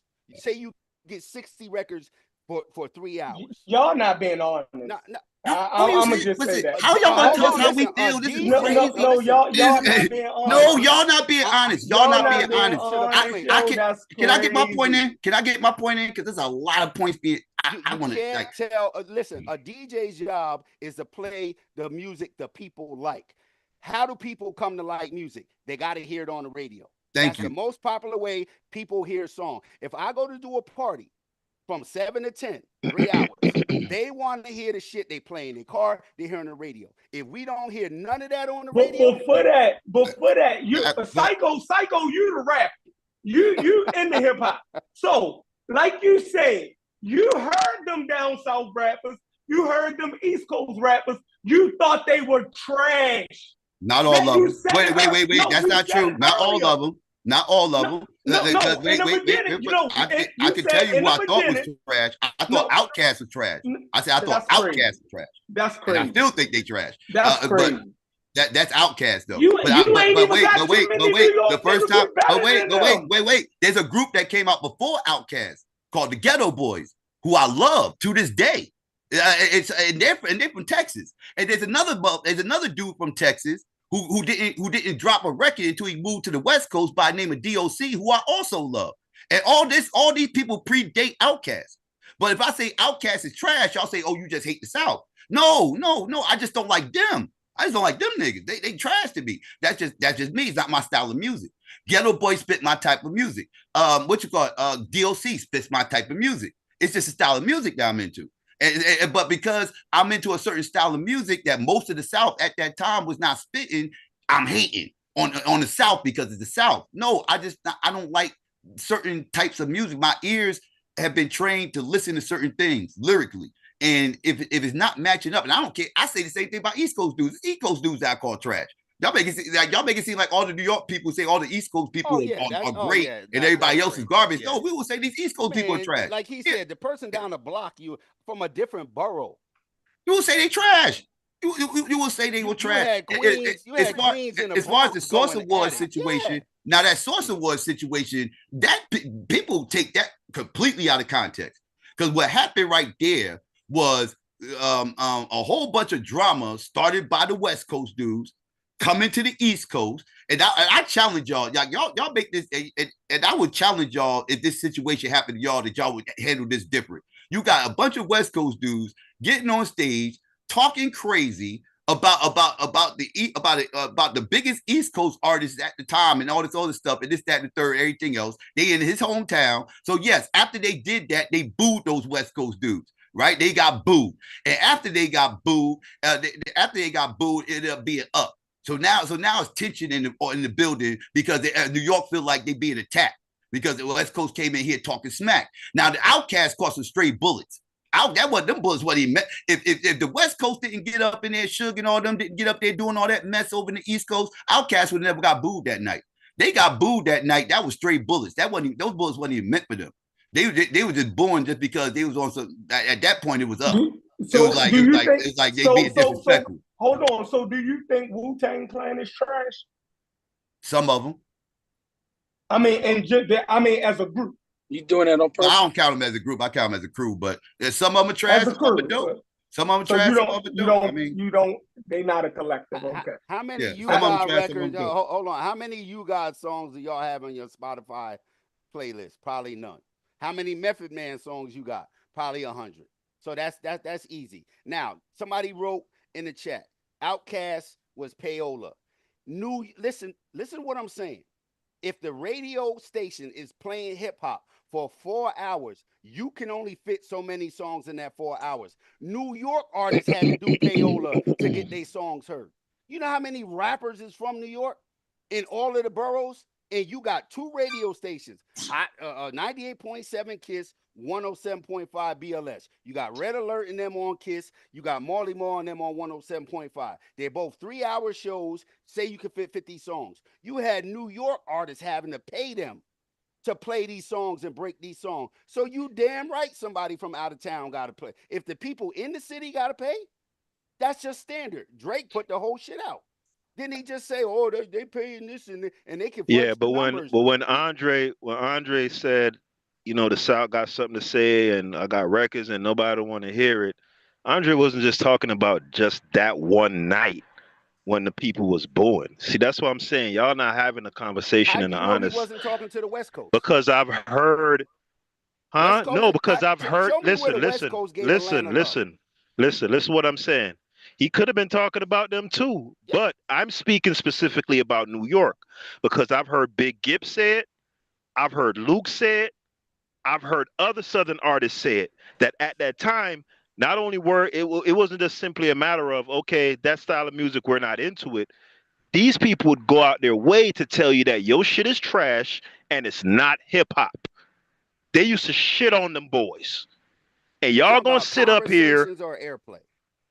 in conversations, airplay, interviews, whatever. The general sentiment. Listen, bro, I done heard. So these niggas, I'm making this up. What I heard from Big Gipp, what I heard from Luther Campbell, what I heard from David Banner, all of them said. But no, what? That Luke they played Luke up here all the time. That Doodoo Brown song got played all the time up here on the radio. I know Luke wasn't talking that. That's a lie. That's a lie. No, he's talking about the sentiment. He's talking about his reception and the sentiment of how. I mean, are y'all going to tell me Luke dope? Are y'all going to tell me Luke is dope? I hope y'all niggas didn't think that shit. I don't think country music is dope. Was we supposed to be? I don't think country music is dope. But I'm not gonna go out my way. I'm saying the song. You're not being honest. People like of Luke. I'm not gonna go out my way. Brown. The song that people like of Luke was the Doodoo Brown because the girls like to dance to it. That's what play up here. But it did. But people like myself, who's in the lyrics, was not checking for Luke and didn't care nothing about no Luke. No, but see, y'all went beyond that though. Y'all went beyond that. Again, who's y'all? What did we do since you was up here? Was you up here? Where you from? Where you from? Haskell, where you from? Where you from? I'm from Jamaica. You born and raised in Jamaica? I've been in the States since '95. All right, let me. Where at? Where at? Miami. Okay, so you're telling me in Miami what we was doing up here in New York. Haskell, how do you come about the musical taste that you have? Like when as far as hip hop is concerned. No, hold on. Let me as a teenager, say a teenager to about 30 years old, say about 18 to 30. How did you build your liking or disliking for certain kinds of music? Like, where did you go? How did you hear these songs when you were a teenager? First place I heard it when I was a teenager in my uncle listening to my uncle's CDs. Gotcha. So in the house, whatever somebody had available. Right. Not the radio or nothing like that, or parties or clubs. No, the radio, of course. Okay, the radio, right? Now, did you get to decide what was on the radio? No. Now, there are songs on the radio you like, and there's songs on the radio you don't. See, again, y'all doing that gaslight shit again. No, but the question, bro. I'm not. Hold on. No, because y'all playing. Haskell, look, I know what the deal is. Y'all playing. I'm not talking about. You just don't want to hear the truth. You don't want to hear the truth because you got the pseudo idea in your mind that we was up here gatekeeping everybody out of hip hop, and that's not what was happening. I know what he's trying to do. Check what I'm saying though. Again. I don't listen to country music. Don't care for it. Why you keep bringing up country music? We talking about hip hop. No, because I'm making a point. I'm not gonna go out my way to shit on it. That's what I'm talking about. Nobody went out there way to shit on your music. Who went out there way to shit on your music? Who went out there way? Who went out there way to shit on your music? Man, y'all. Who was making songs saying the South is garbage? Show me the artist that was making songs saying the South was garbage. Hold on a second. Psycho. No, Who hold was on, making Psycho. songs saying the Hold on, South is Psycho. garbage? Motherfuckers like Ari Spears. Oh, that No, shit no, trash. you That shit said ain't hip Harry hop. Spears talking smack online. shit I is- said, who? that What? shit is a general Tell me in sentiment real up there, time. bro. Tell me and show me in real time. Back in the day, the hip hop artists that was saying the South is garbage. No, went out of their way to say. He said, Yeah, exactly. Show we me. go out of our way. We get up in the morning. I'm on Nobody the was way to thinking about the McDonald's. South. I'm gonna go There all the way you to go. Burger King. What say y'all that fail shit to is trash. understand, and Hitch just kind of touched on it. What y'all fail to understand, there's a thing called the industry ran the radio ran the industry at this point in time of history. Yep. And within the radio industry, you got a certain thing called payola.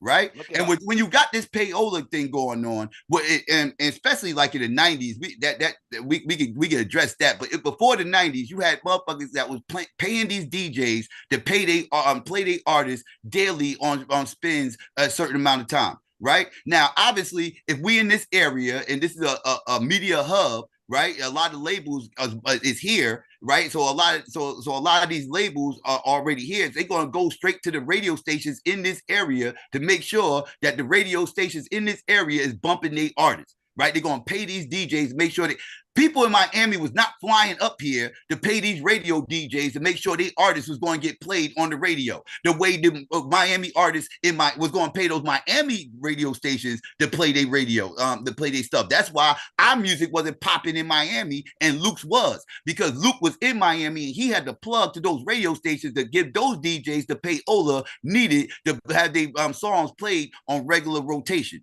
This is what was going on. And then when you got the 90s coming in, the 90s, things started to get a little bit more intricate, because that's when you started getting things like the box. I know all y'all remember the box, right? Not video music box, but the actual box, the one that you had to call and order, and it's like the jukebox on the on videos and stuff, everything else.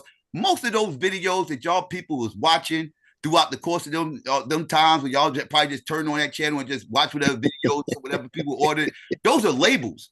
Those were labels that was ordering those videos most of the time to get their artists on heavy rotation, to make sure people started listening to this stuff and started getting, brainwashed with liking this type of music. This is when the South actually started getting more radio spins up here, up north, because through the box and through video media, the South started getting more, in tune in regular rotation with people up here. So people started getting used to the South sound. People actually started liking the South sound when they actually started hearing it more. And then it started getting more radio play up here. But this happened through national spins, like I said, like through the box and shit like that. But before that, you had to pay the DJs.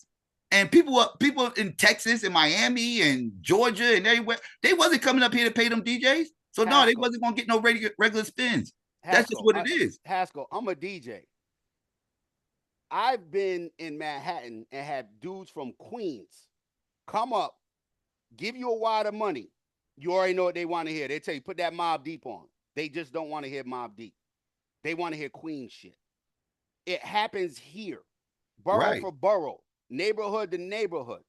Payola goes back to the late 1800s. None of that has nothing to do with what I'm talking about. That's everything to do with what you're talking about. Completely irrelevant. That's everything to do with what you're talking about. Let me put it together. Just like people are doing with this hip hop conversation, y'all doing it with this conversation. You're taking current and 30 years worth of shit and trying to jam it into one single thought. It don't work that way. First of all, no one said Outkast was trash. If that's a personal opinion, he just said it. And that's my subjective opinion. That's my subjective opinion. There's a bunch of people up here who disagree with me. There's a bunch of people up here who disagree with me. Willie D complained that New York used to shit on them. That's a lie. That's a lie. The Ghetto Boys dropped. That's a lie. The Ghetto Boys. Willie D is lying. So Willie D lying. So Willie D lying. So Willie D lying. Wait, I'm gonna tell you why it's a lie. Because so Ghetto Boys. So Willie D is lying. I'm gonna tell you. Wait, I'm gonna tell you history right now. The Ghetto. No. I'm telling you history right now. Like, so Willie D. Bro, you're telling me what somebody said. I'm telling you what the fuck I know. I'm telling you what I know. I ain't gotta tell you what somebody said. You can go look this up. The Ghetto Boys dropped my play. Look again. You keep. That's what he said, bro. I'm telling you fact. You gonna tell me you gonna tell me what? I don't give a fuck. He talking about what he experienced. Okay, bro. You can look up anything I'm talking about. I'm not giving you my opinion right now. I'm telling you, I'm just telling you what the man I'm said, telling you bro. what happened. The Ghetto Boys dropped Mind Playing Tricks on Me in 91. In 1992, Cool G Rap had a collaboration song with Bushwick Bill and Scarface on his on that Live and Let Die album. That was Cool G Rap's third album. It dropped in 92. The Ghetto Boys dropped a year earlier. What are you talking about? We rejected them. He made a collab album with him. He made a collab song with him the very next year when he dropped his next album after they dropped. What are we talking about right now? Willie D full of crap. Hold on. They did get booed at the Apollo. Now here's Y'all another not thing. being Hold honest, on. Check yo. this out. I'm not. Look it up. Look it up. Look it up, Chef. Look it up. I'm not denying. Listen, I'm not denying the collaboration. Live and Let Die. That's one of my favorite albums. Cool G Rap, one of my favorite rappers. But that's not the point. The point is that Willie D said he felt that same sentiment from East Coast rappers. Why would you deny that? That's what the man said. He felt it from wait. He said rappers or the audience because again, rappers and fans are two different things. Now the rappers, it's competition. Maybe they saw him as competition. Maybe they gave him a cold shoulder. That's something different. No, he's saying that East Coast wasn't feeling them like that. Now later on in their success, but he's talking initially. Motherfuckers ain't want to hear no damn Ghetto Boy. And I know now. Listen, and now I know this because I am in a neutral spot. We went off of what fucking New York like. If it didn't sound New Yorkish, we didn't like that shit. You wasn't playing. You know what I mean? We wasn't playing Mind We Playing didn't want to Tricks hear on Me. go-go Mind music Playing either. Tricks on Me. We didn't want to hear go-go music either. No, that was late on. We don't listen to go-go music. No, I'm just saying. I'm saying Mind Playing Tricks on Me. Mind Playing Tricks on Me. No, Mind Playing Tricks. That was a huge hit where everybody got on board with that. Yes. Yeah, that was. But he's talking about early in their career. Well, early in their career, the first album that they jacked from them Jersey dudes, because people don't know the original Ghetto Boys came from New Jersey, and this is fact. I'm just saying what he said.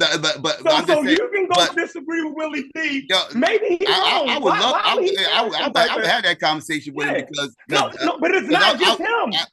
It's not just him. Yeah, David Banner. All of them say the same. I don't know, but I can't speak on David Banner. I can't speak on David Banner. I can speak on this Willie D situation. I can't speak on David Banner. But all of them say the same damn thing. So it's crazy. Like you're saying, that's because that's a sentiment. That is a sentiment out here. They are riding off a sentiment that's not accurate. Somebody made them feel that way. Obviously, these people they are saying that people was not messing with them because they was from the South. And this is not true. People was not messing with them because they had a different sound of music that they was not used to. That's all it was. And what was the sound of music to y'all? Well, if you're talking about the Ghetto Boy, if you're talking about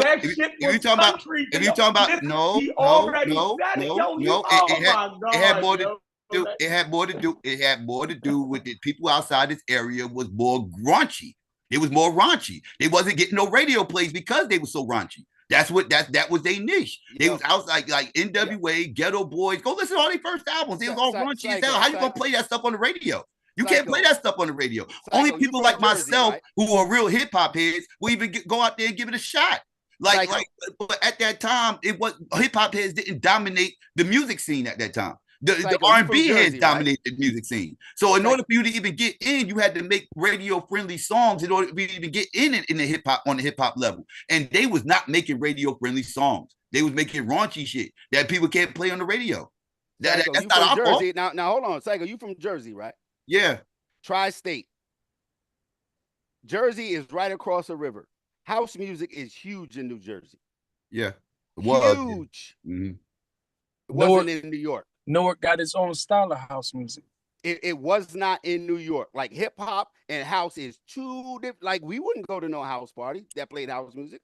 We wouldn't hire. I'm not saying the whole of New York. I'm just saying hip hoppers. The house crowd is a whole separate crowd of people, and they ride across the goddamn river. You don't hire them DJs. You don't dance, and house music ain't hire no damn hip hop DJ.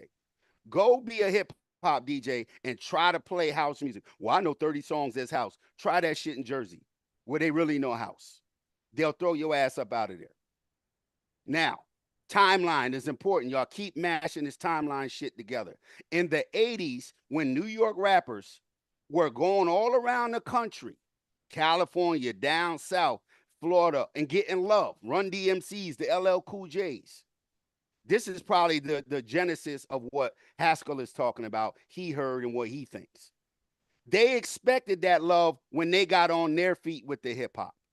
Oh, when LL came to Oklahoma, we showed them love. So now when the music come out of Oklahoma and they try to send it to New York, and New York send that shit back like, nah, well, we showed y'all love when y'all was here. And like Psycho said, to make both of their points, Psycho said they were behind. Not behind because they're slow. It's they're behind. They were behind because they started after somebody. You're getting your own lingo in there. So you saying so? Hold on, Sound like to me let you me finish, saying bro. No, they did. let me finish. Just let me finish. Go now ahead. when Cali is getting their vernacular, how they dress, their neighborhood, everything, and putting that into their music. We didn't even understand about gangs in red and blue. That had to be in music or on the news or something. But by the time, like he's saying, if you start after somebody, you're behind them. But you can't get, and you're doing something different. Cali rap was different. Miami bass is different. Go-go music is different. All of these different music, Memphis music is different. To me, I might hear a song from Memphis and say, well, that sounds like something from Atlanta. Or it sounds like something from wherever. They started after us, but when they got their shit going, even when we heard it on the radio, they're talking about shit they do in their neighborhood, their part of the country, how they dress, the food they eat, what they drink, what they smoke. I ain't never heard of no Chronic till Dre Yeah, even talked about it shit. sound like to me, hits, you giving the reason why y'all niggas thought that shit was why y'all was shitting on them niggas. That's all you explain. You explaining the why. You not denying that No, y'all you did just shit using a different word you using a different word trying to trigger people. I'm telling you what it is. Now, but even now I'm you hear telling it you what hits it is. in And I this said the conversation 80s and the because look, 90s. You talking Psychopathus, he engages in it right now. But When hold on. he tells other regions of the country, hey, y'all need to keep your mouth shut because this hip hop is a New York thing. Y'all ain't got no talk, and he's not the only one. A lot of them express that sentiment. But that's how many people are there in New York? 8-9 million people? Reggie said is about what the fuck Reggie said? He said it ain't just New York. He said New Yorkers got to be quiet. Then he said the Bronx. He said the Bronx. He said something about his project building. He said so if y'all ain't came out of his project building, y'all can't say something about that shit. Then got out of hand. Everybody could do that. Everybody, people down in New Orleans could do that right now. Now it's gonna get to the point if you ain't live in Cool Hertz apartment. and Chef, hold on, check this out. How come the #1 rap song in New York is the #1 rap song, or the #1 rap song in LA is the same song all over the country? Once the corporations bought up all the radio stations, you used to be able to be in New York, hear New York music, be in DC, hear DC music, be in Florida, hear Florida or Miami music, be in LA or Houston. Now, the radio stations was bought by corporations, so #1 is all across the country. That's bullshit. But y'all mad that we saying okay or people, because we like our music and you like your music. The corporations made all the radio stations play the same shit. So you can't even go to Cali and hear different music. So what's the #1 rap song in New York right now? The same one that's the #1 in LA. And what Miami. is it? Let's look it up. Go to Billboard. You can go to Billboard. So you saying New Yorkers really don't like it? No, it's forced on y'all. No, what did I say? I said the radio stations all got the same top 10 now. That didn't used to be that way. You can go to Cali. You saying and it was more regional back then. Completely different than our top 10. I understand that. So y'all don't have your own personal song that y'all think is #1 that y'all like. So what's your preference? We don't make the songs #1 no more. The people in Cali don't make their songs number one.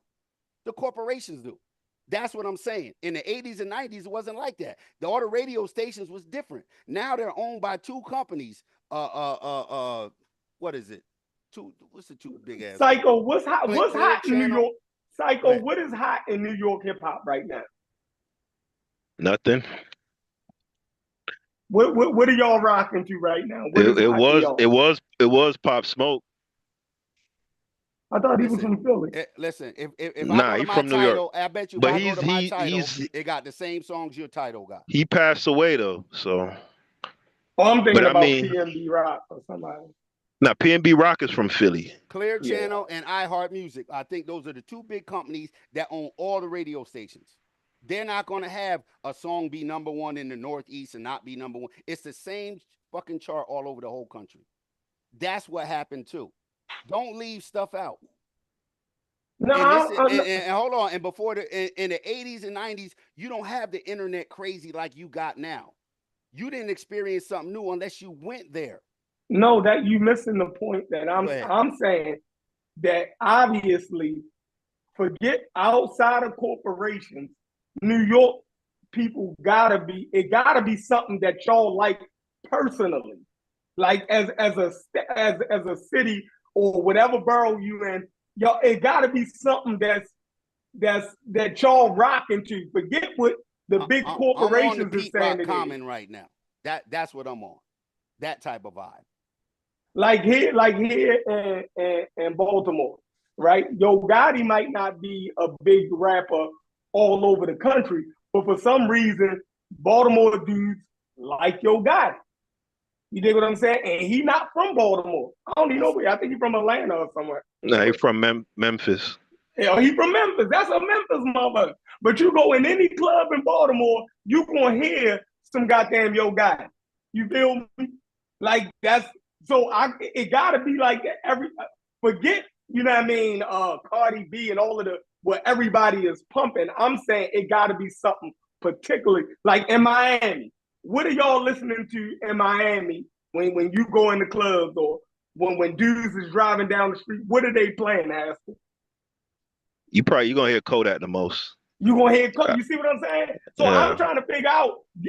You giving me in general, like for the country, hits. I'm saying particularly in New York. What are y'all rocking to right now?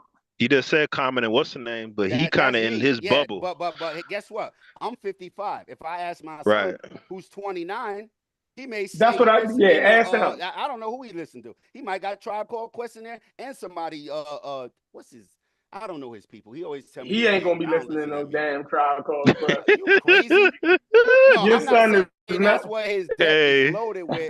But I ain't gonna lie, his sound like he probably handcuffed that young boy and made him. Listen, I'm a DJ. He done indoctrinated. You see, that's how them New York niggas do, man. He done I'm a indoctrinated. DJ. I ain't a New York nigga only. I'm a DJ. You done I play the music indoctrinated. for people. Hits, you done indoctrinated that poor young man. No, I You just probably- don't know his people. Hold on, let me go on title. You and locked tell him in a something. room. What's my man name? He like Currency. People like that. I couldn't think of the name. That's who he like. Oh, okay. Currency. Yeah, he likes stuff like that. I don't know that stuff. I'm just saying he got some of all of that in his thing. Me, I ain't got no Currency in my personal playlist. I know people like Currency, so I got to have it as a DJ. My list would all sound like Common and Pete if I had a choice. But that's my personal preference. If I turn on New York radio right now, it's gonna play the same top shit that is playing in LA. Not like us, and same shit that's in Florida. Yeah, the world's a smaller place now. Yeah, the world's a smaller place now. It's the same shit. Yeah, like everybody's playing the same thing. Everybody's playing the same thing now. It's not like it was back then, but everything was regional. All right, so in Jersey, in New York, what are y'all listening to right now? As far as underground, he talking about like what is y'all like when you go on y'all? What are y'all gonna be playing? What are y'all gonna be driving down the street listening to? If y'all not listening to the radio, turn the radio off. Well, the radio's playing the same thing everybody else's radio is playing. Like you were saying, like most people got Sirius anyway, and that's not regional, right? Like so, like things ain't regional no more. You know, they playing the same thing. Glorilla, Meg Thee Stallion, Kendrick. Drake, same thing y'all radio stations playing. So you saying when the dudes that's hustling, they driving through, you saying they listening to Meg Thee Stallion? No, like, what is the hood nigga? Yeah, that's what he's saying. What is the hood listening if they to? got the radio on, if they got the radio on, but they. I'm saying what's your local sound? Because everybody still has a local underground sound. Because like down. Hold on, Psycho. Watch this. If I go down, say to the waterfront, and I walk through the parking lot, I'm gonna hear everything where I live, and just like New York City, unless you go into a neighborhood, from reggae to Mexican music to Spanish music to old school rap to new school rap to all kind of shit. That's what people New are York playing. different. New York different. Haskell, they just difficult, yo. Like, this is a simple. Yeah, it's a hard conversation to have. Yeah, ask the question. I mean, what do I don't know what answer y'all looking. I mean, like we don't have no specific playlist that's. So there's no more underground hip hop sound in New York. That's the question. Like that don't exist no more. Like not that me and Psycho nothing. listen to, Nothing really is underground any freaking more with the internet. What do you consider underground? Like drill music, you mean? Yeah, it probably would be the drill dudes like Chef G, but those are the young kids. Yeah, I don't listen to drill music, so I could. Those are the young kids, Yeah. Y'all. See, that's what I'm saying. Hip hop is a young. I'm saying, what are the young people listening to? Oh well, you talk about that. If you talk like the dudes on the block and stuff, probably some drill. Yeah, they probably listen. To okay, music, yeah, that's what I'm saying. Yeah, they listening to Chef G, K Flocka, and that type of stuff. Yeah, I know names, but yeah, I don't listen. The young dudes like the drill music right now. As far as like the hood dudes on the street, they into that type of stuff. Donnie, yeah, we are bumping Smash Rockwell. Yes, we are. Don't say they bumping that Smash. We are bumping Smash. You damn right we are.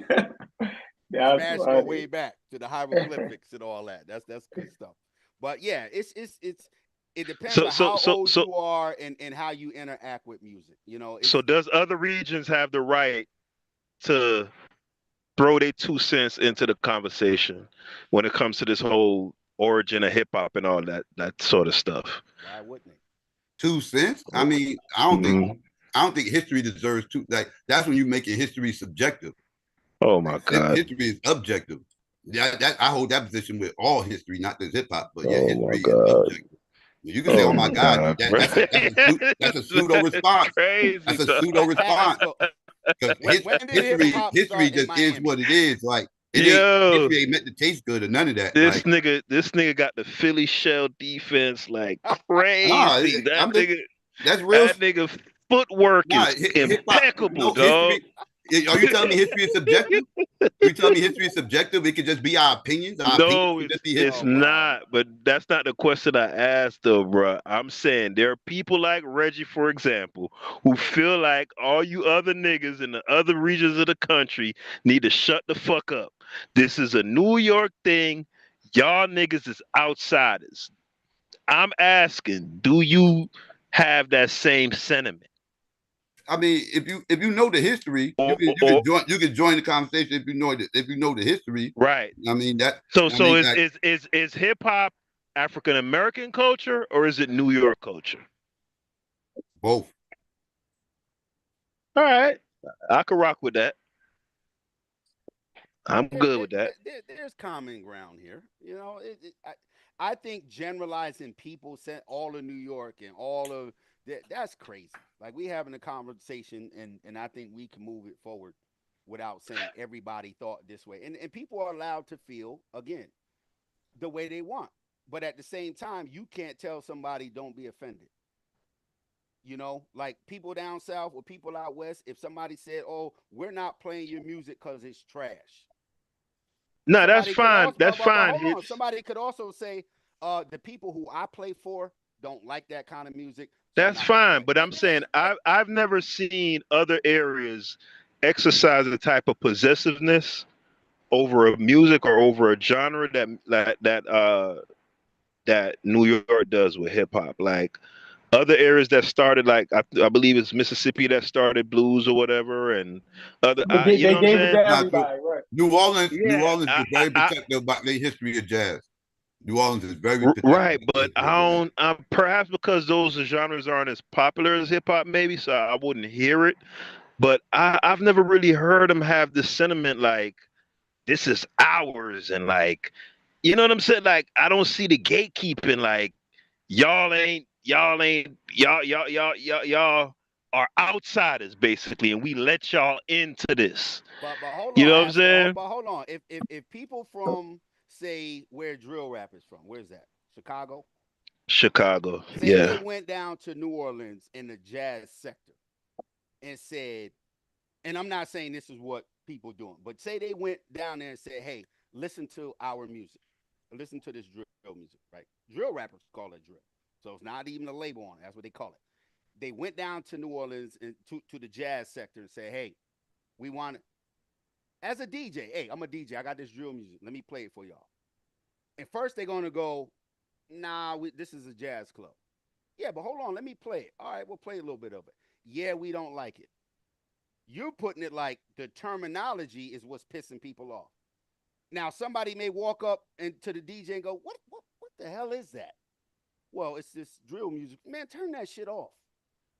This is jazz club. This is jazz neighborhood. This is jazz community. This is jazz genre. Why are you playing that? Well, we're trying to, this and that. The terminology you're using can make it trigger people, but it's the same sentiment. You just can't go in somewhere and say, hey, play this, 1, and 2, like it. You can't. You just can't do it. Pizza, my bro, some pizza. It's way too general. And New York, yes. But New Yorkers got the same treatment, not maybe on the music level, when we go different places. Oh, y'all people from New York think y'all the shit. Y'all think y'all this. Yeah, but it goes both ways, Haskell. that shit is retaliation, though, man. No, it ain't. No, it ain't. Y'all started it. Y'all started it. Here you go. There you go. Where did we start? We started hip hop. Where did we start? Where did we start? I think that this has been a social issue in this country for a long time. People up north are always viewed as uppity. And it's unfortunate people stereotype. So I listen, for me to say, and I was born in the Bronx. They prove it though. They don't. If they don't think that this conversation I've proves heard it, what I'm saying. They think they're talking their way out of it. They're actually confirming it. No, what I'm saying is that it supersedes this conversation. It's always been a thing about Thank you north versus down south. Thank you. I'm glad you said that. I mean, it just has. I mean, because these dudes on the panel, no, they told me we imagining things like that. Unless you actually been up here and saw us doing these things, you're imagining this. Yes, Buddy from the Bronx saying the same thing. Psycho, not me. Well, what did he say? What I'm saying is that there are people who think like that. You have other people who don't think like that. Right. So, for me, when down south got popular in New York and New Jersey, I ain't gonna lie, I was like, what the fuck is this shit? 3 6 Mafia, little guy with a T-Rex arm DJing, like shit was bugged the fuck out. In the 90s. Yep. Me personally, there's only a few down south rappers. I like old Outkast. I like Goody Mob. I like Scarface. I like old Ludacris. There's like a few. But even for me, born in the Bronx, but I was raised in Jersey, but the Bronx, right? The Bronx don't got the best MCs. If I was looking at, I'm glad you said that. If I was looking at MCs, I'm looking at Brooklyn and Queens. Yeah. And for me, most of all my favorite rappers are from Brooklyn. Sean Price is my favorite MC. MF Doom's from Long Island, but MF Doom, you know what I'm saying? AZ, like this. Oh my God, I don't know how y'all listen to that MF Doom shit. If you look at the greatest, you look at the greatest New York MCs, like outside of KRS-One, ain't too many people probably gonna mention too many South Bronx people. Like, but see, KRS-One's from Brooklyn. His original origins is Brooklyn, so Brooklyn could claim him. You're right. Yeah. So I mean, so even in New York, you got boroughs that's like, yo, they whack. This is whack. That's how back in the, I don't know how it is now, but back in the day it was like that. Then you had people that was like Jersey's whack. Jersey got incredible MCs. Incredible MCs. Yes. So Philly, they got great MCs. You know, besides Black Thought, you got Last Emperor. You know what I'm saying? Last Emperor slept on. But like everybody, it's Could you speak on what you said when you first came on, that this kind of little rivalry thing between New York and the rest of the country even superseding the hip hop conversation, or hip hop, New York being perceived as quote unquote uppity, even way before there was such a thing as hip hop. Could you go a little bit more into that? I mean, look at you go. I mean, I wasn't alive, during the Civil War, but look at the Civil War. That's where it all Europeans thought they were superior to other Europeans based on their geographical locations. Black people thought they were superior based on their geographical location.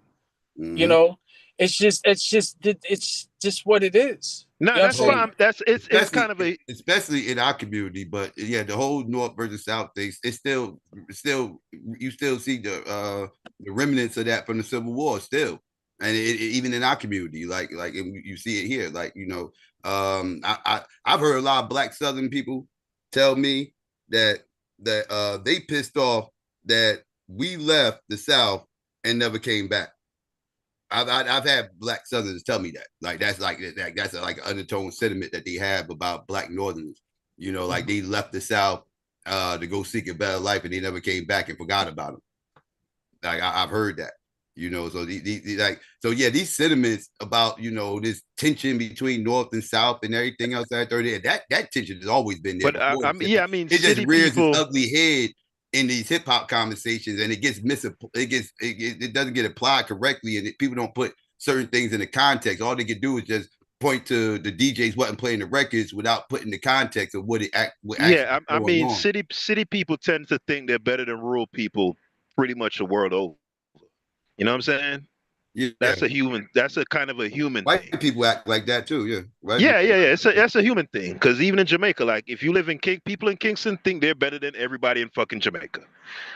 Because they tend to, normally get certain resources first and fashion and things like that. So that's, what I'm saying? That's why I said I'm not necessarily shitting on New York. I'm just saying, let's not pretend like that sentiment doesn't exist. It's there.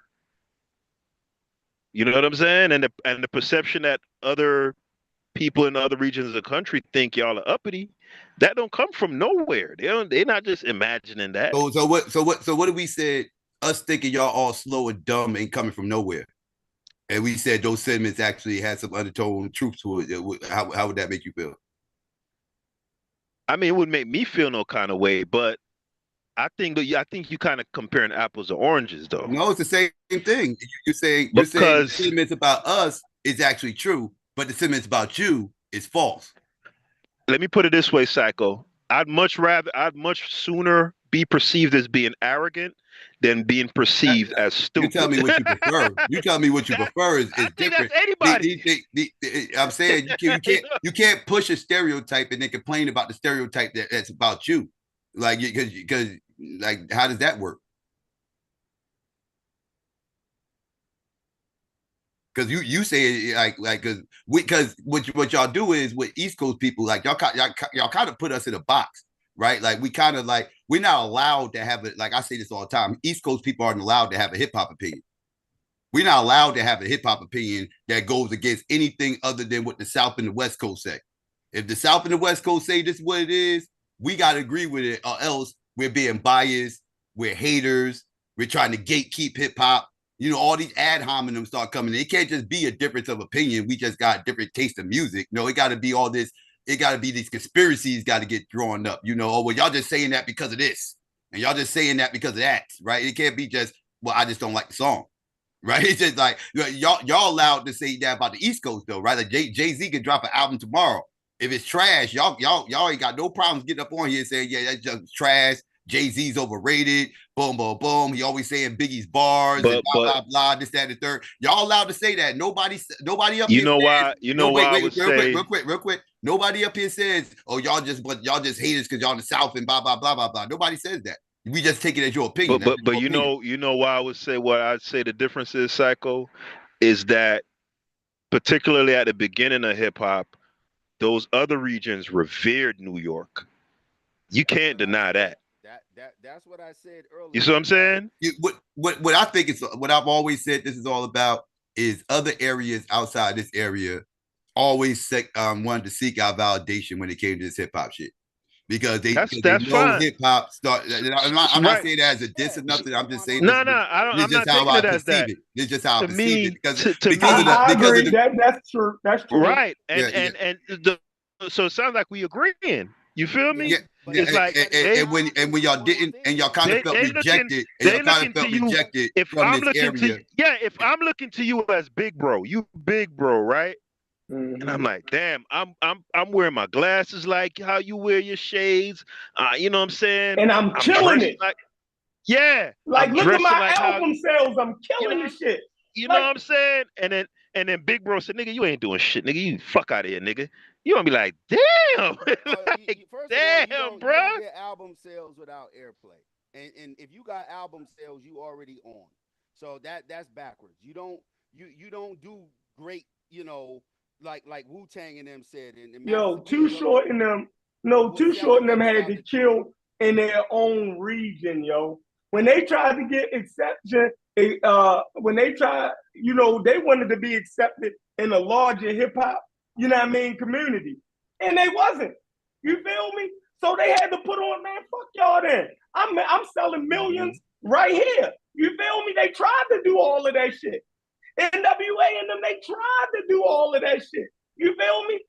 And that's why I say, sorry to cut you. Go ahead, Chef. And what's crazy is, when everybody else started to hear people like NWA and them, they actually had more connection with the rest of the country.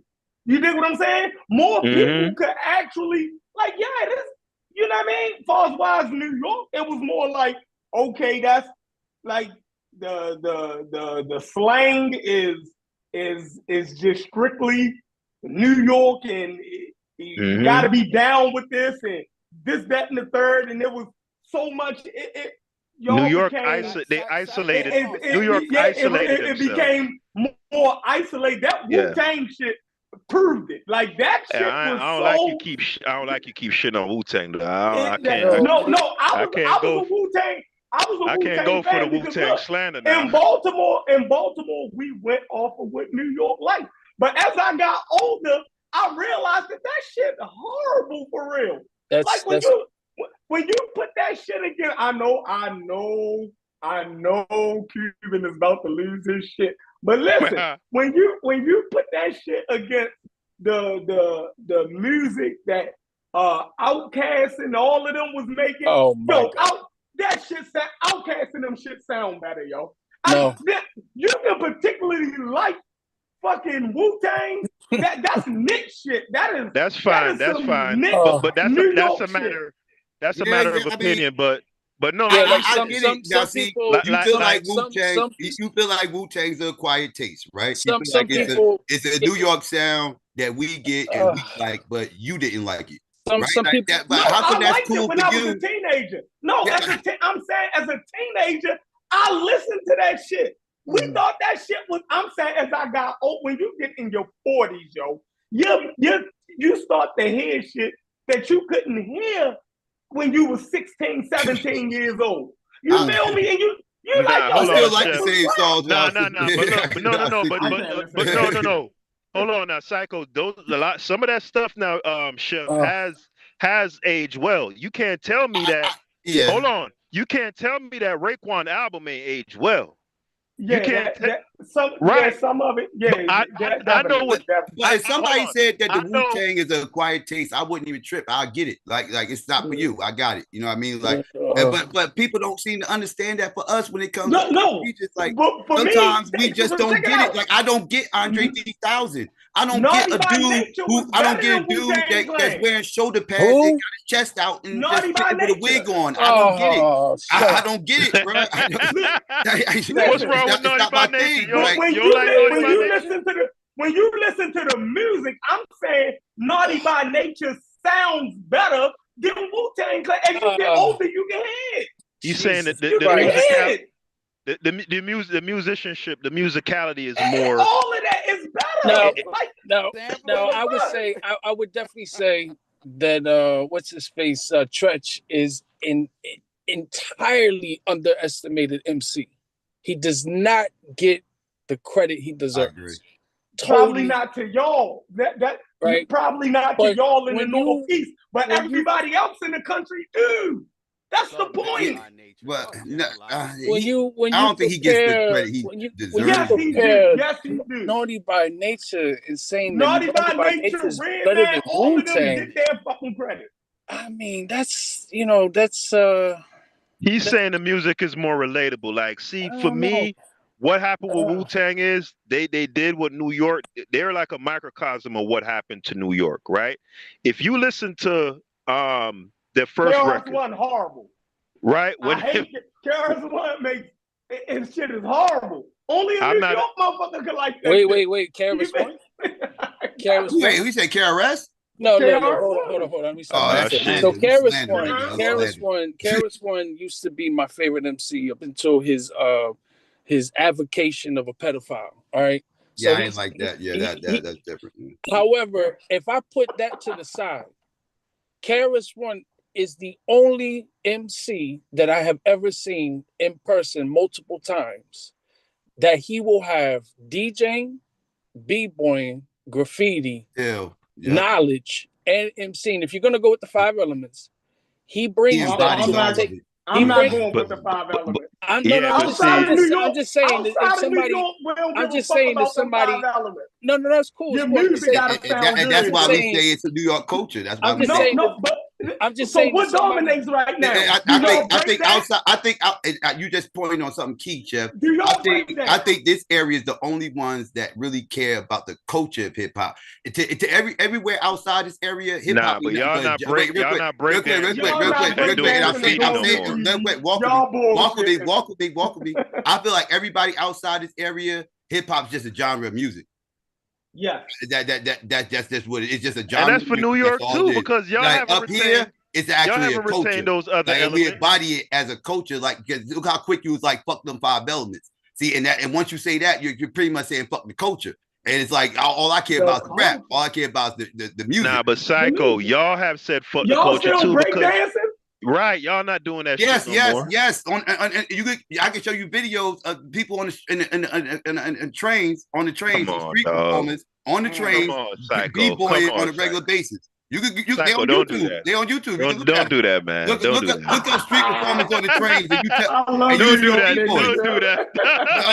I'm totally doing that. How you think b-boy became an Olympic sport? It wasn't just because of those Asians. And that shit is done as an Olympic sport. Grand opening, grand closing. It's over. What's lasted the test of time is the music. Okay, and what Chef? Listen, but people are still b-boying. Wu-Tang are my favorite rappers, right? Because I'm a person who's obsessed with words.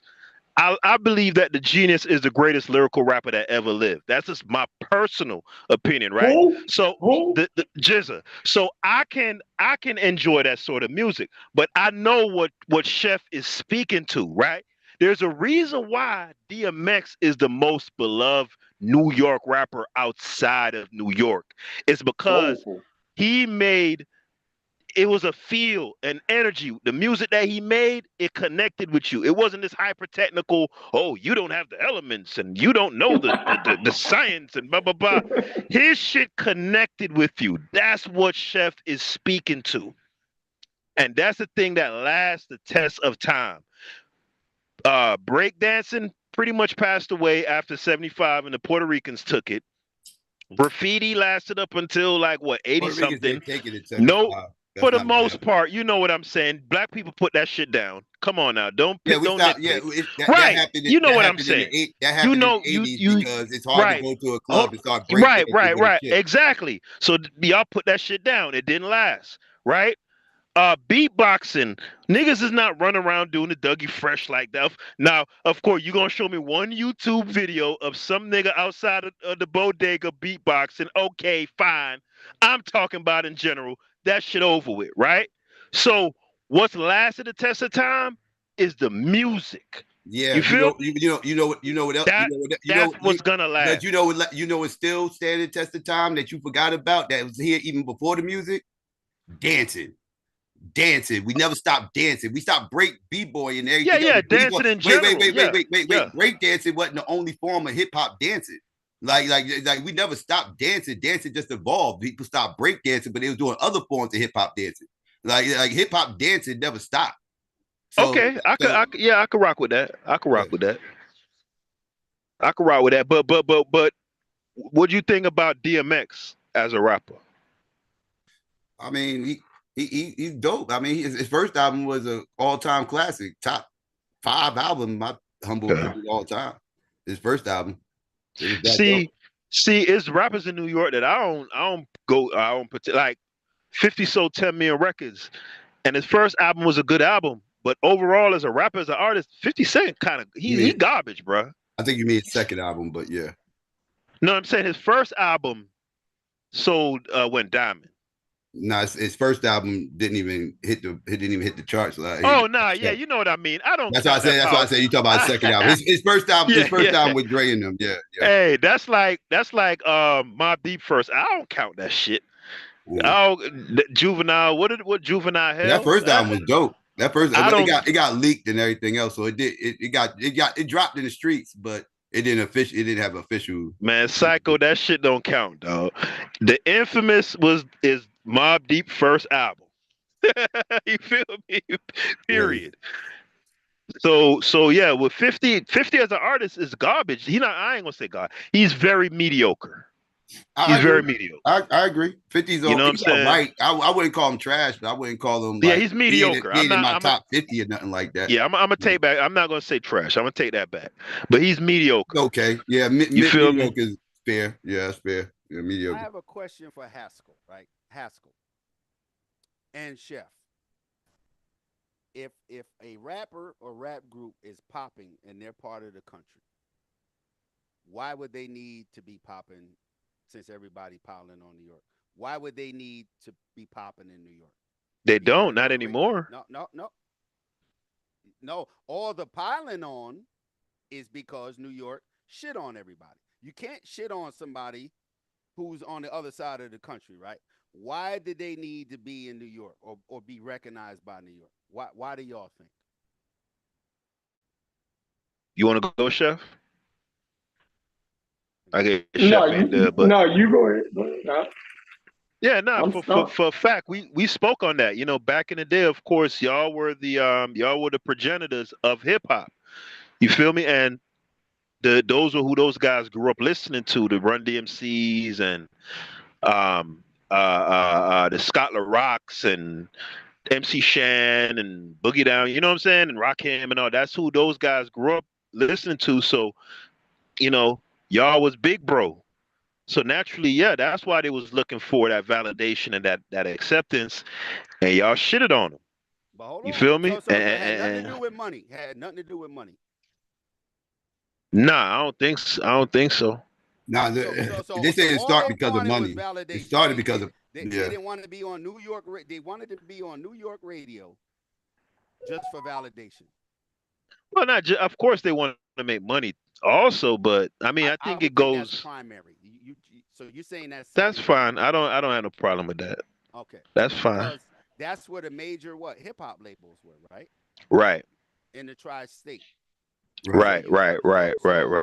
So you have to kind of put it in context. And if you can make it here, you can make it anywhere. That's the old saying, right? Right. So from the record label perspective, that's where the hip hop record labels were. That's where the business, this the money in New York. Again, we had access to the industry because of location. Yeah. So if you in the studios and all, if you can get up here, and I'm talking about originally, let's not jam it all in right now to 30 years ago. That was the purpose to come to New York, right? Right. I'm Ain't not that going to what share happened my with screen. Jodeci? Jodeci is from B-more, if I'm mistaken, and they came up here broke and everything else to get a deal. You know what I mean? Like because again, this is where this is the media hub, right? Now, I'm not going to share my screen. Like I said, I'm 60 miles north of New York City. We had people here who may Jodeci from Carolina, some damn where. and we Them we big live ass right out. boots. Listen, we live right outside of New York City. Everybody's goal was to get on New York radio, not from down the street from the radio station to the furthest west that you could go. It was no different for anybody trying to break into the industry. Now, if you take it personal or don't believe that, like Psycho said, people in other boroughs, people in the tri-state area, it just wasn't no, oh, it's all kumbaya here. If it ain't kumbaya at home, how is that going to be a smooth transition for somebody who's not from around here, who's trying to get in here? When it's literally like you'd have to stand in line. Whoever got the biggest bag is going to go to the front of that line. Yep. Oh, my bad. I was thinking Drew Hill. That's what I was thinking about from B-more. Yeah, my bad. My group's Partisan mixed up. Fontaine is from where I'm from. He didn't break out until Cardi B. She used to come up here to do her little strip show all long before she got on music. All of them used to come up here. Run DMC, LL Cool J, all of them. It's a train ride. For them, it's a limo ride. They can stop, get something to eat, and be here and go back home. From the 80s all the way through. Everybody was trying to get into New York. And not just for rap music, any kind of music. And the stations, again, you didn't have rap stations that were rap all day. It's a segment. Think about that. It's a segment. They had to play music. There's 8-9 million people in New York City. They just not playing the smallest population of the city's music all the time. So I think that kind of hurt y'all in the long run then, because it ain't all necessarily y'all fault that y'all developed that sort of mindset where y'all are the center of the universe, because in truth and in reality y'all were the center of the universe, like you just said, not just in hip-hop but music in general, you feel me, entertainment probably in general outside of LA. So it kind of caused that sort of mindset just naturally to develop to where y'all feel like, hey, y'all got to come to us, and then one day it wasn't like that anymore. No, hold on. But no, check this out. But this happens to everybody. You find out who runs the shows. Just like I said about the radio stations prior. The corporations run it. I bet you LA is the same right now. That an up and coming rapper can't break through because of the top 5 or 6 out there. I bet you in Atlanta, the up and comers. Now, let's not go to this YouTube shit. Right, I was just about to say that. Now, hold on. So and so got 2 million followers on Instagram. So and so got, that's right now. That shit is new. Social media is new. And guess what's defeating that? An algorithm. They're always ahead of you. The corporations will always be ahead of the people, period, because they own the system. They can change the system at the drop of the hat. They can buy it. They can make it go up or down. Very few people can break through in their own city right now. And if you think the big dogs on top is going to sacrifice their money for their family and their grandkids just so you could get a break, bullshit. Well, so-and-so put so-and-so on. Look at the 100 other people that they didn't put on. In their own cities. It ain't just New York no more. Everybody's going to find out who runs the show. And the algorithm is what beats social media. I don't care how many followers you got. You ain't going to beat Beyonce or whoever's Kendrick. Right. I don't care who it is or how your little dance moves is going. You ain't going to beat whoever they want at the top of the algorithm. They'll put them there. And the radio used to be the algorithm back in the day. Yeah, look at Drake. He about to come out of that. Why? Okay, he lost a battle. They probably don't see. He beefing with the record label and the streaming companies. Yeah, they're going to show him who the boss is. They're gonna show him, and that should tell you who run the show. How come he can't take his millions of fans with him? And why is he on there arguing with UMG? Because they pull the strings. Right. So So it wasn't hating on the South and X, Y, and Z. These labels up here, these hip hop labels. I saw somebody in the chat say all the labels was LA, not these hip hop labels. Go look where them hip hop labels was located at. They was located right up here. And if you think those hip hop labels was going to allow some Southerners to get radio spins over their artists in their town and everything else, you're tripping. No, that wasn't going to happen. They was going to make sure they artists got X amount of radio spins at the appropriate time.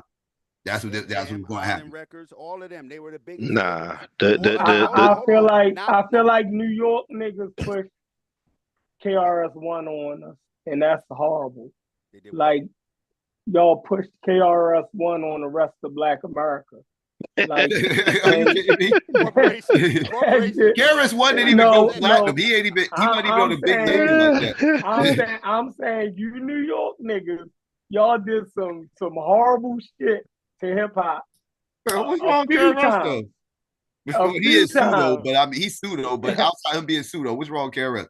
Like, yo, he's a horrible hip hop. I hate that. Like, the way I be talking. But you know that's a fake voice, dope, right? Man. But you know that's dope. That nigga don't talk like that, dog. That fake ass hip hop. Crazy. Like, it's like, yo, y'all push some of the worst shit on Black America. No, KRS is a good thing. What are we talking about? No, I'm saying maybe he's a good person. No, I ain't talking about him as a person. I'm talking about as an artist. No. You said that shit garbage. Saying that shit like, trash. But see, that's what I'm saying. You say that shit trash, Chef? Yeah, and we all have our Love Gonna Get You is trash. No, Love Gonna Get You is dope. You think what I'm saying? I'm not saying everything he did is complete. I'm saying the praise that y'all put on him. Hey, Psycho, ask him who came out of Baltimore. Who's the raw rapper? Cisco. Ask him, Psycho. What happened? Ask him who's the dope rapper out of Baltimore. Everybody trying to find. Tell him name one. Hey, we got Psycho, the thong song. He shouldn't be saying shit, Cisco. we got the thong song. You feel me?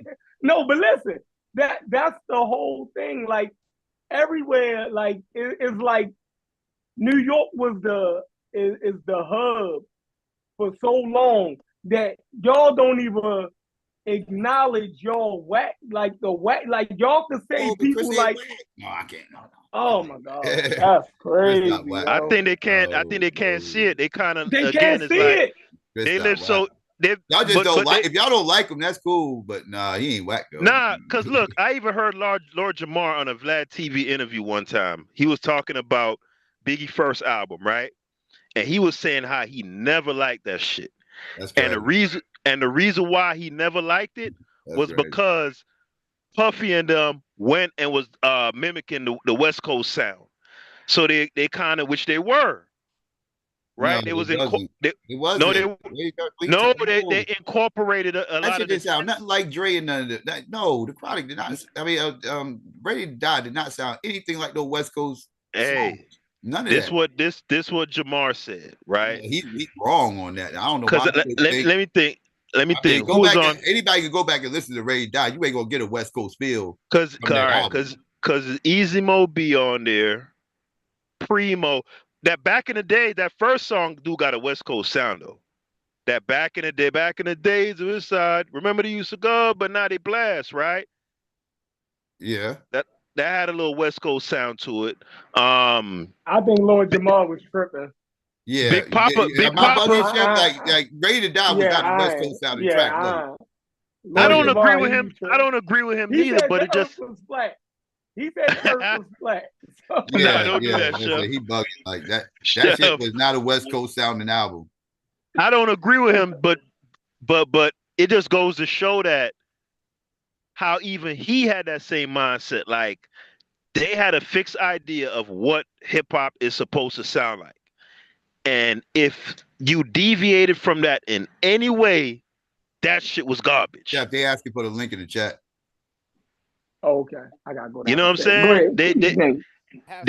They have a very like a very insulated way of thinking. It's very niche, and they don't see. I mean, listen, we our ears are trained to listen for certain things, right? That's why we didn't like the initial South music when we first heard it, or the initial West Coast music when we first heard it, because our ears are trained to listen for certain things, right? Now, the things that like we care more about bars than anybody else in this country. Right, and y'all say fuck the music. It reflects in the music, right? And that's right. It really does. This is why people outside this area. This is why people outside this area do not look at Chris the same way that this area look at Chris, because we respect his pen game, and y'all are more concerned with the music, right? Y'all more concerned. I don't even think his pen game was all that. Yeah, his pen game was tight. I don't even think his pen game was all. I think his pen game was fucking mediocre. Like compared to Big Daddy Kane and them, no. I feel like they will wash KRS-One. In a battle, maybe, yeah. Even song for song. I wouldn't say it wouldn't happen. I wouldn't say it wouldn't happen. I wouldn't sleep on Chris though. He not fucking with Cool G at all. Cool G my personal goat. Cool G my personal goat. So you will never get me. He not fucking with none of them. LL Cool J will wash him. I don't know about that. Wash him. He will wash him. L will wash this nigga, man. But they wouldn't, because they respect KRS-One. So is it like they respect but he ain't that. He ain't that though. You know what I mean? Nah, KRS-One, yeah, he is that. Let's put it Chris Piggy, he's still tight. Like Chris still got. I've heard Chris drop recent stuff that's still dope. Like, I can't. Edie here. That shit is I mean, that was 87. That was 87. That was 87. That was some more Jamaican stuff in 87. Yeah, that's that Jamaican influence, bro. Ah, shit. Here we go. Here we go. Is that Reggie? Reggie? Hell no. Oh, I thought I heard Reggie's voice, but I'm about to say, boy. That was it. Hold on, let me drop this link for them. Y'all funny and shit. Hey, Chef, for Chef. Hey, Reggie say if it didn't come out of this project building, right? Oh, the 5th floor. That's it. You in from the 5th floor. Hell no. Nigga said, if you ain't from the Bronx in the projects, none of that shit. You ain't got no opinion. Shut the fuck up. Reggie lost his mind. Yo. What projects he said again? What was that? Bronxdale. What is it called? Bronxdale. No, not Bronx River. Bronxdale. Wow. Yeah, they say that's what Black Spades and all of that started at. And then they used to rock out in the Bronx. You see, I haven't watched them documentaries. Cycle, you could tell, right? So they say, well, that's, Bronxdale is where they started the Black Spades and all that, and then they used to go to Bronx River and other projects, but they say Bronxdale is the actual, like, that's where the jam started at. Disco King Mario and all of them, they say that's the literal birthplace. Okay. Well, I'll say this much. In regards to that, that's there's some different stories there. You know what I'm saying? And you gotta keep in mind that some of these people didn't like other people from different areas. And this was before this conversation, So a lot of this, man, a lot of it, as far as the technicalities, it's kind of hard to tell certain things as far as what part of the Bronx, because people got arguments for it, But the reality is that when it started in the Bronx, regardless if it was the South Bronx or Bronx, whatever, West Bronx, whatever, it was something that was just really, it was something there, and none of them knew what it was going to become. None of them knew that it was going to become international. So it was definitely something. It was definitely a subculture of the Bronx. Definitely, 100%. Yeah, and everybody got their little niches. Cause like I said, coming from Baltimore, we only liked what sounded like New York rap. So it took us a long time to get on the Outkast. You dig what I'm saying? And shit like that. But then once I got older, my appreciation for their music, like Juvenile and them, dope as fuck. Like, Yeah, how Juvenile is how did I amazing, let bro. my ears get twisted like that? We didn't See, understand that's what he the was saying. Juvenile them got played up here. Like they played Juvenile and all that stuff up here. Psycho. When you first heard "High" by Juvenile, did you know what he was saying? No, I didn't. But they But played it it up was here like a dope. mug though. Like that. They But got don't radio sound play. like dope it when ain't you don't even sound know what it good. is. Because it sound good. Nah. Come on, bro. So you don't hear that sound? Chef, You a DJ. Chef, if I would have took that to the club and put that on, everybody would have stopped and said, "What the hell is that?" Again, when you're playing for people, the masses normally go by what You they got to play hear for the on crowd. the radio. They don't. Their personal preference mostly comes from what they hear on the radio. Y'all, newer people. So what do you think about it now?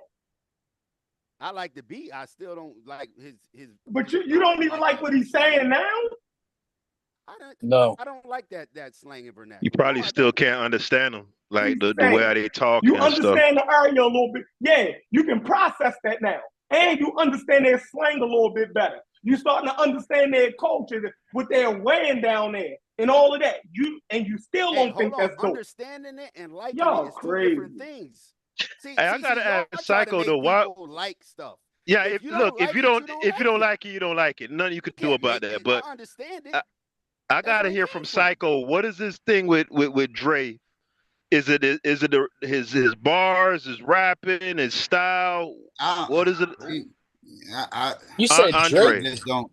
Andre 3000. Andre 3000. Yeah, I just think he's overrated. I just think he's over. Like people always talk about him like he's in people's top fives. Like I be hearing people like talk, like they just I don't know. They hold him in very high esteem, and the way Chef look at KRS-One, that's how I look at Andre 3000. Like this is a Southern thing. Like y'all just like something I don't know, but y'all What just do you think view about him his? way different than I like. Y'all hear What you him- think? When What you they think put about him, his? hold on. When they put Andre 3000 in top 5 lyricists, I cringe every time. I agree. You dig what I'm saying? Well, I'll be like, I don't know what the fuck y'all like. So what are we saying at this point? You know what I mean? But I do think that they are a dope group, and I fuck with their music. But putting them in the top 5 for lyricists, Not them. It's Andre. Yeah, So people, hold on. Andre. I'm talking about Andre. They go in on big, and I'm unpopular opinion. I actually like Big Boy better than Andre. And people think I'm nuts for saying that. I'm like, no, that's I fine. guess. You might like his I style don't better, know. but he's not in Andre's league. You know, from a That's what lyrical. people always tell me. I don't. Yeah, I don't get that. I don't get that. He's not. And from a cadence standpoint, the way he's just not. You know, people are real big on Andre 3000. Now, again, I just don't get it. I don't get that either. I don't get that either. But them as a group, yeah, I fuck with them. That's Okay, crazy. So where would you put Andre Pen game? Just Psycho, just as a. I would put him way off. I would put him way off. But Ice Cube, mid. Like he like people like I'm way bigger fan of Ludacris than him, and they never put Ludacris in the same position as Andre. I never hear people put Ludacris in their top 5. I always Ludacris can rap his ass off. Yeah, Ludacris can spit, but I think Andre is a better artist overall than Ludacris. But if they just spit in my face and spit some raps, I think I go with Ludacris every day. Yeah, like I'm a way bigger fan of Ludacris. I like think with Jeezy Luda, better. I like Jeezy better. There's a whole bunch of people from Atlanta, just Atlanta alone. Luda is kind of red manish. to me. Yeah, Right, that's I was exactly just, what feel he me? is. I He's was a just, Southern Red Man. Exactly, he's a Southern Red He's Man. kind of rich. Right. So I can see why you would put Joe in that category. But Dre is a better artist overall than I Ludacris. mean, he sold more But records. I mean, but Luda is a good artist too. So I don't think. so Hey, what did you think about Andre's all right, because I don't know if you've heard, because Andre's reputation is pretty much built off of records, right? Or 3 albums. That Southern Playlistic, then his second album, ATLiens, and Aquemini, right? By the time they got to the shit where he was singing and doing that, I know all you the probably weird think, stuff. He's right? always I been a know. little bit weird, but yeah. So, what did you think about his lyrical performance on like ATLiens, for example? Like let me think of a song, for example. The song where they go oh, You have so to play now it for throw me because your I ain't going. hands in the I'm probably not air going to know it off the top of and my what head. Unless it's a radio song, I'm and probably not. wave. Well, all right, like the song "Throw Your Hands in the Air" and wave them I like you know that just song. don't care. That You song. know that one, right? Yeah. I mean, How like did I you said, think? like he's pretty mid. I mean, like he just kind of like I never heard him spit something and he make me go, God damn, and stop it and then rewind it in the middle of the verse. Right. That's how I know if a person's dope. If a person didn't make me stop at one point in time, me listening to them, if they never made me hit that stop in the middle of their verse and say, God damn, and then rewind it before I even finished listening to what the rest they had to say, I had to hear what they just said just a second ago. If they never made me do that, I don't respect their pen game like that. That's kind of how I grade MCs. Is Snoop Dogg top 5? A hits. Hold the show down. I'm about to run to the store real quick. Nah, hell no. Hell no, Snoop ain't no top 5. He's a good artist, but he's not a Jay-Z, is lyricist. he So hell top no, he's 5 not a popular? lyricist. Snoop Dogg, is he top Yeah, Snoop's a 5 dope popular? artist though. Like he's a dope artist. Like he make dope albums, right? Like he make like it's a difference between being a lyricist and a good artist, right? Like and Snoop's a good artist who is not a good lyricist. Like almost like he always get like he's not gonna go on a record and just kill a track with other people on it. That's just not gonna happen. So how many artists do we have that are say top 5 lyricists and top 5 artists? Oh wow, people like Jay-Z, right? that's tough. That's hard to say. It's hard to find somebody who's both. Yeah, it's tough. It's a hard combination. I think Biggie. That's one of the reasons why I rate Biggie so highly, because he was able to live in both worlds and do both. Do both things at a high level. I don't think he had enough time to really, and that's not his fault.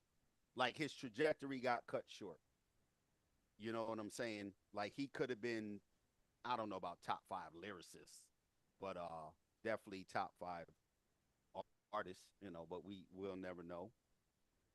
His catalog ain't big like in an overall ranking, but I'm saying like when you think of an artist who is both prolific with the pen and prolific at making hit songs and songs that people can, even the casual listener can really enjoy and relate to and like, he's one of those names that comes to mind immediately that was able to do both those things at the highest level.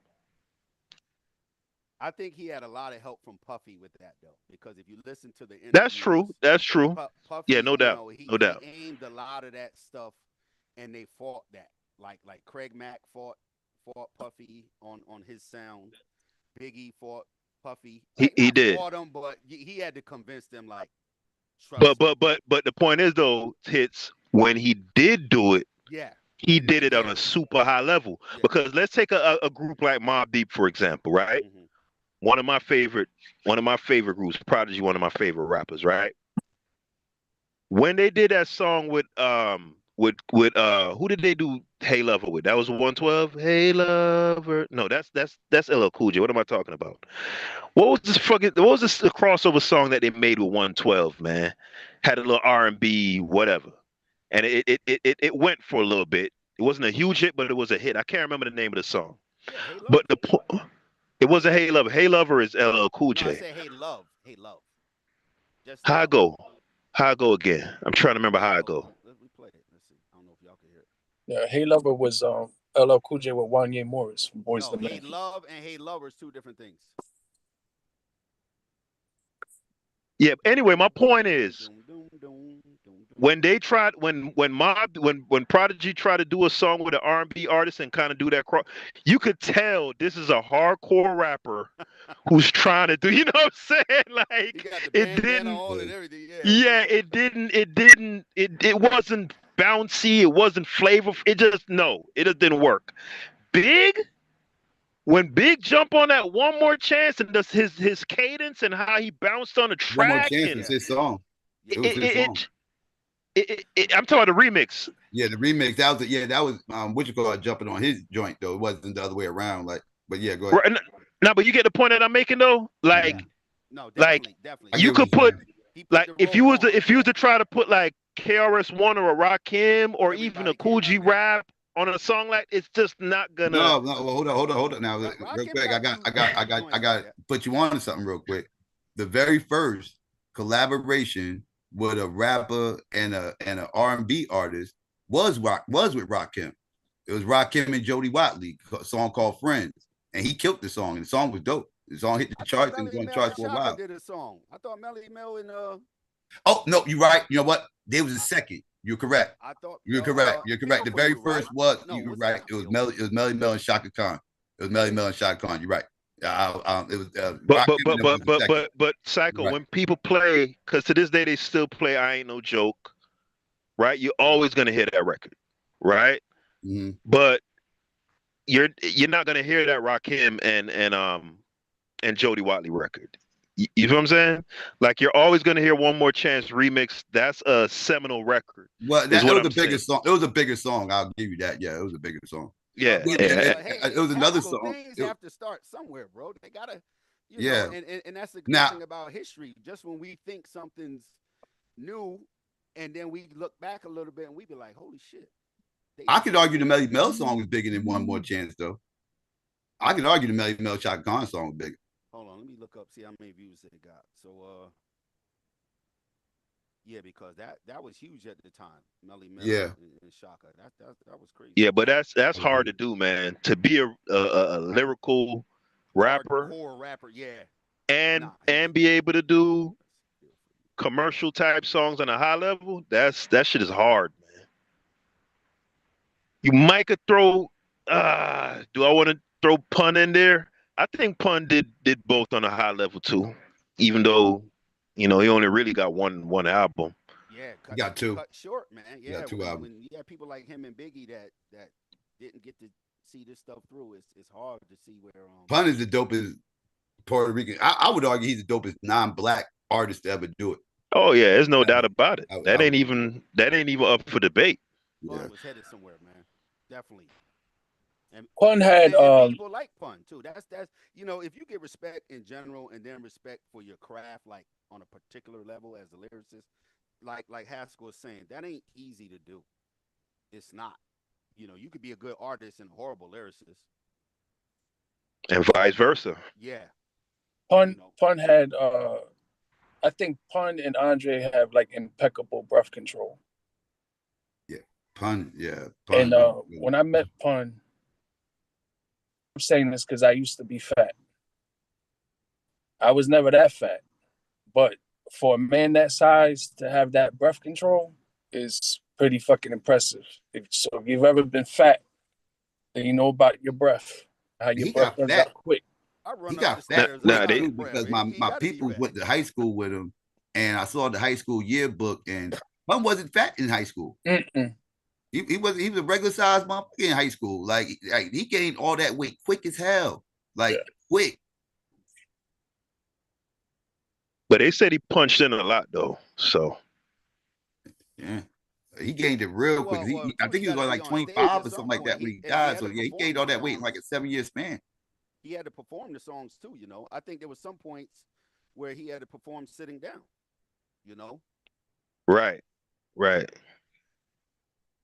And I forgot where it was at, but somebody did studies of how they'll watch someone's performance, superstar, megastar, do a whole show with all of the dancing, all of that, and they punch all this shit into a computer. I think scientists, doctors did it, and they use their body weight, and they kind of proved it's super difficult to perform at a high level, singing, dancing, costume changes, all of this shit. So a lot of the even people that we think are on stage singing naturally, they're not. These are backup tracks. I think Milli Vanilli fucked it up for everybody.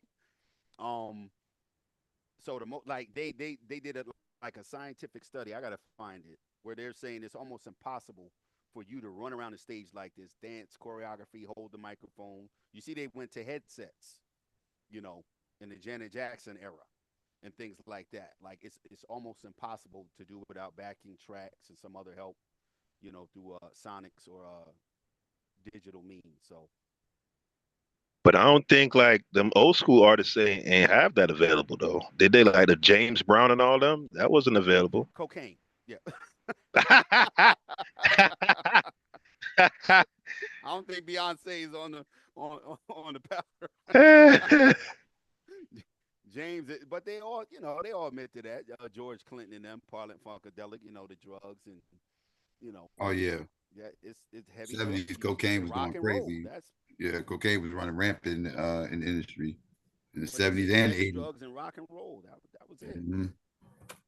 So That's one thing I don't like about hip hop artists though. They stage performance, man. Like they never. It's like they don't even give a fuck about that part of the craft. Now they don't. They did. That in the was an art '90s, Big form. Daddy Kane, he jumping Yeah, over his that dancers. Man, that it was an art form before. You did have to have performance that mattered. Now it's just get on stage with 20 of your homies and just spit the bars. That's the show. That's the whole show. Shit, that's what the '90s Wu-Tang. niggas was doing. That's who I was Yeah, introduced to. yeah. You It feel started me? in the 90s. I agree. It Yeah, started in like the the 90s. Yeah. like Biggie and all them. Like them niggas don't do nothing. They just get on the stage, like you said, 40 niggas on the stage, and then they playing the music from like from a CD or a record or whatever, and then you know what I'm saying? There's no nothing to it. Like Yeah, Heavy D used to dance and everything. Anybody who had dancers back then, like that was big for a while. The rappers. Mhm. Every MC had their own dances. They had their own dances. That would travel with them, and people started knowing who the dancers was. Like everybody knew who Scoop and Scrap was, right? Like there was the Big Daddy Kane dancers, right? Like everybody knew them, like by name. so the '80s had it on a performance tip then, Yeah, and then the '90s just yeah. 90s was It big. got that that kind shit of got just fell off. once shit started getting street. Once everything went street, and like the street element became the mainstay of hip hop. Yeah, all the dancing went out the window and Everybody just want to be performing all super came tough, out the huh? window, and yeah, everybody started mean mugging on stage, and that kind of what it was. And then the rap changed because then it became a thing. Oh, it has to be 16 bars, and then it got to be a hook, and then 16 bars and a hook, and it's like, how do you restrict somebody's creativity if they want to rhyme 7 minutes straight with no damn hook? Let it be 7 minutes straight with no hook. You know what I'm saying? I Like, can help you out because you had to press that stuff up back then, right? yeah, Rappers Delight and Curtis Blow the Breaks in like '79 because you're going from stage performances where they would do a routine for like 7 minutes and rap over the DJ cutting up the break. Then they get in the studio and they're like, okay, how do we record? That's why Rappers Delight is so long. They're like, just rap and super rhymes and all. They just rapping like they did what they did on the stage in the studio. And now you got to mass produce this. How you gonna make an album and every song is 7-8 minutes?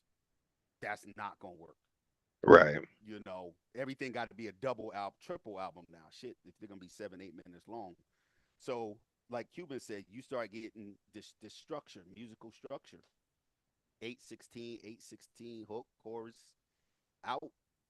You get standardized. That's the word. I think Cuban is probably a better word. You standardize it, and then you got to mass produce it.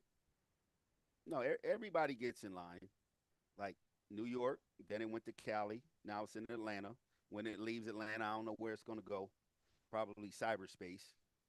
But the technology, the corporations, it makes its rounds, man. If it's going to generate money or they can use it to exploit something, they're gonna. Nobody's safe. So Atlanta, enjoy it while you got it. You'll be getting this type of New York hate in about 5 years, bro. Cali, when the gangster rap came out, they had that shit damn near up in Congress, didn't they? Trying to shut that down. The bitches and hoes and stuff like that. What was her name? The Congresswoman. Maxine? I know Is it Maxine? Max. I know not Dionne Warwick. What was it? Dolores Tucker was Dolores like, Tucker. yeah. Yeah, they were trying to cut Yeah, all see that out. Dolores Luke, Tucker. Yeah, they was attacking hip hop and everything else. parental guidance. That's where that came from. Luke Campbell and them down there in Florida. Just when they got popping, they was like, nah, y'all can't be talking about sex. Or if you went to a certain city, Ice Cube, fuck the Pope, not Ice Cube. Yeah, Ice Cube, fuck the Yeah, it Pope. was Ice Cube. And it was, Yeah, you sing that, you getting arrested. yeah, but that was the first attack on hip hop was when they went after Ice T and Ice Cube and all them and this, that, and the third about the whole fuck police and the cop killer songs and all that stuff came out. And then right after that was C. Dolores Tucker and all that coming after Snoop and all them with the album covers and the quote unquote demeaning of women and all this and everything else. So yeah, hip hop was under attack in the early 90s. Now look at where we at with the women in rap. Like she would have had a heart attack if she, was still in office. I don't think she's still alive. Is she? Is she still alive? Nah, I don't I don't think. think she. I don't Yeah, think she's still alive. everything that's going on now, man, she would have fell over. And just bitch, so like a word like that, they was trying to get rid of. Imagine that, ass and bitch and hoe. You couldn't say that back then without some backlash. I think Psycho said that.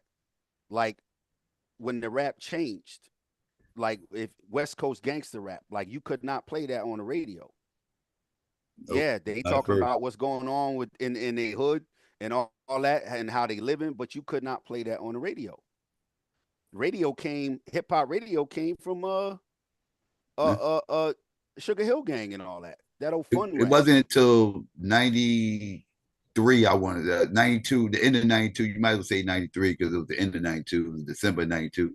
That's when quote unquote gangster rap became radio friendly. That's when they actually started playing. When the Chronic came out, that was the first time I heard quote unquote gangster rap being played on regular everyday radio.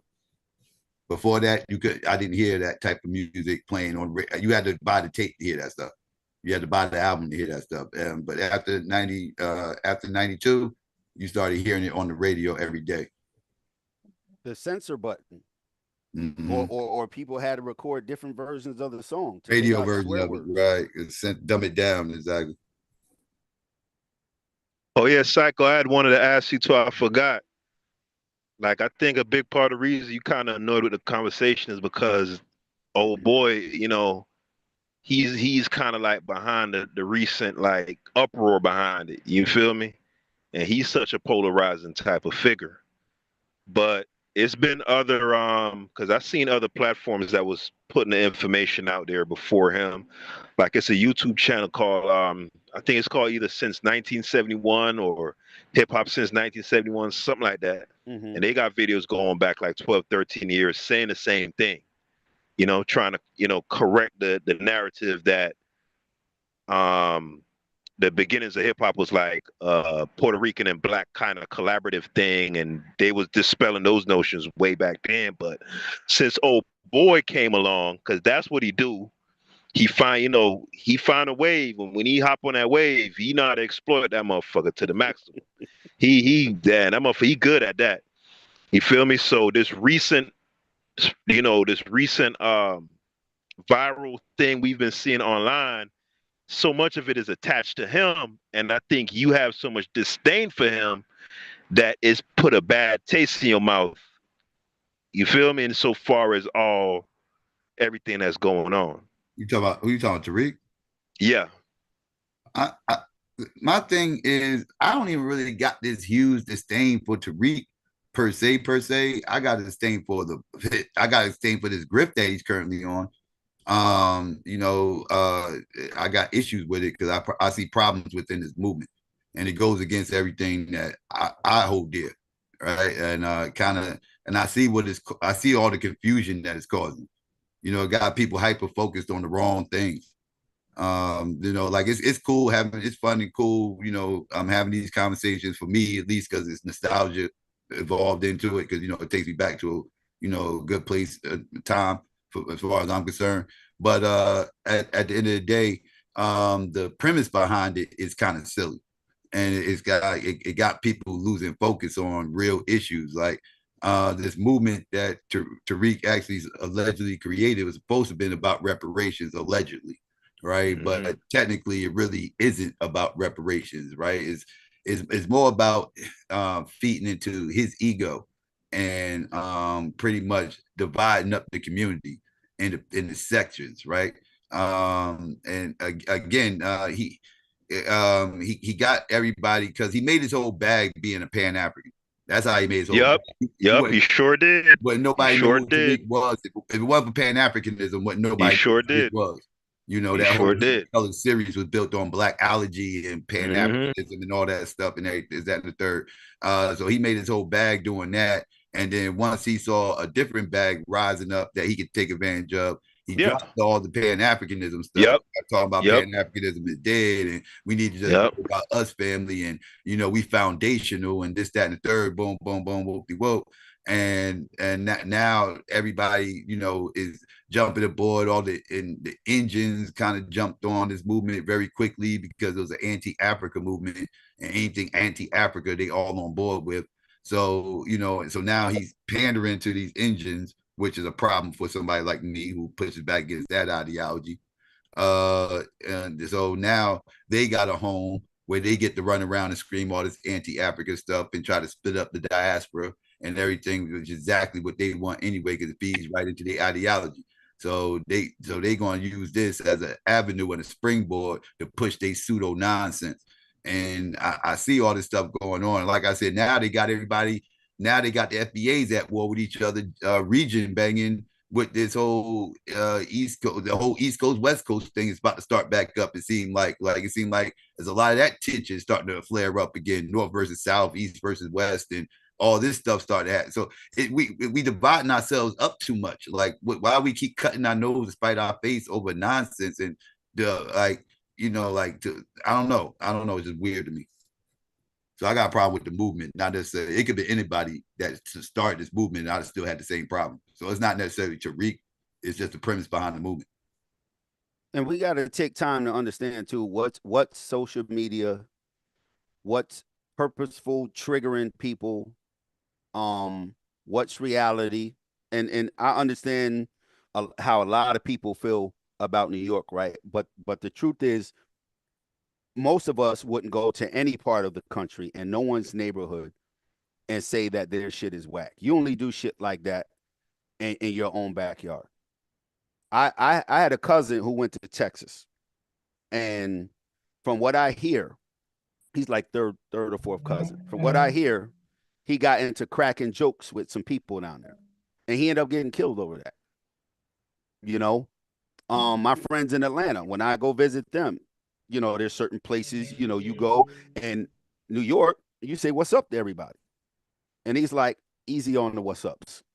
Like, why? He said, because some people, the younger dudes, may take that the wrong way. You know, let's just go where we going. You know, there's certain ways you interact with people. Cali, certain neighborhoods, certain colors, right? That maybe some people across the country may think, oh, that's silly. Yeah, it's silly till you get out there and you find yourself in the wrong place around the wrong people. Mm-hmm. So is blanket statements, you know, and this ain't towards Haskell, just saying that New York, you know, that's a popular thing right now. New York is hating. New York let Fat Joe. New York this, New York that. Again, there's got to be 8.5 million people in New York City in the 5 boroughs. It's ridiculously diverse, ridiculously. And what's done on the streets ain't the same as what's done in the corporations and how they treat music and how we look at music. It's not like that. If something is different, it's different. Or the first time you hear something, Actually, when Rapper's Delight came out in 79, the real rappers, Kaz and them, was like, what the hell is that? That's trash. That ain't what we do. That ain't how we sound. But the rest of the world got a hold of that. Oh, that's But hold on, rap. I thought Kaz wrote on that. No, they said that Kaz's manager took some of Kaz's rhymes and set them in the song. He didn't write it for them. Like writing for something is something you agree to. But I don't think he took all of Kaz's song. But he said how they did the song and the music behind it. It wasn't a breakbeat. It was a replay. It was a band. To them, it was like pop music. They was like, what the hell is that? Like, Right. and not just Kaz, anybody from the Furious Five or from the mid 70s, the Fantastic Five and all of them. They were like, what is that? That ain't what we do. So even when the first record dropped, the generation before that record thought something was crazy right in the city. But now that's what goes out to the world. You know, there was a few more records that dropped in 79, right? Less popular, but Curtis Blow, The Breaks, and by far Sugar Hill Gang, Rapper's Delight are the most famous one. Shy Steve, hold on, ain't cool. I ain't lie, bro. Oh, he just saying, yeah, hearing people talk about New York like that's us. We know how to travel. And if people are online talking, that's people online. And if you ever try to get a song played on a radio station back then, you had to either mail it to the radio station or take it to the radio station. All right, so listen. So let me say this, and I'm glad y'all didn't move. I'm glad y'all didn't move to that. So, all right, every place does their thing a little different, right? Now, there's things that we do in Baltimore. If y'all was to say, yo, that looked crazy, y'all shouldn't be doing that, I would be like, yeah, that's true. We need to get that shit together. Like here, we got open air drug markets. I don't think that's good for the larger Black community at all. Selling drugs to your own people is kind of wild, even though some of us on here probably won't admit it, but a lot of us participated in it when we were young, right? I know y'all uppity and y'all never did nothing before, and y'all like, I get it. You know what I mean? That's our internet personality. But the point is, I can drive through my city, I can see open air drug markets, and at 45 years old, I can admit that's not good. That's not right. We need to tighten up as Black people here in Baltimore on that tip, right? Kids shouldn't be able to walk outside and see grown men touting in the street or what drugs that they had, right? You can't go downtown Baltimore without dudes standing in the middle of the street screaming what type of drugs they had. It's crazy, right? It's an open air drug markets we have here. So, because I feel as though we just don't owe our allegiance to people in Baltimore, but we have a larger Black community in America that we also are beholden to some degree, right? I feel like New York people feel as though they're not beholden to Black people the same way that the rest of Black people feel like we're beholden to each other. Now, we can rep where we from and we can understand our personal nuances and things that we got going on. But what we're saying is we can all acknowledge when something is detrimental to us as a whole. And I don't think New York people take that into consideration. When we say to let white people walk around using the N-word, we feel as though the rest of Black America feel as though that shit is detrimental. You feel me? Y'all feel like, fuck y'all, fuck the rest of this New York, this what we do, y'all don't understand this. And it's crazy to say that we don't understand it, other than saying that's something that we need to clean up. We let that get out of hand. Y'all won't say that. Y'all will just put it on something cultural that we don't understand, and everybody else needs to shut the fuck up about it. And I feel as though the rest of Black America, we all can look at our particular regions and cities and say it's things that need to be cleaned up for the larger Black community. But I feel as though New Yorkers have a sense of entitlement where y'all shit don't stink and the rest of Black America just gotta take smelling y'all shit. Y'all won't even flush before y'all motherfucker. You feel me? It's that type of sentiment. So I'll give you an equivalent as somebody from New York. When I hear drill music, right, I could say the same thing. And you should. Why is no one and you'd be right. right? But hold on. So we should just blame that on Chicago niggas. We just say Chicago niggas is the problem. No, if the Chicago niggas were to say, "Hey, no, y'all just don't understand. This is our culture," then we blame it on the Chicago niggas. You get it? No, they do. And now here's like and Cuban said, they are out of their minds. But listen, like Cuban said before, y'all aiming, or we would be aiming at the wrong thing. Right. That's going to happen anyway in Chicago. I wouldn't know it if it wasn't on the airwaves, if it wasn't pumped all over the country, if it wasn't allowed to get through the algorithm and make it to Instagram and get some of their music get pushed to the top of the charts. I wouldn't know that. Somebody in Florida may not even know that stuff exists. California, the weed, I think there's a weed problem in this country that California popularized. We wouldn't know that if it wasn't pushed to the top of the charts, imagery, music, anything. They take our worst parts and make that shit go all over the globe like that's who we are. And what, like we can't stop and go, oh, y'all, like Chef said, if we all turn around and look at our backyard, we got a lot of work to do. But what is it that New York should be held accountable for? That's what I'm trying to understand. I think he means Fat Joe. What No, about he was talking about like how y'all allow like Puerto Ricans to use an N-word and stuff like that. Okay, and, can we touch on that real quick? Yeah. That's not a New York thing. That's a United States thing. Right. It's that Black people all over this country allow other people to say the word nigga, and it's been like that. But for some reason, because the main Latino artists in the hip hop culture that come from out here, New York gets thrown with the stigma of being the only selective Black people that allows this to happen. Like, we're gonna stop playing like this, like it's only New York that does this. Like, if y'all got an issue with this, y'all can go right down the street of your own house and probably find somebody who does this exact same thing that y'all blaming on New Yorkers. I don't know, man, because everybody out here. I've been in Miami 7 years. I've heard Mississippi Indians say it, Cubans, Haitians, Black American, white, El Salvadorian, Nicaraguan, Honduran, and people who are mixed. And it's just, I'm not Tell with them where you at, Cuban. I'm in Miami. I've been here 7 years. I'm not with the shit. I'm not with the word. I don't see no justification for the word from anybody. I think it's honestly, it's a smack in the face.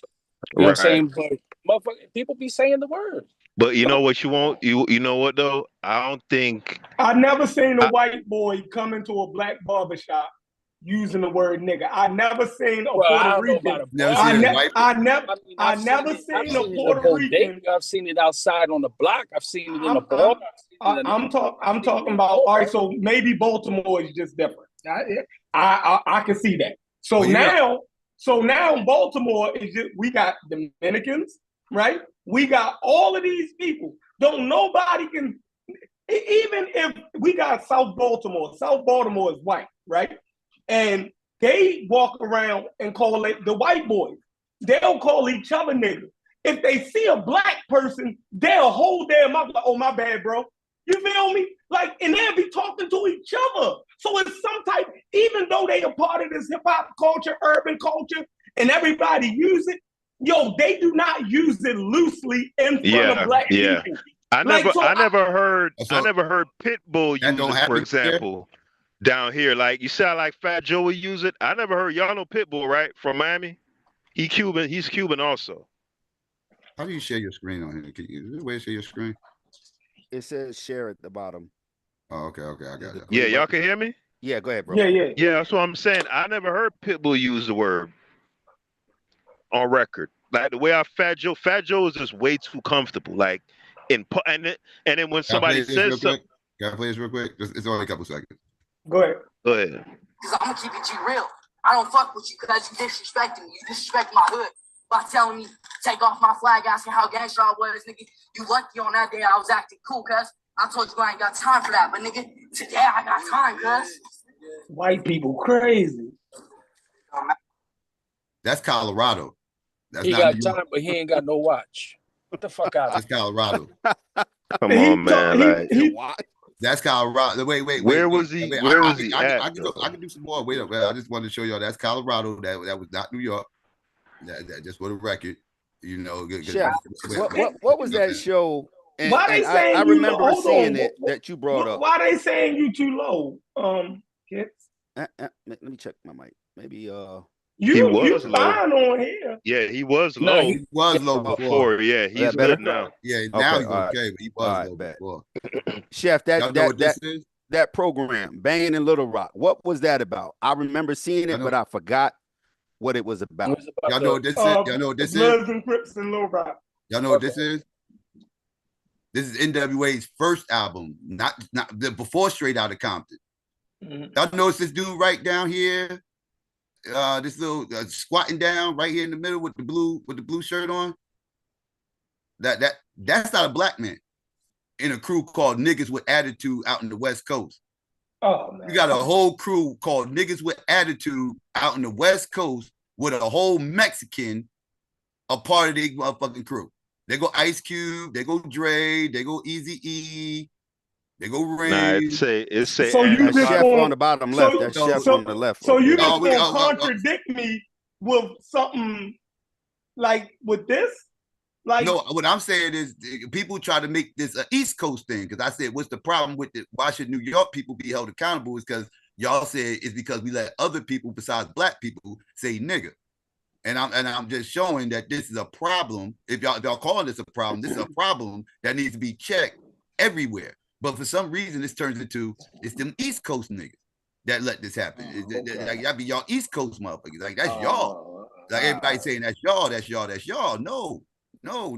Say that's black people, and then we can have a conversation. But if y'all just try to make this a region thing, like y'all, and like, nobody is denying that, chef. The shit is out of hand. No, it's black people, but y'all East Coast New York dudes, I'm gonna say New York dudes, I can say you on the East Coast too. Is the ones that are defending it. Oh, that's the point. Some don't do that. Don't do that. You know what I mean? The rebuttal comes back that y'all just don't understand up here, other than saying this shit wrong. Like I said, if y'all pointed out some wild shit that black people in Baltimore do, you're not gonna hear me sit back and justify that shit. Wrong is wrong. You know what I mean? I still gotta be beholden to the larger black community. I just can't say, that's just how we do here. No, we do fuck shit everywhere.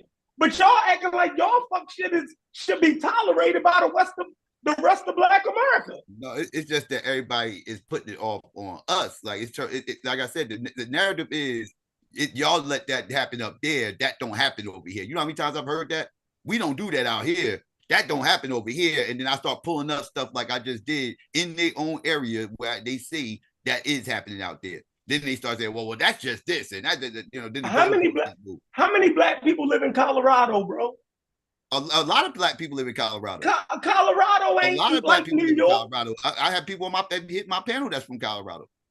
So you're telling me Colorado is like New York?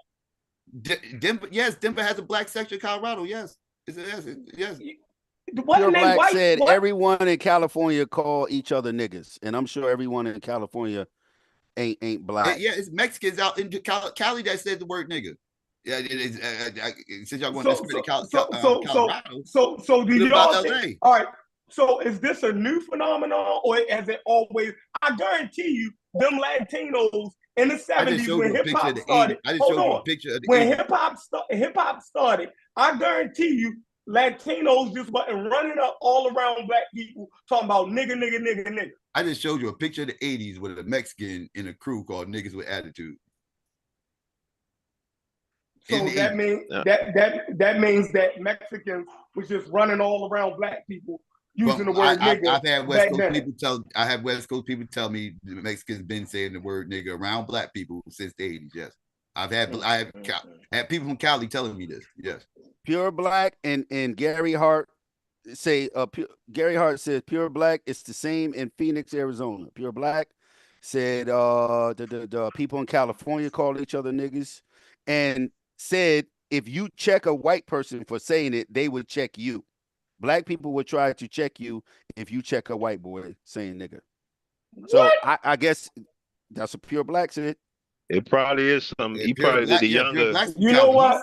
Pure Black from Cali, and he said that he co-signed me. Yeah, people in California. We say anything on the internet. So y'all telling me that a white dude will check a black dude for checking No, him? he's saying Let me ask you a question. How come said, nobody in Cali ever checked Be Real? Hold on, Cypress Psycho. Hill. He Be said Real for Cypress Hill is not black, and he says Be Real used to. He do? Yes. No, he said if a black person checks a white boy and say, "Hey, don't say that," other black people will check black people, say, "Leave him alone. He cool." Yeah, that's what that'll happen. But I ain't never heard Be Real really use the N-word. He used it on record? Yes. He got songs with him saying yes. And nobody says nothing. Everybody worry about Fat Joe. Nobody said nothing about Be Real. That's why I'm saying that's why I say it comes across like. Is it a hip hop thing? Is it a New York thing? That's a better question. But I think it's more recent because people wasn't really saying nothing to Fat Joe back in the 90s. That's what I'm saying. When He was been using saying niggas since like 92, But 93. I think now with people becoming more aware, it's like, okay, well, and then now, and plus he's in his 50s. It's like, come on, this is dude, a new man. outrage. Thank you. Thank you for at least saying that. Okay, this is new. Thank you. This is new because because you had people in the hip hop generation specifically. I'm talking because in the generation before, they didn't like nobody using that shit.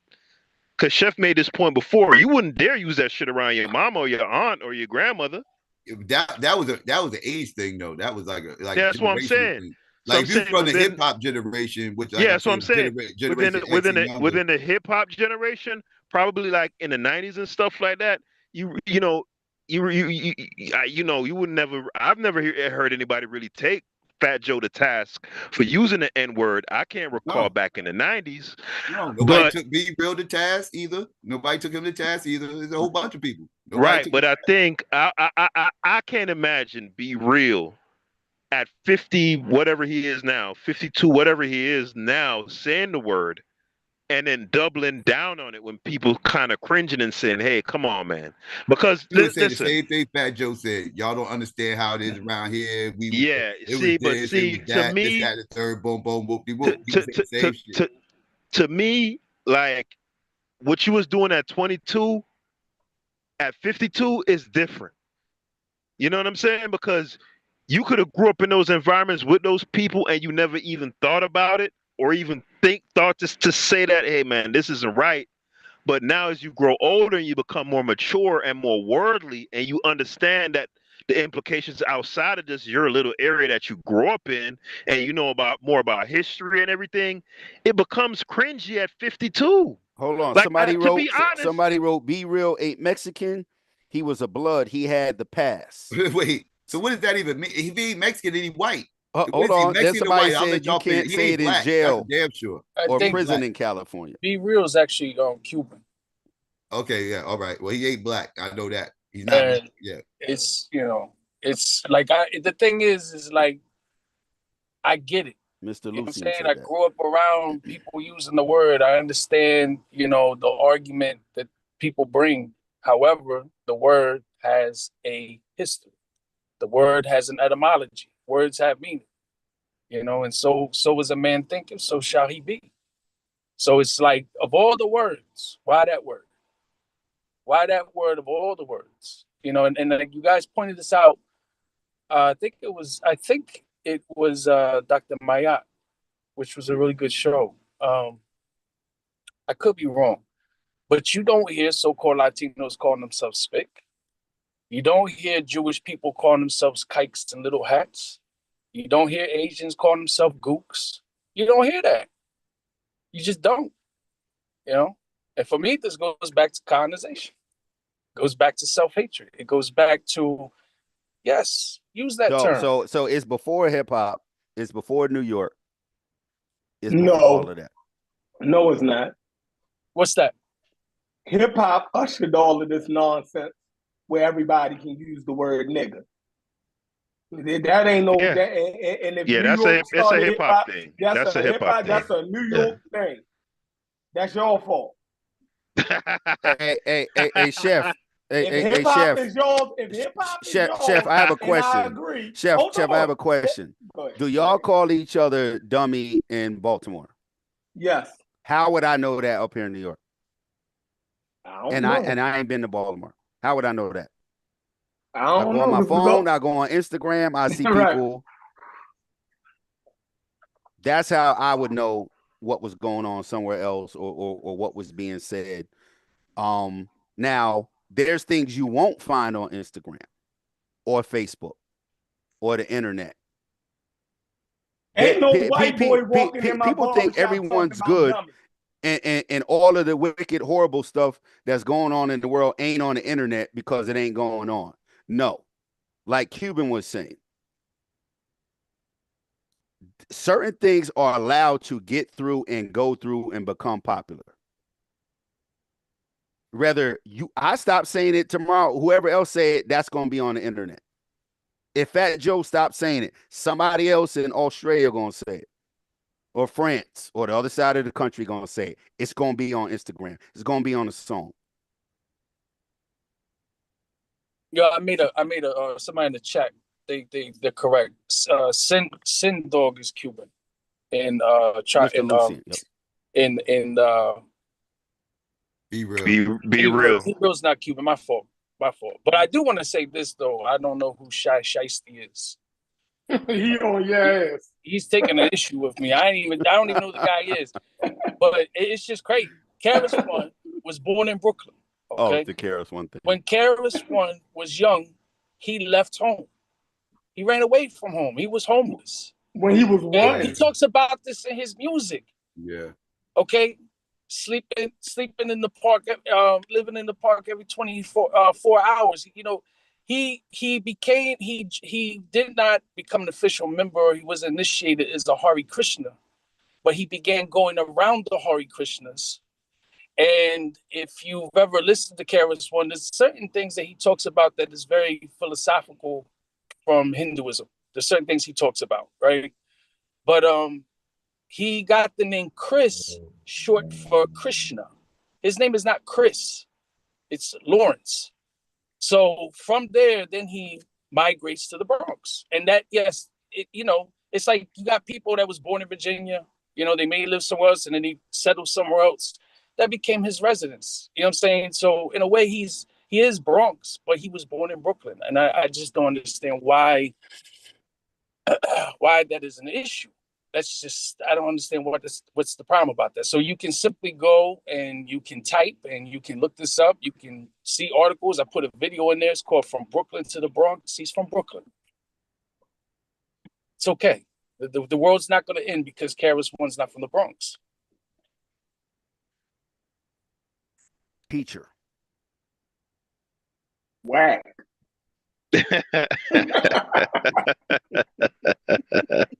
Well, send your best rapper up, Chef. I guarantee you, I got a rapper right here better than KRS-One. Let's go. Let's go. KRS-One got 20 albums. You don't want this. KRS-One got 20 albums. You don't want this. Hey, what did New York think about Bone Thugs when they first came out? Hold on, let me look at the year. All you gotta do is look at the year some of this stuff came out. Most of the dudes I didn't like their music. Yeah, most of the dudes I did like the song that one of the dudes from the group did with Dead Prez, the song Walk Like a Warrior, where Erykah Badu does the hook. I like that. Yeah, that's all for the Dead Prez album. So But 94, right? That's well after they came out though. I'm talking Yeah, about yeah. first. First of the I'm month, talking about 94. first of the month. Okay, I'm talking hold about on. first of the Watch month. this. I didn't care for it. Thuggish Ruggish I'm about to Bone, hold For the on. Love Watch. of I'm gonna help you out. Money, Crossroads. I'm talking about that Bone. Hold on, watch. I'm gonna help you out. I'm gonna go to 1994 hip hop songs. See, because everything ain't in a bubble. Here's what else came out in 94. Illmatic. Illmatic, arguably the greatest hip hop album ever. Ever. Ain't nobody listening to Bone Thugs. Outkast. Hold on. Southern Playalistic Cadillac Music. Warren G. Regulate. Method Man to Cal. And for you, Haskell, Ready to Die. Biggie.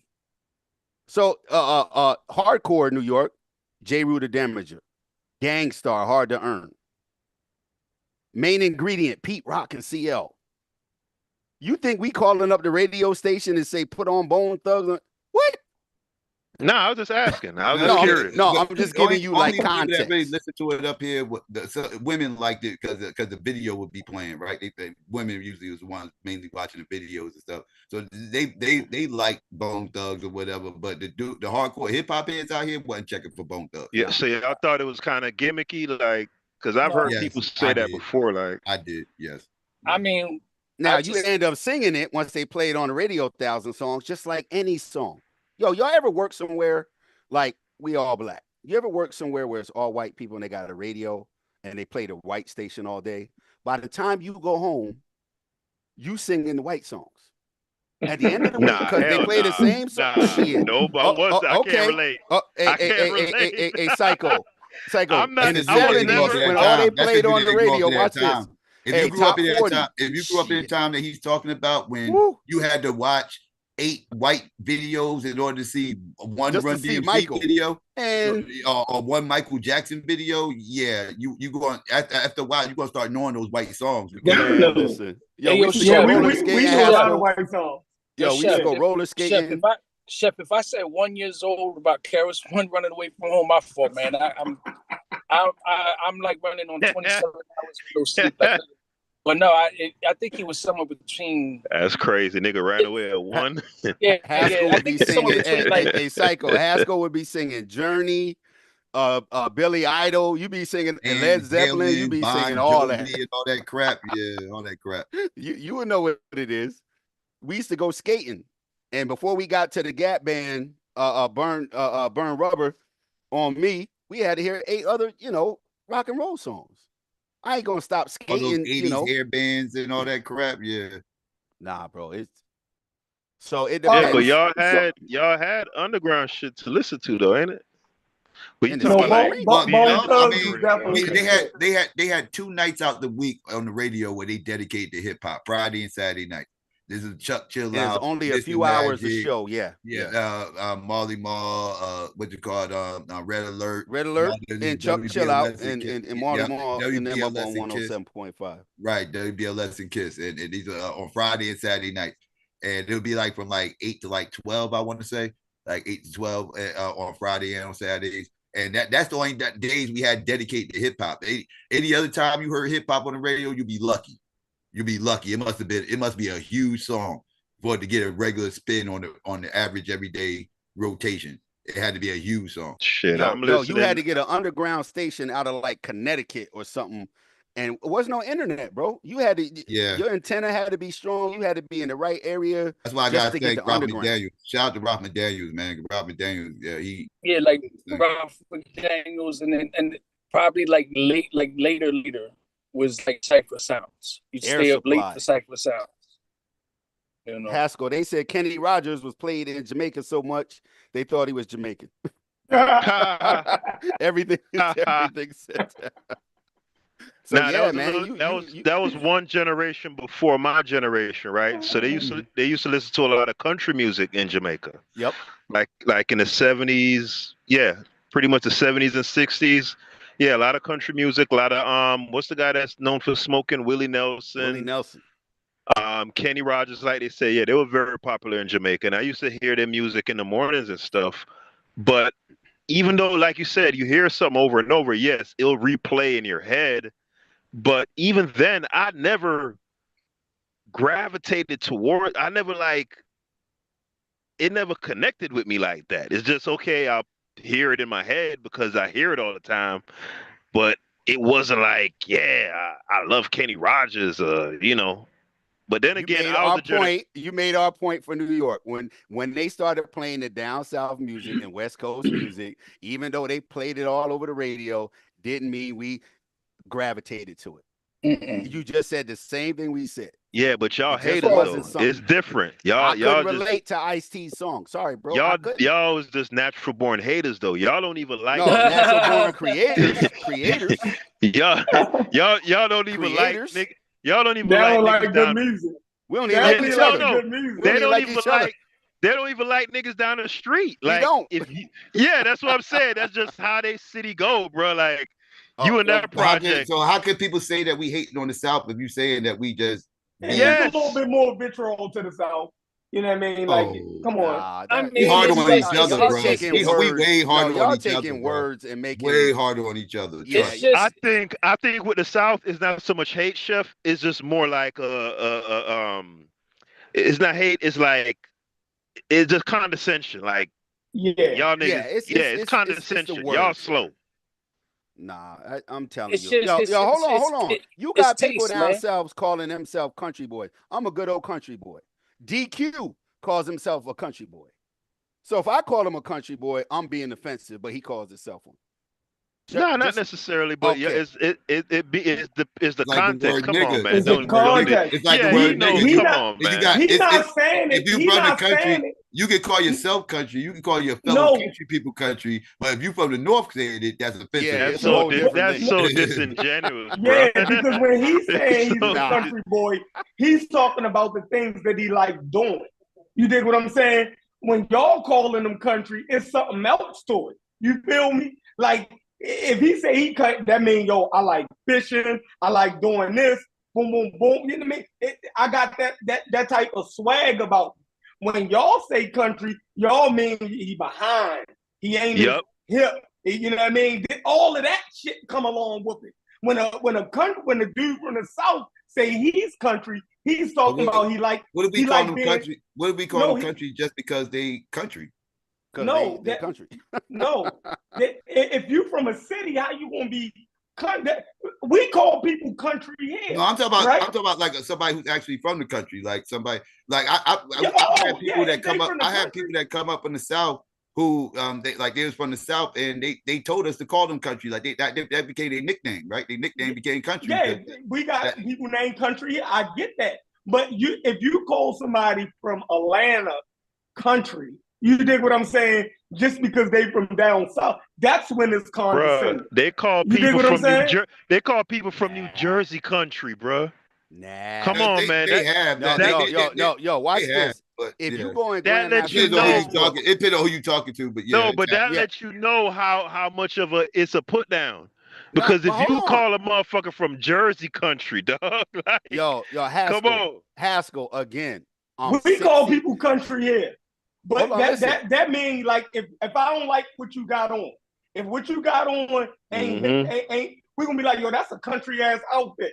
Get your country ass the fuck out of here. What if they just got a country accent? They just used to doing country things. Yo, they got a whole genre called country point? music. They got a whole genre called country music. So what we supposed to call it? Down south music? No, see, y'all taking it out of context. No, I'm just trying to figure out, like, y'all know it. I'm trying to figure out, is it ever okay? I'm just trying to throw different scenarios out. I'm just trying to throw different scenarios out, trying to figure out, is it ever okay for a northerner to call a southerner country? No, but it's right. But when we have a conversation, it's certain things like I'm talking to regular black people. So it's certain that I feel like we just already know. Like we're making everything hard. Like if I say yo, everybody know that nigga is an offensive word, right? And that shouldn't nobody be using it. But then y'all will make a roundabout point to justify New York by showing a dude in NWA picture and say that it just gets to the point where it's like, yo, we really having a No. I just want to hear some consistency. That's all. All I'm saying is like if they got the same smoke for us, don't make it like I said, don't make it an East Coast thing. And people keep trying to make it an East Coast thing. And it's like if you got a universal position, like you just said, like you find the word offensive and you don't think nobody should say it, and you attack everybody like that with the same vigor, and you ain't saying, well, it's them East Coast niggas, and you saying no black Nah, people y'all got the it main messed up, y'all the that they main need to stop. culprits by Then I ain't far got no though. problem with that position. Nah. The main When we said that Fat Joe shouldn't be using it, right? And then I heard black people in New York say the same thing. I'm just saying my interactions online been people defending New York, like if like we're attacking New York when we're saying, yo, this is just something that looks out of line. Y'all take that as an attack. Like that's just crazy. Like when Hit say, yo, do Baltimore people call each other dummy? I say, yeah, but you're not gonna hear me defending that shit. You feel me? Oh my God. That shit is wrong. It's super wrong. Never mind. It's super wrong. Never mind. It's wrong for us to say it to each other. It's wrong for other people to say it. We gave each other a pass for saying it to each other. We excluded Is it everybody. right though? Is it right though? All right, let's move the goalpost, right? If anybody should be using it, it should be black people. Now, I agree that black people shouldn't even be using it. But anybody outside of black people, y'all gonna say that shit cool? Like, come on, bro. Ain't nobody. Like, yo, black people been calling each other. All right, so it's like you fight in your house with your brother, right? But if somebody else outside your house tried to hit your brother the way you, ain't you gonna defend them? Ain't it a general protection clause for you and your family? No matter if you might got a nickname for your girl, right? Your girl, you might call her Sweet Cheeks, right? You ain't gonna let no other dude call your girl. Or you know what it's like, Chef? Women a lot of times will refer to each other as the B word. But they won't let you call them a B. But they won't let men do it. So everybody is gotta to respect blame that. for that then. Everybody is to blame for that. All right, y'all. All right, They just showed that it's all over the country. I'm done with you. I'm not even arguing against your point that you just made right there. Again, I'm just saying that's not an East Coast problem though. Like that's a universal That's an problem. everybody problem. Right. That's my only argument. Is that it's not isolated to the East Coast. They said it in people the are chat. trying to make it isolated to just the East Coast. Like it's just y'all. It's just when Black America said that they when we had our selective, what y'all call it, selective outrage. When we had our selective outrage, right? Y'all stood with Fat Joe. And not with us. Who's still with Fat Joe? New York people. Fat Joe about New what? York people. Y'all New York started is a big ass state. Yeah, y'all started to defend it. Defend what? Talking about is your culture. Y'all don't understand. No, the this, that, and the third. Everybody. No, the N word. Okay, I'm talking.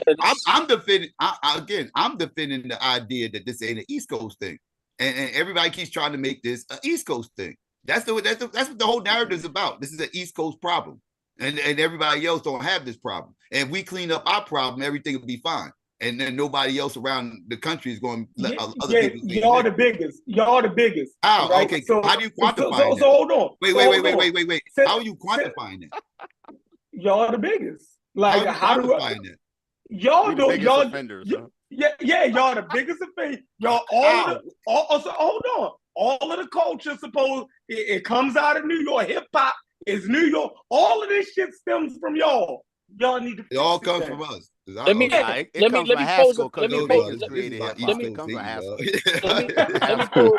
pose a question to y'all. Here's my question. If Sloppy Joe never said that hip hop was 50-50, right?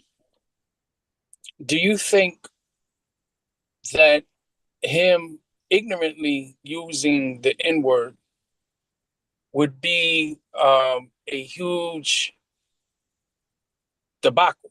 Which I think it should. Don't get me wrong. I'm appreciating the fact that it's being addressed. Okay. So 3 years ago, they pulled this card on it. If he never would have said anything in regards who created hip hop, do you think that this would be taking place in regards to him using the word? No, I don't. Because 3 years ago, black people tried to pull your card on it, and he doubled down on it. I remember black people saying, yo, and he said, man, fuck that. I was raised like this. So everything that he's saying now, when they pulled this card 3 years ago, New York people ain't motherfucking hold their lineup. I guarantee you, if y'all would have said, he would have had to accept that shit.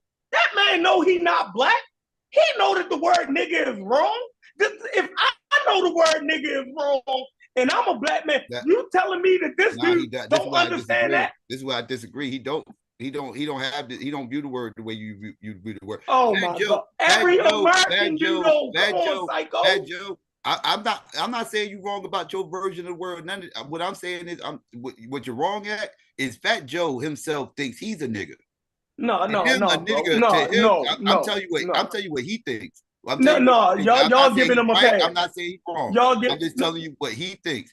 Do you know that the word is wrong? If you go listen, you can go play the clip right now. You can go back and play the clip right now that everybody's going crazy about with Matt Hopper in that same interview. This is the part that everybody forgets. They all hear him saying, referencing black people as niggas, but they missed the part where he referenced himself as a nigga.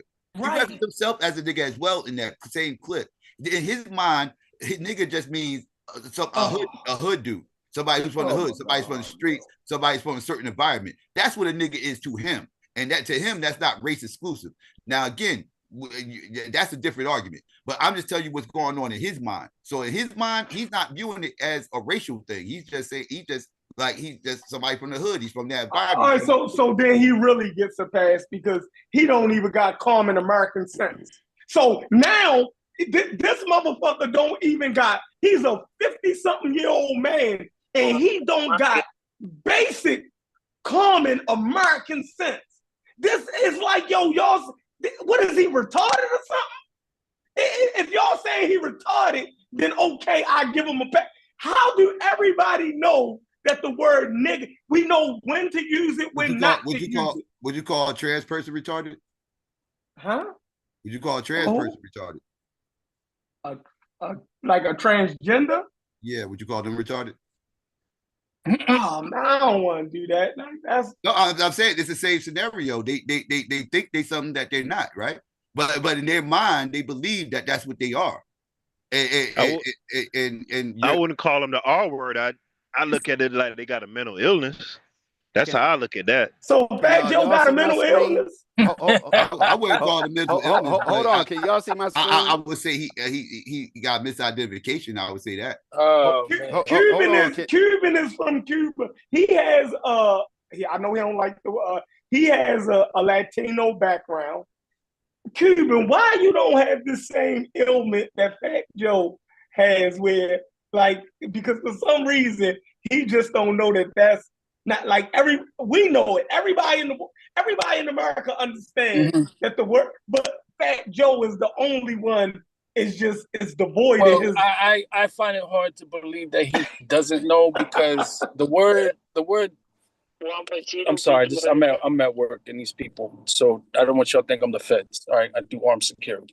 So the feds. First of all, the word negro, right? It is a word that is used in Spanish. For example, if you go to the liquor store and you see there's a wine, it's called Gato Negro, the black cat, right? If, for example, you had a black car, the car is negro, right? So the word negro, depending on the usage in the conversation, oh my God, depending on the usage, right? However, what I find interesting with the word is you also have the word moreno, right? And this is where the word more comes from, moreno, and a female morena, a female negra, male negro. If it's male and female, if it's one male with 60 females, it's negro. If it's 3 women with 20 men, it's moreno, right? So the language is masculine and feminine, right? However, what I find interesting is that the word negro would not be in existence. The word negro would not be in the usage would not be in the usage of the Spanish language had there not been a Lacoste system. Because the Lacoste, when this comes, right?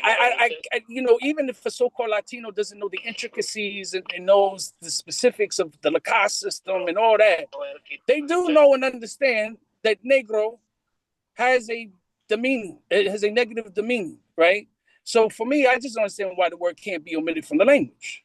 So, No, for example, hold on, Cuban. I'm saying, and that's good. That's a good background history of the Spanish usage.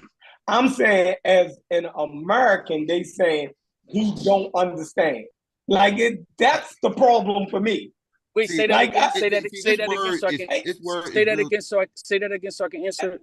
They saying him the Spanish. I don't even know if that Joe speaks Spanish, right? I've heard him. He said not fluently. He said he don't speak it fluently. Okay, so I'm taking the Spanish usage out of it. I'm divorcing him from his Spanish culture. I'm not even calling him. I'm calling the dude just a regular American. And at that stage, where people are saying that he don't understand on that level. Now, forget it being a cultural thing where he don't get it because he might come from an island somewhere and the culture might be different, and he's trying to understand American culture, and there might be some disconnect there. I'm not even saying that. I'm saying, as an American, what American don't know this? Well, that's the other thing. The other thing too is, what I find interesting with him is like this. He's supposedly Zulu. From my understanding, he's Zulu. This is, I mean, I've seen him with Lance Taylor. New York out of hand. That's right. Chef, share my screen. Go ahead, Cuban. To think that Fat Joe doesn't know about certain things, and I'm talking about ideologies or history, that again, we're talking like especially in New York, there's a lot of lingo, right, that was greatly influenced. Hip hop, I would definitely say, spread it, especially with the amount of 5%ers, who I think 5%ers overall are probably the best rappers, right? But certain terminologies like son, standing on square, and stuff like this, I just find it hard to believe that he doesn't know. And again, I just think that what it is. It's a justification. It's overlooked, and it's something that's like, well, I don't mean it like that. I mean it like this, and it's just like, okay, but you're saying you mean it like this, but again, words have meaning. Words have origin. So this word comes from ER comes from Negro comes from Negro. So there is a history to it. Now, so why this word? He being stubborn and he playing dumb. Because once words change spellings, don't the words change meanings? Does alchemy still mean? Does chemistry mean alchemy? Because the word chemistry comes from the word alchemy, right? But alchemy and chemistry are two different things. I couldn't go to I couldn't take a chemistry class and replace the word chemistry with alchemy and think I'm going to pass that class. I'm going to fail. Yeah, but that's hold on, y'all about how many years? 18 years late. What does that say? New York City. If Chef share my screen, hold on. I think he's doing it. I think you echoing. We see it. No, it ain't. Okay, there you go. New York City bans racial slur in 2007. New York symbolically banned the use of the word nigger on Wednesday, the latest step in a campaign that hopes to expunge the most vile of racial slurs from hip-hop music and television. I'm going to go down here. Many rap artists and young New Yorkers toss the word around, and this is from Reuters. Rutgers. Many rap artists and young New Yorkers toss the word around as a term of endearment or as a substitute for black, angering some of the black leaders who consider those who use it as ignorant of the word's hate-filled history and slavery and segregation. The city council, on behalf of black leaders, looking at rap artists and young New Yorkers decided to ban the word. But they're not banning the word nigga. They banning the word nigger. And that's Well, Yeah, besides the point though, but it Psycho. said The rap, point so is you know what the I'm point. saying. The It says point rap is right that there. Fat Joe can't say that he. The point is Fat Joe can't say that he doesn't know. He's lying.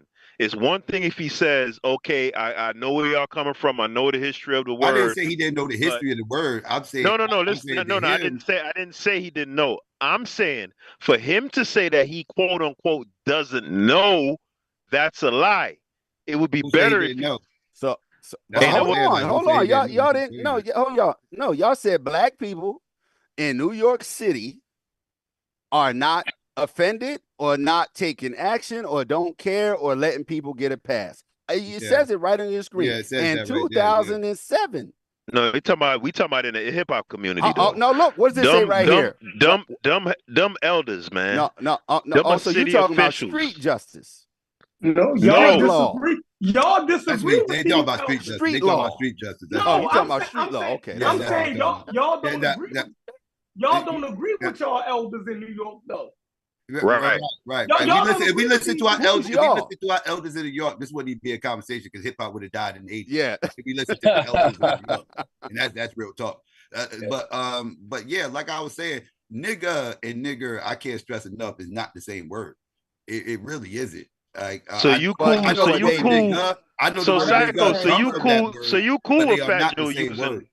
So you cool with Fat Joe using the word there, Psycho? I didn't say that. What I'm saying is people. No, are you? Are I you didn't or say are? that. When I'm saying, I don't want people No, to I'm understand what I'm asking you saying. now. Are you or are No, you? because this is bigger than Fat Joe. This is bigger than No, Fat Joe. I'm I asking keep you trying to make this about Fat Joe. or any I've been having non-black. this Are you conversation. okay? Wait. This ain't a No, new I'm asking though. conversation. Are you okay with any non-black person Why do you using the always word? start cutting me off every time I'm talking? You start talking over No, me. I just asked a question. All you got to do is say Wait yes till or I'm no. done. Wait till I'm done. All right, wait till I'm done.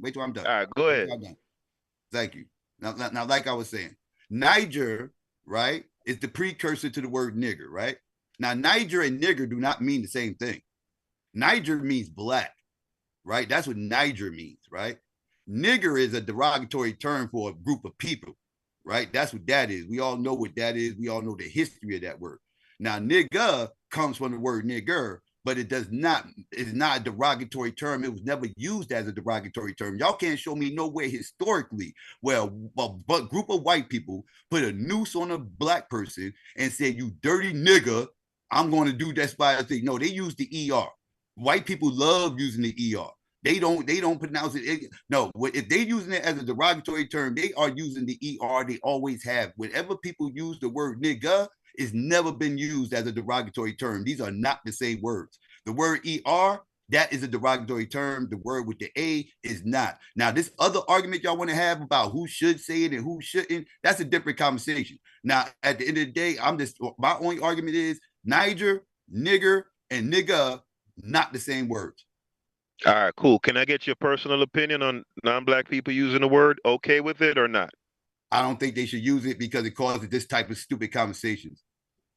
No, I'm asking if you forget the conversation. I just told you. No, you said a conversation. I just told you what I think.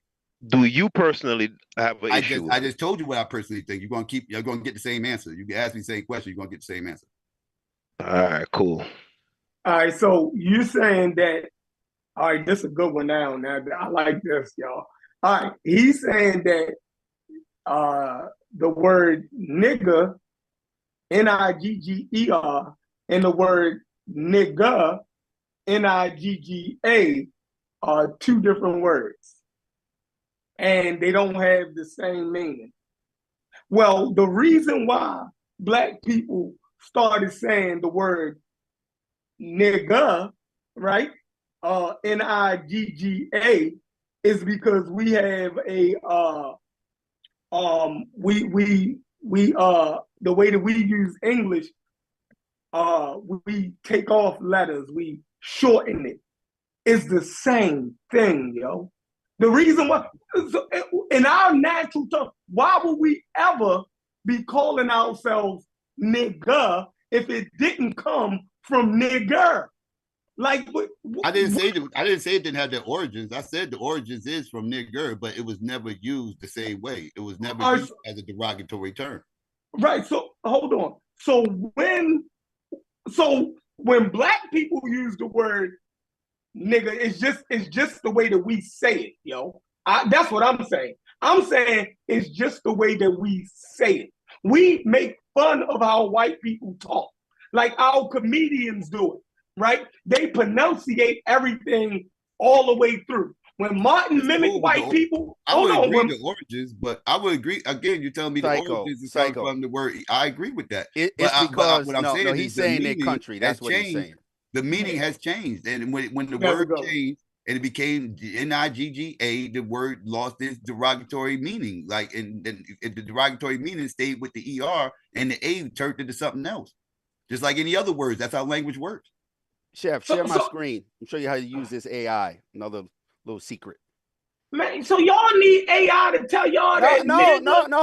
No, we gonna thing? Just share the screen. We gonna y'all answer. Never heard of Zor? We're gonna answer the question. Does NIGGER and NIGGA mean the same thing? We're gonna answer the question. We're gonna use some sources, right? We're gonna use AI to do it. Right, real easy and quick, right? Let's go. Here we go. The question was, do ER and A mean the same thing, right? No, they do. They do not mean the same thing, despite sharing the same etymological root, like Chef said, and similar pronunciation.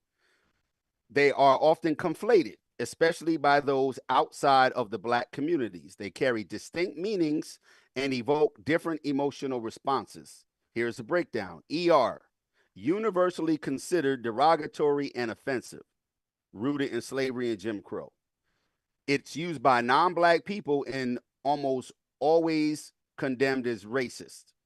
Some of the sources over here, the book Strange Career of the Troublesome Word, that's a source. 9 Nasty Words, that's a source. 2021, John McWhorter. And I'm just giving you some of the sources. Black Zone, the N-word, who can say it, who shouldn't, and why. But let's go back to our discussion over here. Okay, the ER in general, universally considered derogatory and offensive. GA, primarily used by Black people as a term of endearment, solidarity, or camaraderie, represents an attempt to reclaim the word from its hateful history. However, its use remains controversial even amongst Black people, as some argue that it normalizes a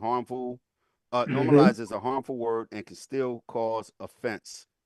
Its use by non-Black people is generally considered, this is what Chef and everybody's talking about, unacceptable, and can be perceived as appropriation or mockery. This is what Psycho and what Chef is blaming New Yorkers in Haskell, blaming New Yorkers for. Appropriation or mockery. You appropriate something, you use it. Or mockery, that's something separate. Those are not two things, right? Or two similar things. The distinction between the two is complex and heavily reliant on context, including the speaker's race, their relationship with the audience, and the overall social setting. It is important to note that the pronunciation is different, further distinguishing them as separate words and with distinct meanings. Some sources, 9 Nasty Words again. What else we got? Hold on. Different words, controversial, but they are not the same word.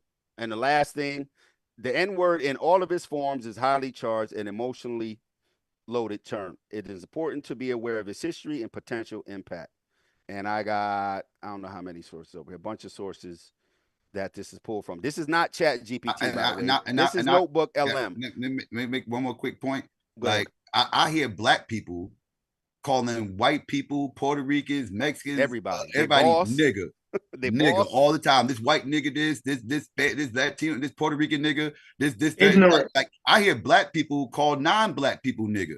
So we should have that same smoke for Black people that do that. Why are you calling Black people who aren't Black nigga? Like, but that same context don't apply when Black people are calling non-Black people nigga. Like, we had that same energy? Yes, I'm with that. Okay. I'm with that. I cringe every time I teach, right? So, and I have white students, I have Black students, I have Latin students. every time the black students is in there using the word nigga, I correct them. Yo, because I'm like, yo, if one of them say it, y'all gonna dive on them.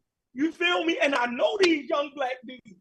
I'm looking at them like, yo, y'all making it. Yeah, I'm telling you, if y'all in here, y'all cutting hair, y'all, when we doing our theory, we sitting in there, they talking to each other, they saying nigga this to each other. They not saying it to the Latin students or the white students, but the Latin students and the white students want to be like them. So if they slip up and use it, you feel me? One of y'all gonna dive on them, or one of them gonna get put out of school for using it. So I be trying to tell them, don't use the shit at all, because if one of them use it, I'm gonna be fucking offended. You feel me? Like, so it gotta be some. So if Fat Joe grew up with a whole bunch of black people calling him nigga, like they call their other friends nigga and everything else, what is, like, how does Fat Joe supposed to respond to that? Fat Joe 50 something now. I ain't trying. Listen, I just said I teach kids, and when I teach younger people, I'm telling them why not to use it. I'm not having this conversation with no 50-something-year-old man. You telling me that we need to have? No, I'm just talking about the dynamics. See, you personalizing this with Fat Joe. I'm just saying, like in general. I'm just like as a person, a Spanish dude that growing up in the hood and around a whole bunch of black people because I want to get on the whole concept of black people calling non-black people niggas, right? Because I hear that all the time, right? And this is, I think this is how Fat Joe feels like he's a nigga, right? Because that's what motherfuckers around him. How old are you though, Psycho? I'm a 70s baby. I'm long in the tooth. All right. You ain't said so you close to 50 or all right, boom. So that prime example, right? Now, I know you ain't walking around up in places just using the word nigga loosely. Nigga, exactly. So if you have that type of and I'm saying we get a pass as black people, even like with your. But he was in a barbershop though. But he was in a barbershop. In the barbershop, I might. He was in a barbershop. No, and even in a barbershop. Listen, in a barbershop, they pulled his card 3 or 4 years ago about this. And I know. He doubled down. So like I said, there's been a conversation for a little bit online. Right. So what I'm saying is, all right, if you have Latino friends, right? I grew up in the Jewish neighborhood, right? So I had Jewish friends, boom, boom, boom, and certain things we could play about. If Jewish kids be around black kids, they're going to get into, I don't know what y'all call it. We call it cracking, right? We cracking on each other, joking at each other. What do y'all call it? Dozens? I don't know. You know what I mean? Hiking, roasting, Roasting. All right, yeah, boom. So we'll do that with each other because we all in the same age group. We ride bikes together, this, that, and the third. We play video games together. We spend the night over each other's houses, go to each other's birthday parties, stuff like that, right? Now, when we in the neighborhood, we on the block fixing our bikes or whatever, we'll be cracking on each other, talking about certain things we do because we different cultures, different races, right? So we'll talk about, Jews, this, that, and the third. We'll make jokes about your mother. You know what I mean? Your mother, I seen your mother come from the market with all that gefilte fish. And you know what I mean? And they'll make jokes about y'all this, black people, you know what I mean? You get a chicken box is something that we eat down here, right? Now, outside that Jewish boy would never come in my mother's house using those jokes in front of my mother, right? If I have other people come in my neighborhood that's black, he wouldn't use it. The same way if he got other family members around, I'm not going to make racially insensitive jokes about the foods and stuff that they eat and how they dress, because I know I will offend. It could possibly be offensive to the rest of them, even though me and him has that personal type of what's the name. So what I'm saying is, if Fat Joe knows the connotation of the word nigga, and somebody pulls his card on a nationally syndicated radio station about how that could be offensive to other black people. And he doubled down on it and say, fuck. Now he's being disrespectful. He said, I don't have to respect black people. Fuck how the rest of y'all feel about it. These black people up here in New York, in my borough, and I grew up with black people, if they let me say it, so I can be offensive to the rest of y'all. Y'all just got to deal with it. And y'all saying that's cool for y'all to say, fuck the rest of black people. Fuck your grandmother. If she's walking by, he can use it. Why didn't he get that pass? And why not? Wait. You just said, I'm saying what? I'm saying as a grown man, you know when to use it. You know when it could be taken offensive. You know when to pull that back. And he's saying he don't have to respect even what y'all have to respect as black people. That's crazy. No, see, you keep taking this back to Fat Joe. I want to talk about just the word nigga in general and everything else. Like, I fuck Fat Joe. Fat Joe, I'm not even like forget him. I'm just using him as a catalyst for a bigger conversation, right? Like, because again, Fat Joe called all his terror squad do his niggas, and they all Puerto Ricans, right? Is he insulting black people then? Was he insulting black people when he called Big Pun niggas? Chef Was he saying insulting black people then? It's a time. It's a time and place, though. I'm just trying to have a bigger conversation here. Like, as it's far a time as and place, though. That's the point that Chef just made. Psycho is a time and place. You feel me? And it's other words that he knows a time and place that he wouldn't dare use around in a general setting or in a public setting that he use in private. But he's not even willing to dial it back in a public setting. So he's telling black people in general, F you, I do what I want. Here's if you want to use it around your terror squad dudes and dudes who you know and dudes who you came up with, okay, we not there. We can't do nothing about it. But if people outside of that environment is saying, hey, man, come on, you can at least just say, all right, you know what? I don't necessarily agree or get why y'all so upset about it. But you know what? I get what y'all saying. Y'all don't like it. I'm going to dial it back in the public. And you know that word has a history to it. And you know it for yourself. If somebody started coming by and saying, you know what I mean, speak this, speak that, right? Yo, they would be offended, even if they joked about it on their block, on their stoop. You dig what I'm saying?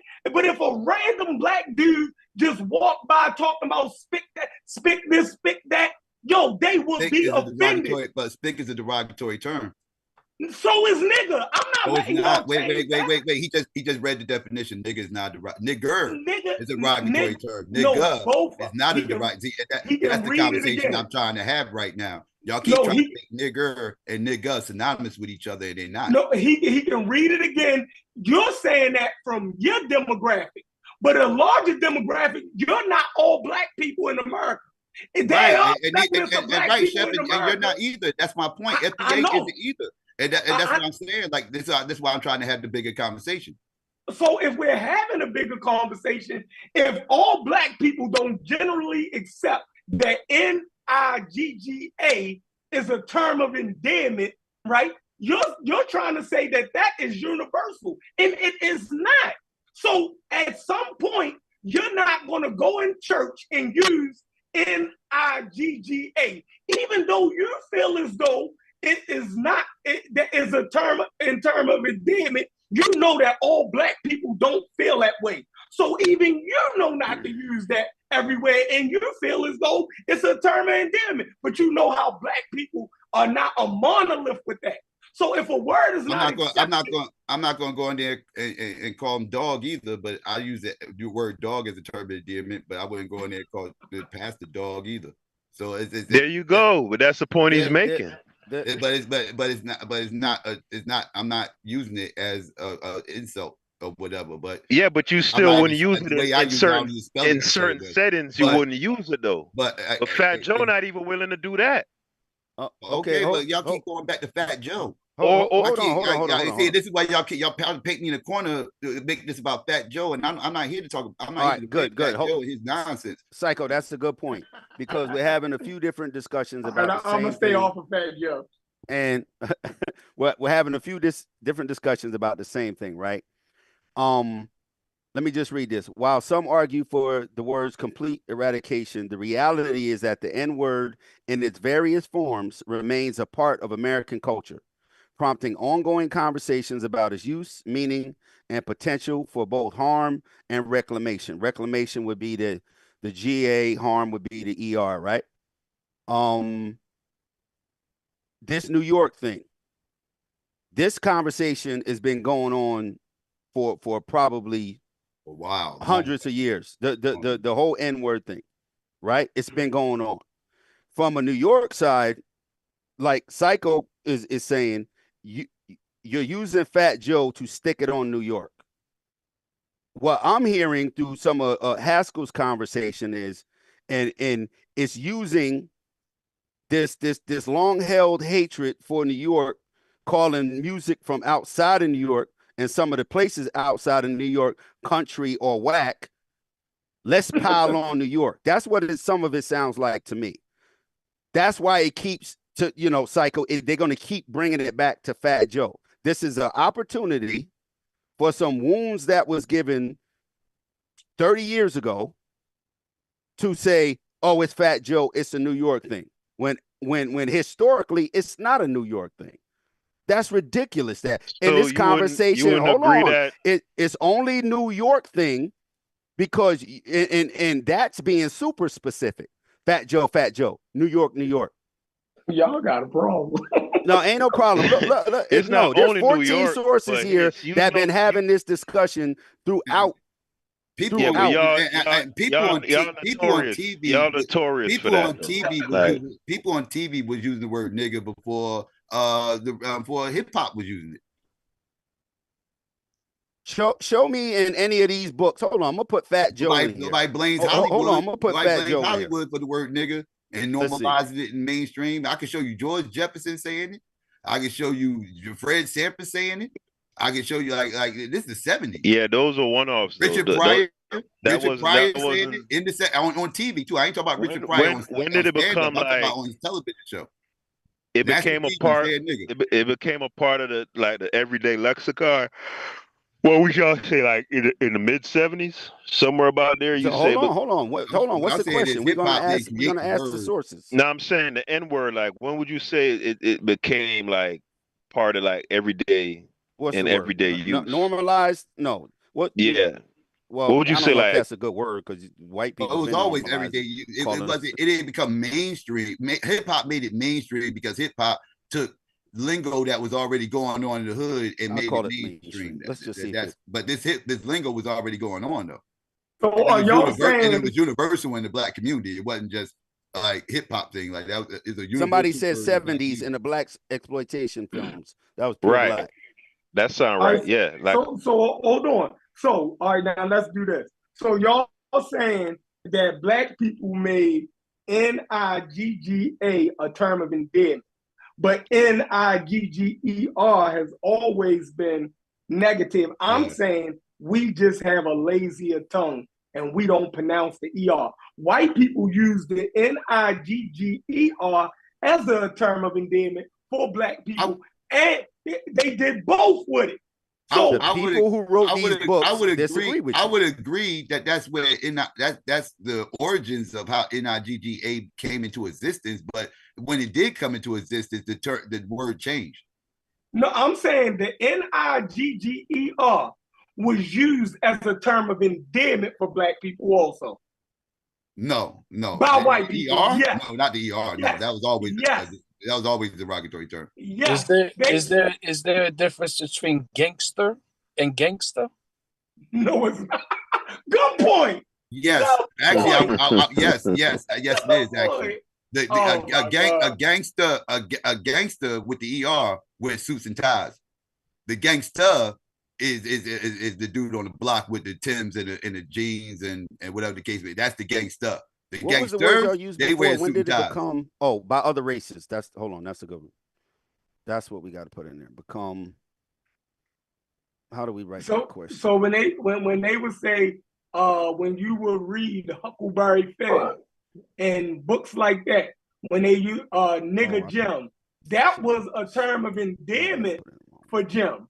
You dig what I'm saying? We can go to early 19th century books where black people said that, you know, whites use the word nigger, you know what I mean, for black people as a term of endearment. Like, they my niggas. Like, meaning I own them, they mine. You can't do nothing to them. You know what I mean? Okay, okay, hold on. Right. Okay, ER became more mainstream 1800s, 1900s, commonly a word in American culture, frequently in music, literature, and everyday conversation. And then GA, post World War II, Black migration and urbanization. This migration exposed a wider audience to Black vernacular. I think that's what Chef is saying, and its use of nigga, GA. The Harlem Renaissance, a period of significant Black artistic and cultural flourishing, saw authors like Zora Neale Hurston and Claude McKay incorporating hers is ER into the works, reflecting. I'm trying to find GA. Okay, here we go. I think this is it. During the civil rights movement, a sense of Black pride and cultural awareness emerged. While some rejected the word ER entirely, others, particularly younger generations, began reclaiming it as GA, using it as a term of empowerment and solidarity. The reclamation process was fueled by the desire to strip the word. That's obviously the opposite of what the elders It must have been New York civil rights leaders. Yeah, to strip the word of this. What you say? New York civil. The desire to strip the word of its hateful power and transform it into a symbol of Black identity. Hip hop culture, the rise of hip hop. Media and entertainment. Black actors, comedians. I'm out of here, guys. Hey, y'all have a good one, man. I'm out of here, man. Yes, sir. You too. Comedians. I think we forgot about that one, right? Oh no, I mentioned them. I was talking about you did? Fox Okay, and Richard Pryor and all them. Yeah. These figures often incorporated Black vernacular. That's what Psycho was saying. The GA is the Black vernacular aspect, I guess, into their performances, further exposing audience to the term. Chef, it's our fault. Everybody's fault. Comedian Chris Rock, for example, famously explored the complexity. Remember when Chris Rock said he loved Black people, but he hate niggas? Y'all remember that, right? His comedy routine. Yeah. So it emerged from a long and complex history, evolving from a tool of oppression into a term of reclamation, and eventually into a mainstream expression, particularly within Black communities.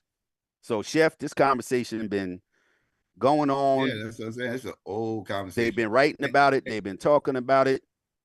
I get it. It's the pile on New York thing right now. Let me ask a question real quick, Chef. If I called you an Uncle Tom in 1860, would you be offended?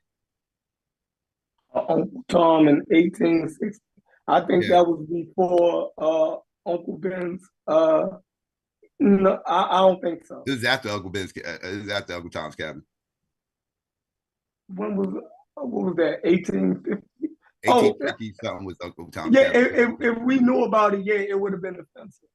No, because you wouldn't have thought it was offensive in 1860. Yeah, because Uncle Tom wasn't a bad character. Right. In 1860, you would have been proud to be called Uncle Tom. You would have wore that with a badge of pride in 1860. Mm-hmm. Yeah. In 1960, you would have been insulted. Right. That term changed its meaning. Mm-hmm. So that's why this is what I'm saying. Like, words change meaning over time. Terms and everything, like, they change meaning over time. Now, I agree with that, but Uncle Tom, I think people used it out of context. Because they did. But I'm saying by 1960, it was out of context, and you would have been insulted, because that was an insult. It wasn't a term of endearment calling somebody Uncle Tom in 1960. But what I'm saying is, in 2024, we didn't lose the meaning or and the history behind the word nigger. It's not devoid of American understanding and culture. That word has not lost its original definition.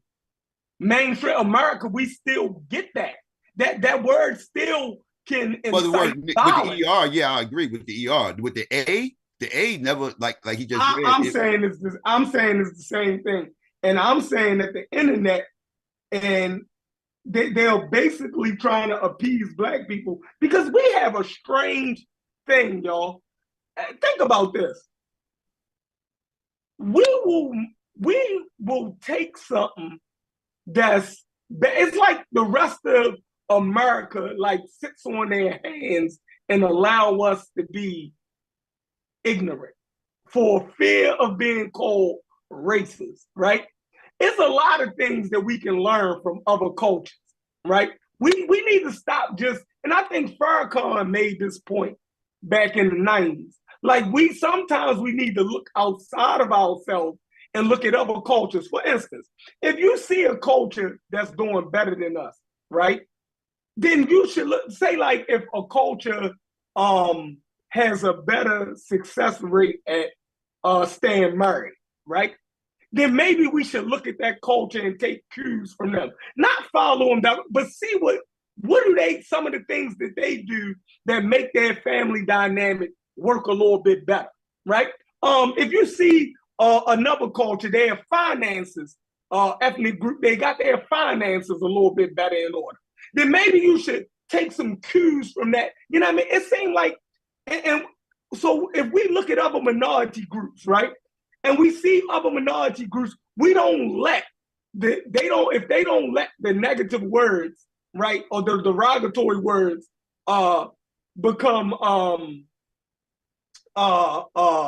acceptable, right, for their use and the use of the general public on them, right, then maybe we should look at that because words still had a meaning. You think, you know what I mean? You don't think that white people kind of look at black people like, yo, they'll really walk around and call each other nigger.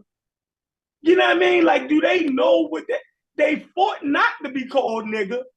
You dig what I'm saying? And then now they use it on each other. Like, come on, bro. Like, what? When are we going? Like, we gotta grow up. That's my point. Maybe I took a long time. We gotta grow up, yo. Like, and hip hop is that is for young people. So I'm saying grown people like us shouldn't be following fucking kids. If they want to use, we the ones who supposed to be correcting them. We supposed to have grown out of that type of shit. We shouldn't be looking back. Fat Joe, 50-something years old. I don't think nobody disagree. And two, what I'm saying is this is not a just this month conversation. This conversation been going on. Right. And so and for that's anybody, why I hate when people say it's selective outrage. Because we've been having this conversation. No, I say this is selective outrage because they just now complaining about it now with this whole Fat Joe situation. When, like I said, he only care about Fat Joe. If Fat Joe never said hip hop was 50-50, then nobody would be complaining about him saying the N-word. Nobody would care. Nobody would, because he's been saying it. They only care now because his claim about hip hop being 50-50 and they didn't like that. So now that they didn't like that and they pushing back against that, now they want to also throw in the N-word card. Like, oh, by the way, why the hell you saying the word nigga? And this, that, and the third, like it's an add-on to what they are, what their initial outrage was all about, which was the 50-50 claim. So you saying black people ain't never pulled Fat Joe card for using the word nigga prior to him saying 50-50? Before he said 50-50, no. Absolutely not. Before he said 50-50, nobody said nothing to Fat Joe. This is all new to Fat Joe. They were singing this song on the verses. Right. No, nigga, nobody was complaining about this before he made that 50-50 claim. Probably. But so 3 years ago, Fat Joe was already pulled the task for this. This is when he made the 50-50 claim. This is when the 50-50 claim was made. No, he just made that. No, he didn't just make that just now. He said that before the Black said anniversary Fat and all Joe that. been saying niggas whole life. They've been on Fat Joe neck about this 50-50 claim. This is what Tariq decided to make the documentary and all this crap. It was because Fat Joe and a bunch of other people saying other people besides Black Americans started hip hop and all this. Like they've been on his neck about this. This is just most recent time they getting on him. So hold on. The rise of hip hop culture, right? beginning in the 70s and exploding in popularity in the 80s. In the 80s, because Fetty's talking about the old heads. So I don't know how old he mean, the civil rights people, because it says here, and again, this chat, Chef, is Notebook LM, which basically only answers questions. That's what these are for, these numbers, based on the sources I put in. I put 14 books in here on slang, jive talk, the N-word. There's PDFs in here, 9 nasty words. There's talk to talk, slang, American subcultures. There's 14 books in here on the N-word and the history of it, right? So if we go back to the civil rights movement, and since Fetty said the old heads, what does this say? Others, particularly younger generations, began reclaiming it as nigga. So, Fetty, to your point that old heads need to be held accountable, it seems like the younger people, post-civil rights movement, particularly younger generations, began reclaiming it and using it as a term of endearment. Yeah, the baby boomers. Yeah. I mean, of empowerment and solidarity. The reclamation process was fueled by the desire to strip the word. And I'm not saying go to bad, left or right, but that's what the sources say, right? From the old heads. That's and then like 80s, all the other, just like hip hop heard this from the old heads, like the Generation X's and everything else that made it popular in hip hop. They got it from the old heads. They didn't like. Yeah. So people my age in the 80s, I was a teenager. If you 55 and older, well, younger, you would be in the 80s, you would be a teenager. That's not, it seems like it started right in the 70s. And then now we in media entertainment. Y'all ain't walking out of no concerts. Y'all ain't turning off the comedians. Y'all not turning off the movies where the black actors say it. So everybody's accountable, I would say. Yeah. You can't even go, you gotta go before hip hop. That's what I'm saying. You gotta go before hip hop. That's because hip hop got it from somewhere. Everybody's the country. They've been talking about this. Been talking about it. It's been a discussion. It's been a problem. And people have tried to get rid of it, Chef. I got back. A video. All right, I got a video going back 16 years ago. Right? This says 16 years ago. Fat Joe sits down with Leon Rogers and listeners of WGCI in Chicago to discuss the use of the N-word in hip-hop and why he is allowed to use it. All right? We got one from 13 years ago on Vlad TV. Fat Joe on white rappers using the N-word.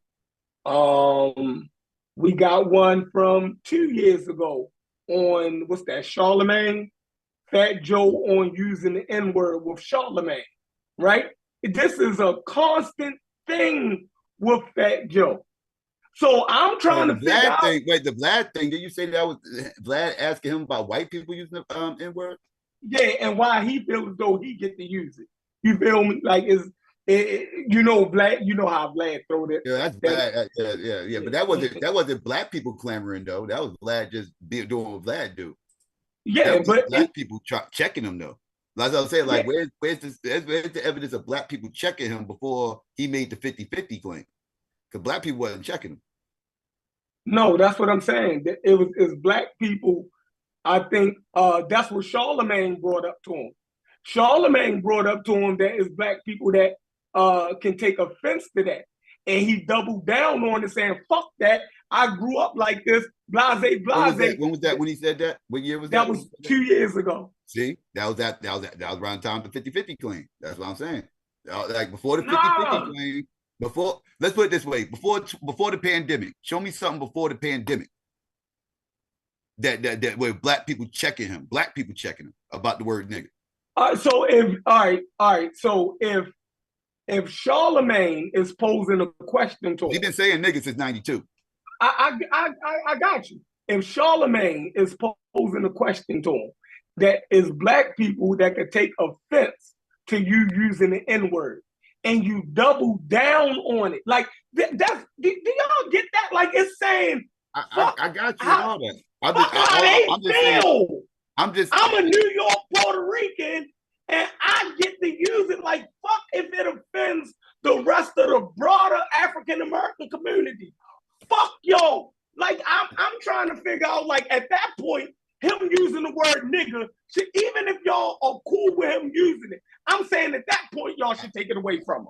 I'm saying as East Coast Black people, at that point, even if you accept him using it, by him saying, I have this exclusive right, and even if y'all get offended by it, I'ma still keep using it. I'm saying now y'all gotta put the brakes on this nigga.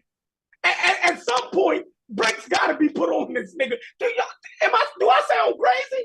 Like, that's like if your mother allowed me, I grew up with you, right? If your mother allowed me to come in your house, right, and go in her refrigerator, because we grew up like that. Now, I know, Psycho, that this ain't my house. I know that this is a privilege that your mother is extending to me. Now, if I try to do that, right, if I go over your grandmother's house and try to do that, y'all should beat the shit out of me. And then once y'all pull my card to it, like, look, you can only do that at my house. My grandmother don't play that shit. You feel me? Like, she don't know you. She don't play that. And I say, man, fuck that, man. Your mother let me do it. You know what I mean? This how I grew up. Y'all gonna say, yo, we going now you can't even go in my mother's refrigerator because you don't have no respect. This was a thing that was granted to you by proximity and how you grew up. Now you're making it, you're extending this past the limit where it can be extended. You're saying you don't even gotta respect Black people. That's the crazy part. That's a privilege for him to be allowed to be using the word nigga. And he's saying now he don't gotta use that damn. He's saying that. Oh man, I don't know. I don't know why you keep saying we said it's okay. That's not true. Y'all making that point so y'all can hear it. Y'all saying that so y'all can hear it. Psycho didn't say it was okay. I didn't say it was okay. Yeah, I'm not saying that. All right, I'm lost. I'm never bringing Chef, it up it's again. been not I'm never okay. bringing up that Joe again. It's been not okay. That's what I'm saying. It's been an issue. My whole argument, like I said, one is not just the East Coast thing. Two, the word nigga and nigger are two different words. They are two different words. And like I said, Fat Joe shouldn't use it because I'm tired of having these conversations and confusing things. Even though I do believe that they are two separate words, I understand how it can get misconstrued. But again, like I said, this is a larger conversation that I'm just trying to have because I've had these nigga conversations before, and like I've always argued against it being meaning the same thing. And that's all I was just trying to hammer home. But again, other people saying it can cause confusion. So yes, he probably shouldn't say it. But him saying it, I still don't feel like he's saying it in a racial context because he calls his Puerto Rican homies nigga. Like he's using it the same way we use it. Now, should he use it that way? Like I just said, I don't feel like he should because it confuses things. But still, I don't feel like he's doing it out of malice. Though I feel like he's doing it just because he really feels like he's a nigga and he knows he's not Black, but he feels like he's a nigga. My closing comment is it was wrong long before Fat Joe. It's been wrong. People been making a notice that it's wrong. They try to eradicate it. We read that. They wanted to get rid of it. Period. Rappers know it's wrong. Entertainers know it's wrong. Family, our friends, everybody knows it's the wrong word. And they've been known it's wrong. It didn't just now get wrong because Fat Joe said it. This shit been wrong. Now I'm going to go get something to eat. All right, hey, hold on. Did you see the beginning of the show? Hits. Which one? You had two shows. This is the second show. The first show got cut off. I did some dumb shit. Psycho. I hope go back and watch that. And the beginning of this show, I showed the dude who Elvis Presley actually. Oh met. Yeah. That was good. Yeah, I tried to see it before, but that was good. When he started singing, that messed me up. I didn't expect that. Crazy, but Elvis always admitted that he got his all his stuff from Black people. Like he never denied that. Like he never. he wasn't trying to, you know, like act like he was pulling the wool over everybody's eyes. No, he kept it a buck. He got accused of singing nigga music. That's what they said he was doing at first, right? Like he was singing nigga music, and a lot of white people didn't like Elvis because he was deemed to be singing nigga music, and he was bringing nigga music into the white households, and they didn't like that. Right, so they protested Elvis, like they banned Elvis in a lot of spots. His body movements, everything, his concerts. They didn't want their kids watching him shake his hips. Yeah, because he was doing dancing like Jackie Wilson. Yeah, hold on now. Right, they was like, hold on, and that's gyrating. That's all he was getting accused of, doing nigga music. So yeah, so it's no secret. Everybody knows he was a swagger jacker. Yeah, definitely. Hey, I'm out of here, y'all. Peace to the chat. All right, yeah, I'm getting out of here too. All right, Psycho. All right, Cupid. Coming back. Yeah, I gotta get ready. So yeah, I appreciate you. All right, yeah, y'all see this? Let me close this out. Man, we had a good show. We ain't did it. All right, Cupid. We ain't did this in a minute. Let me get this up. We ain't have a good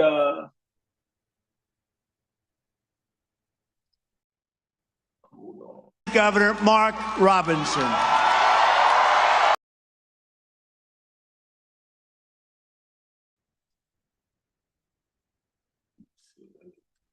All my cameras did. Ain't pull this camera. All right, yeah, y'all, man, we had a long stream, man. We done went for about 8 hours. I ain't did that in a minute, man. Like the show, man. If y'all can subscribe, if y'all not subscribed, the numbers is going up. You feel me? It's all the way up. I don't know, man. It's a good show. I had a good conversation with y'all. I appreciate it. I had a ball. We're gonna do it sometime this week.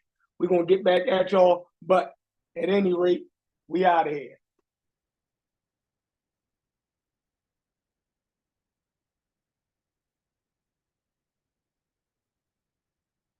Out of here. Is that like that? There we go.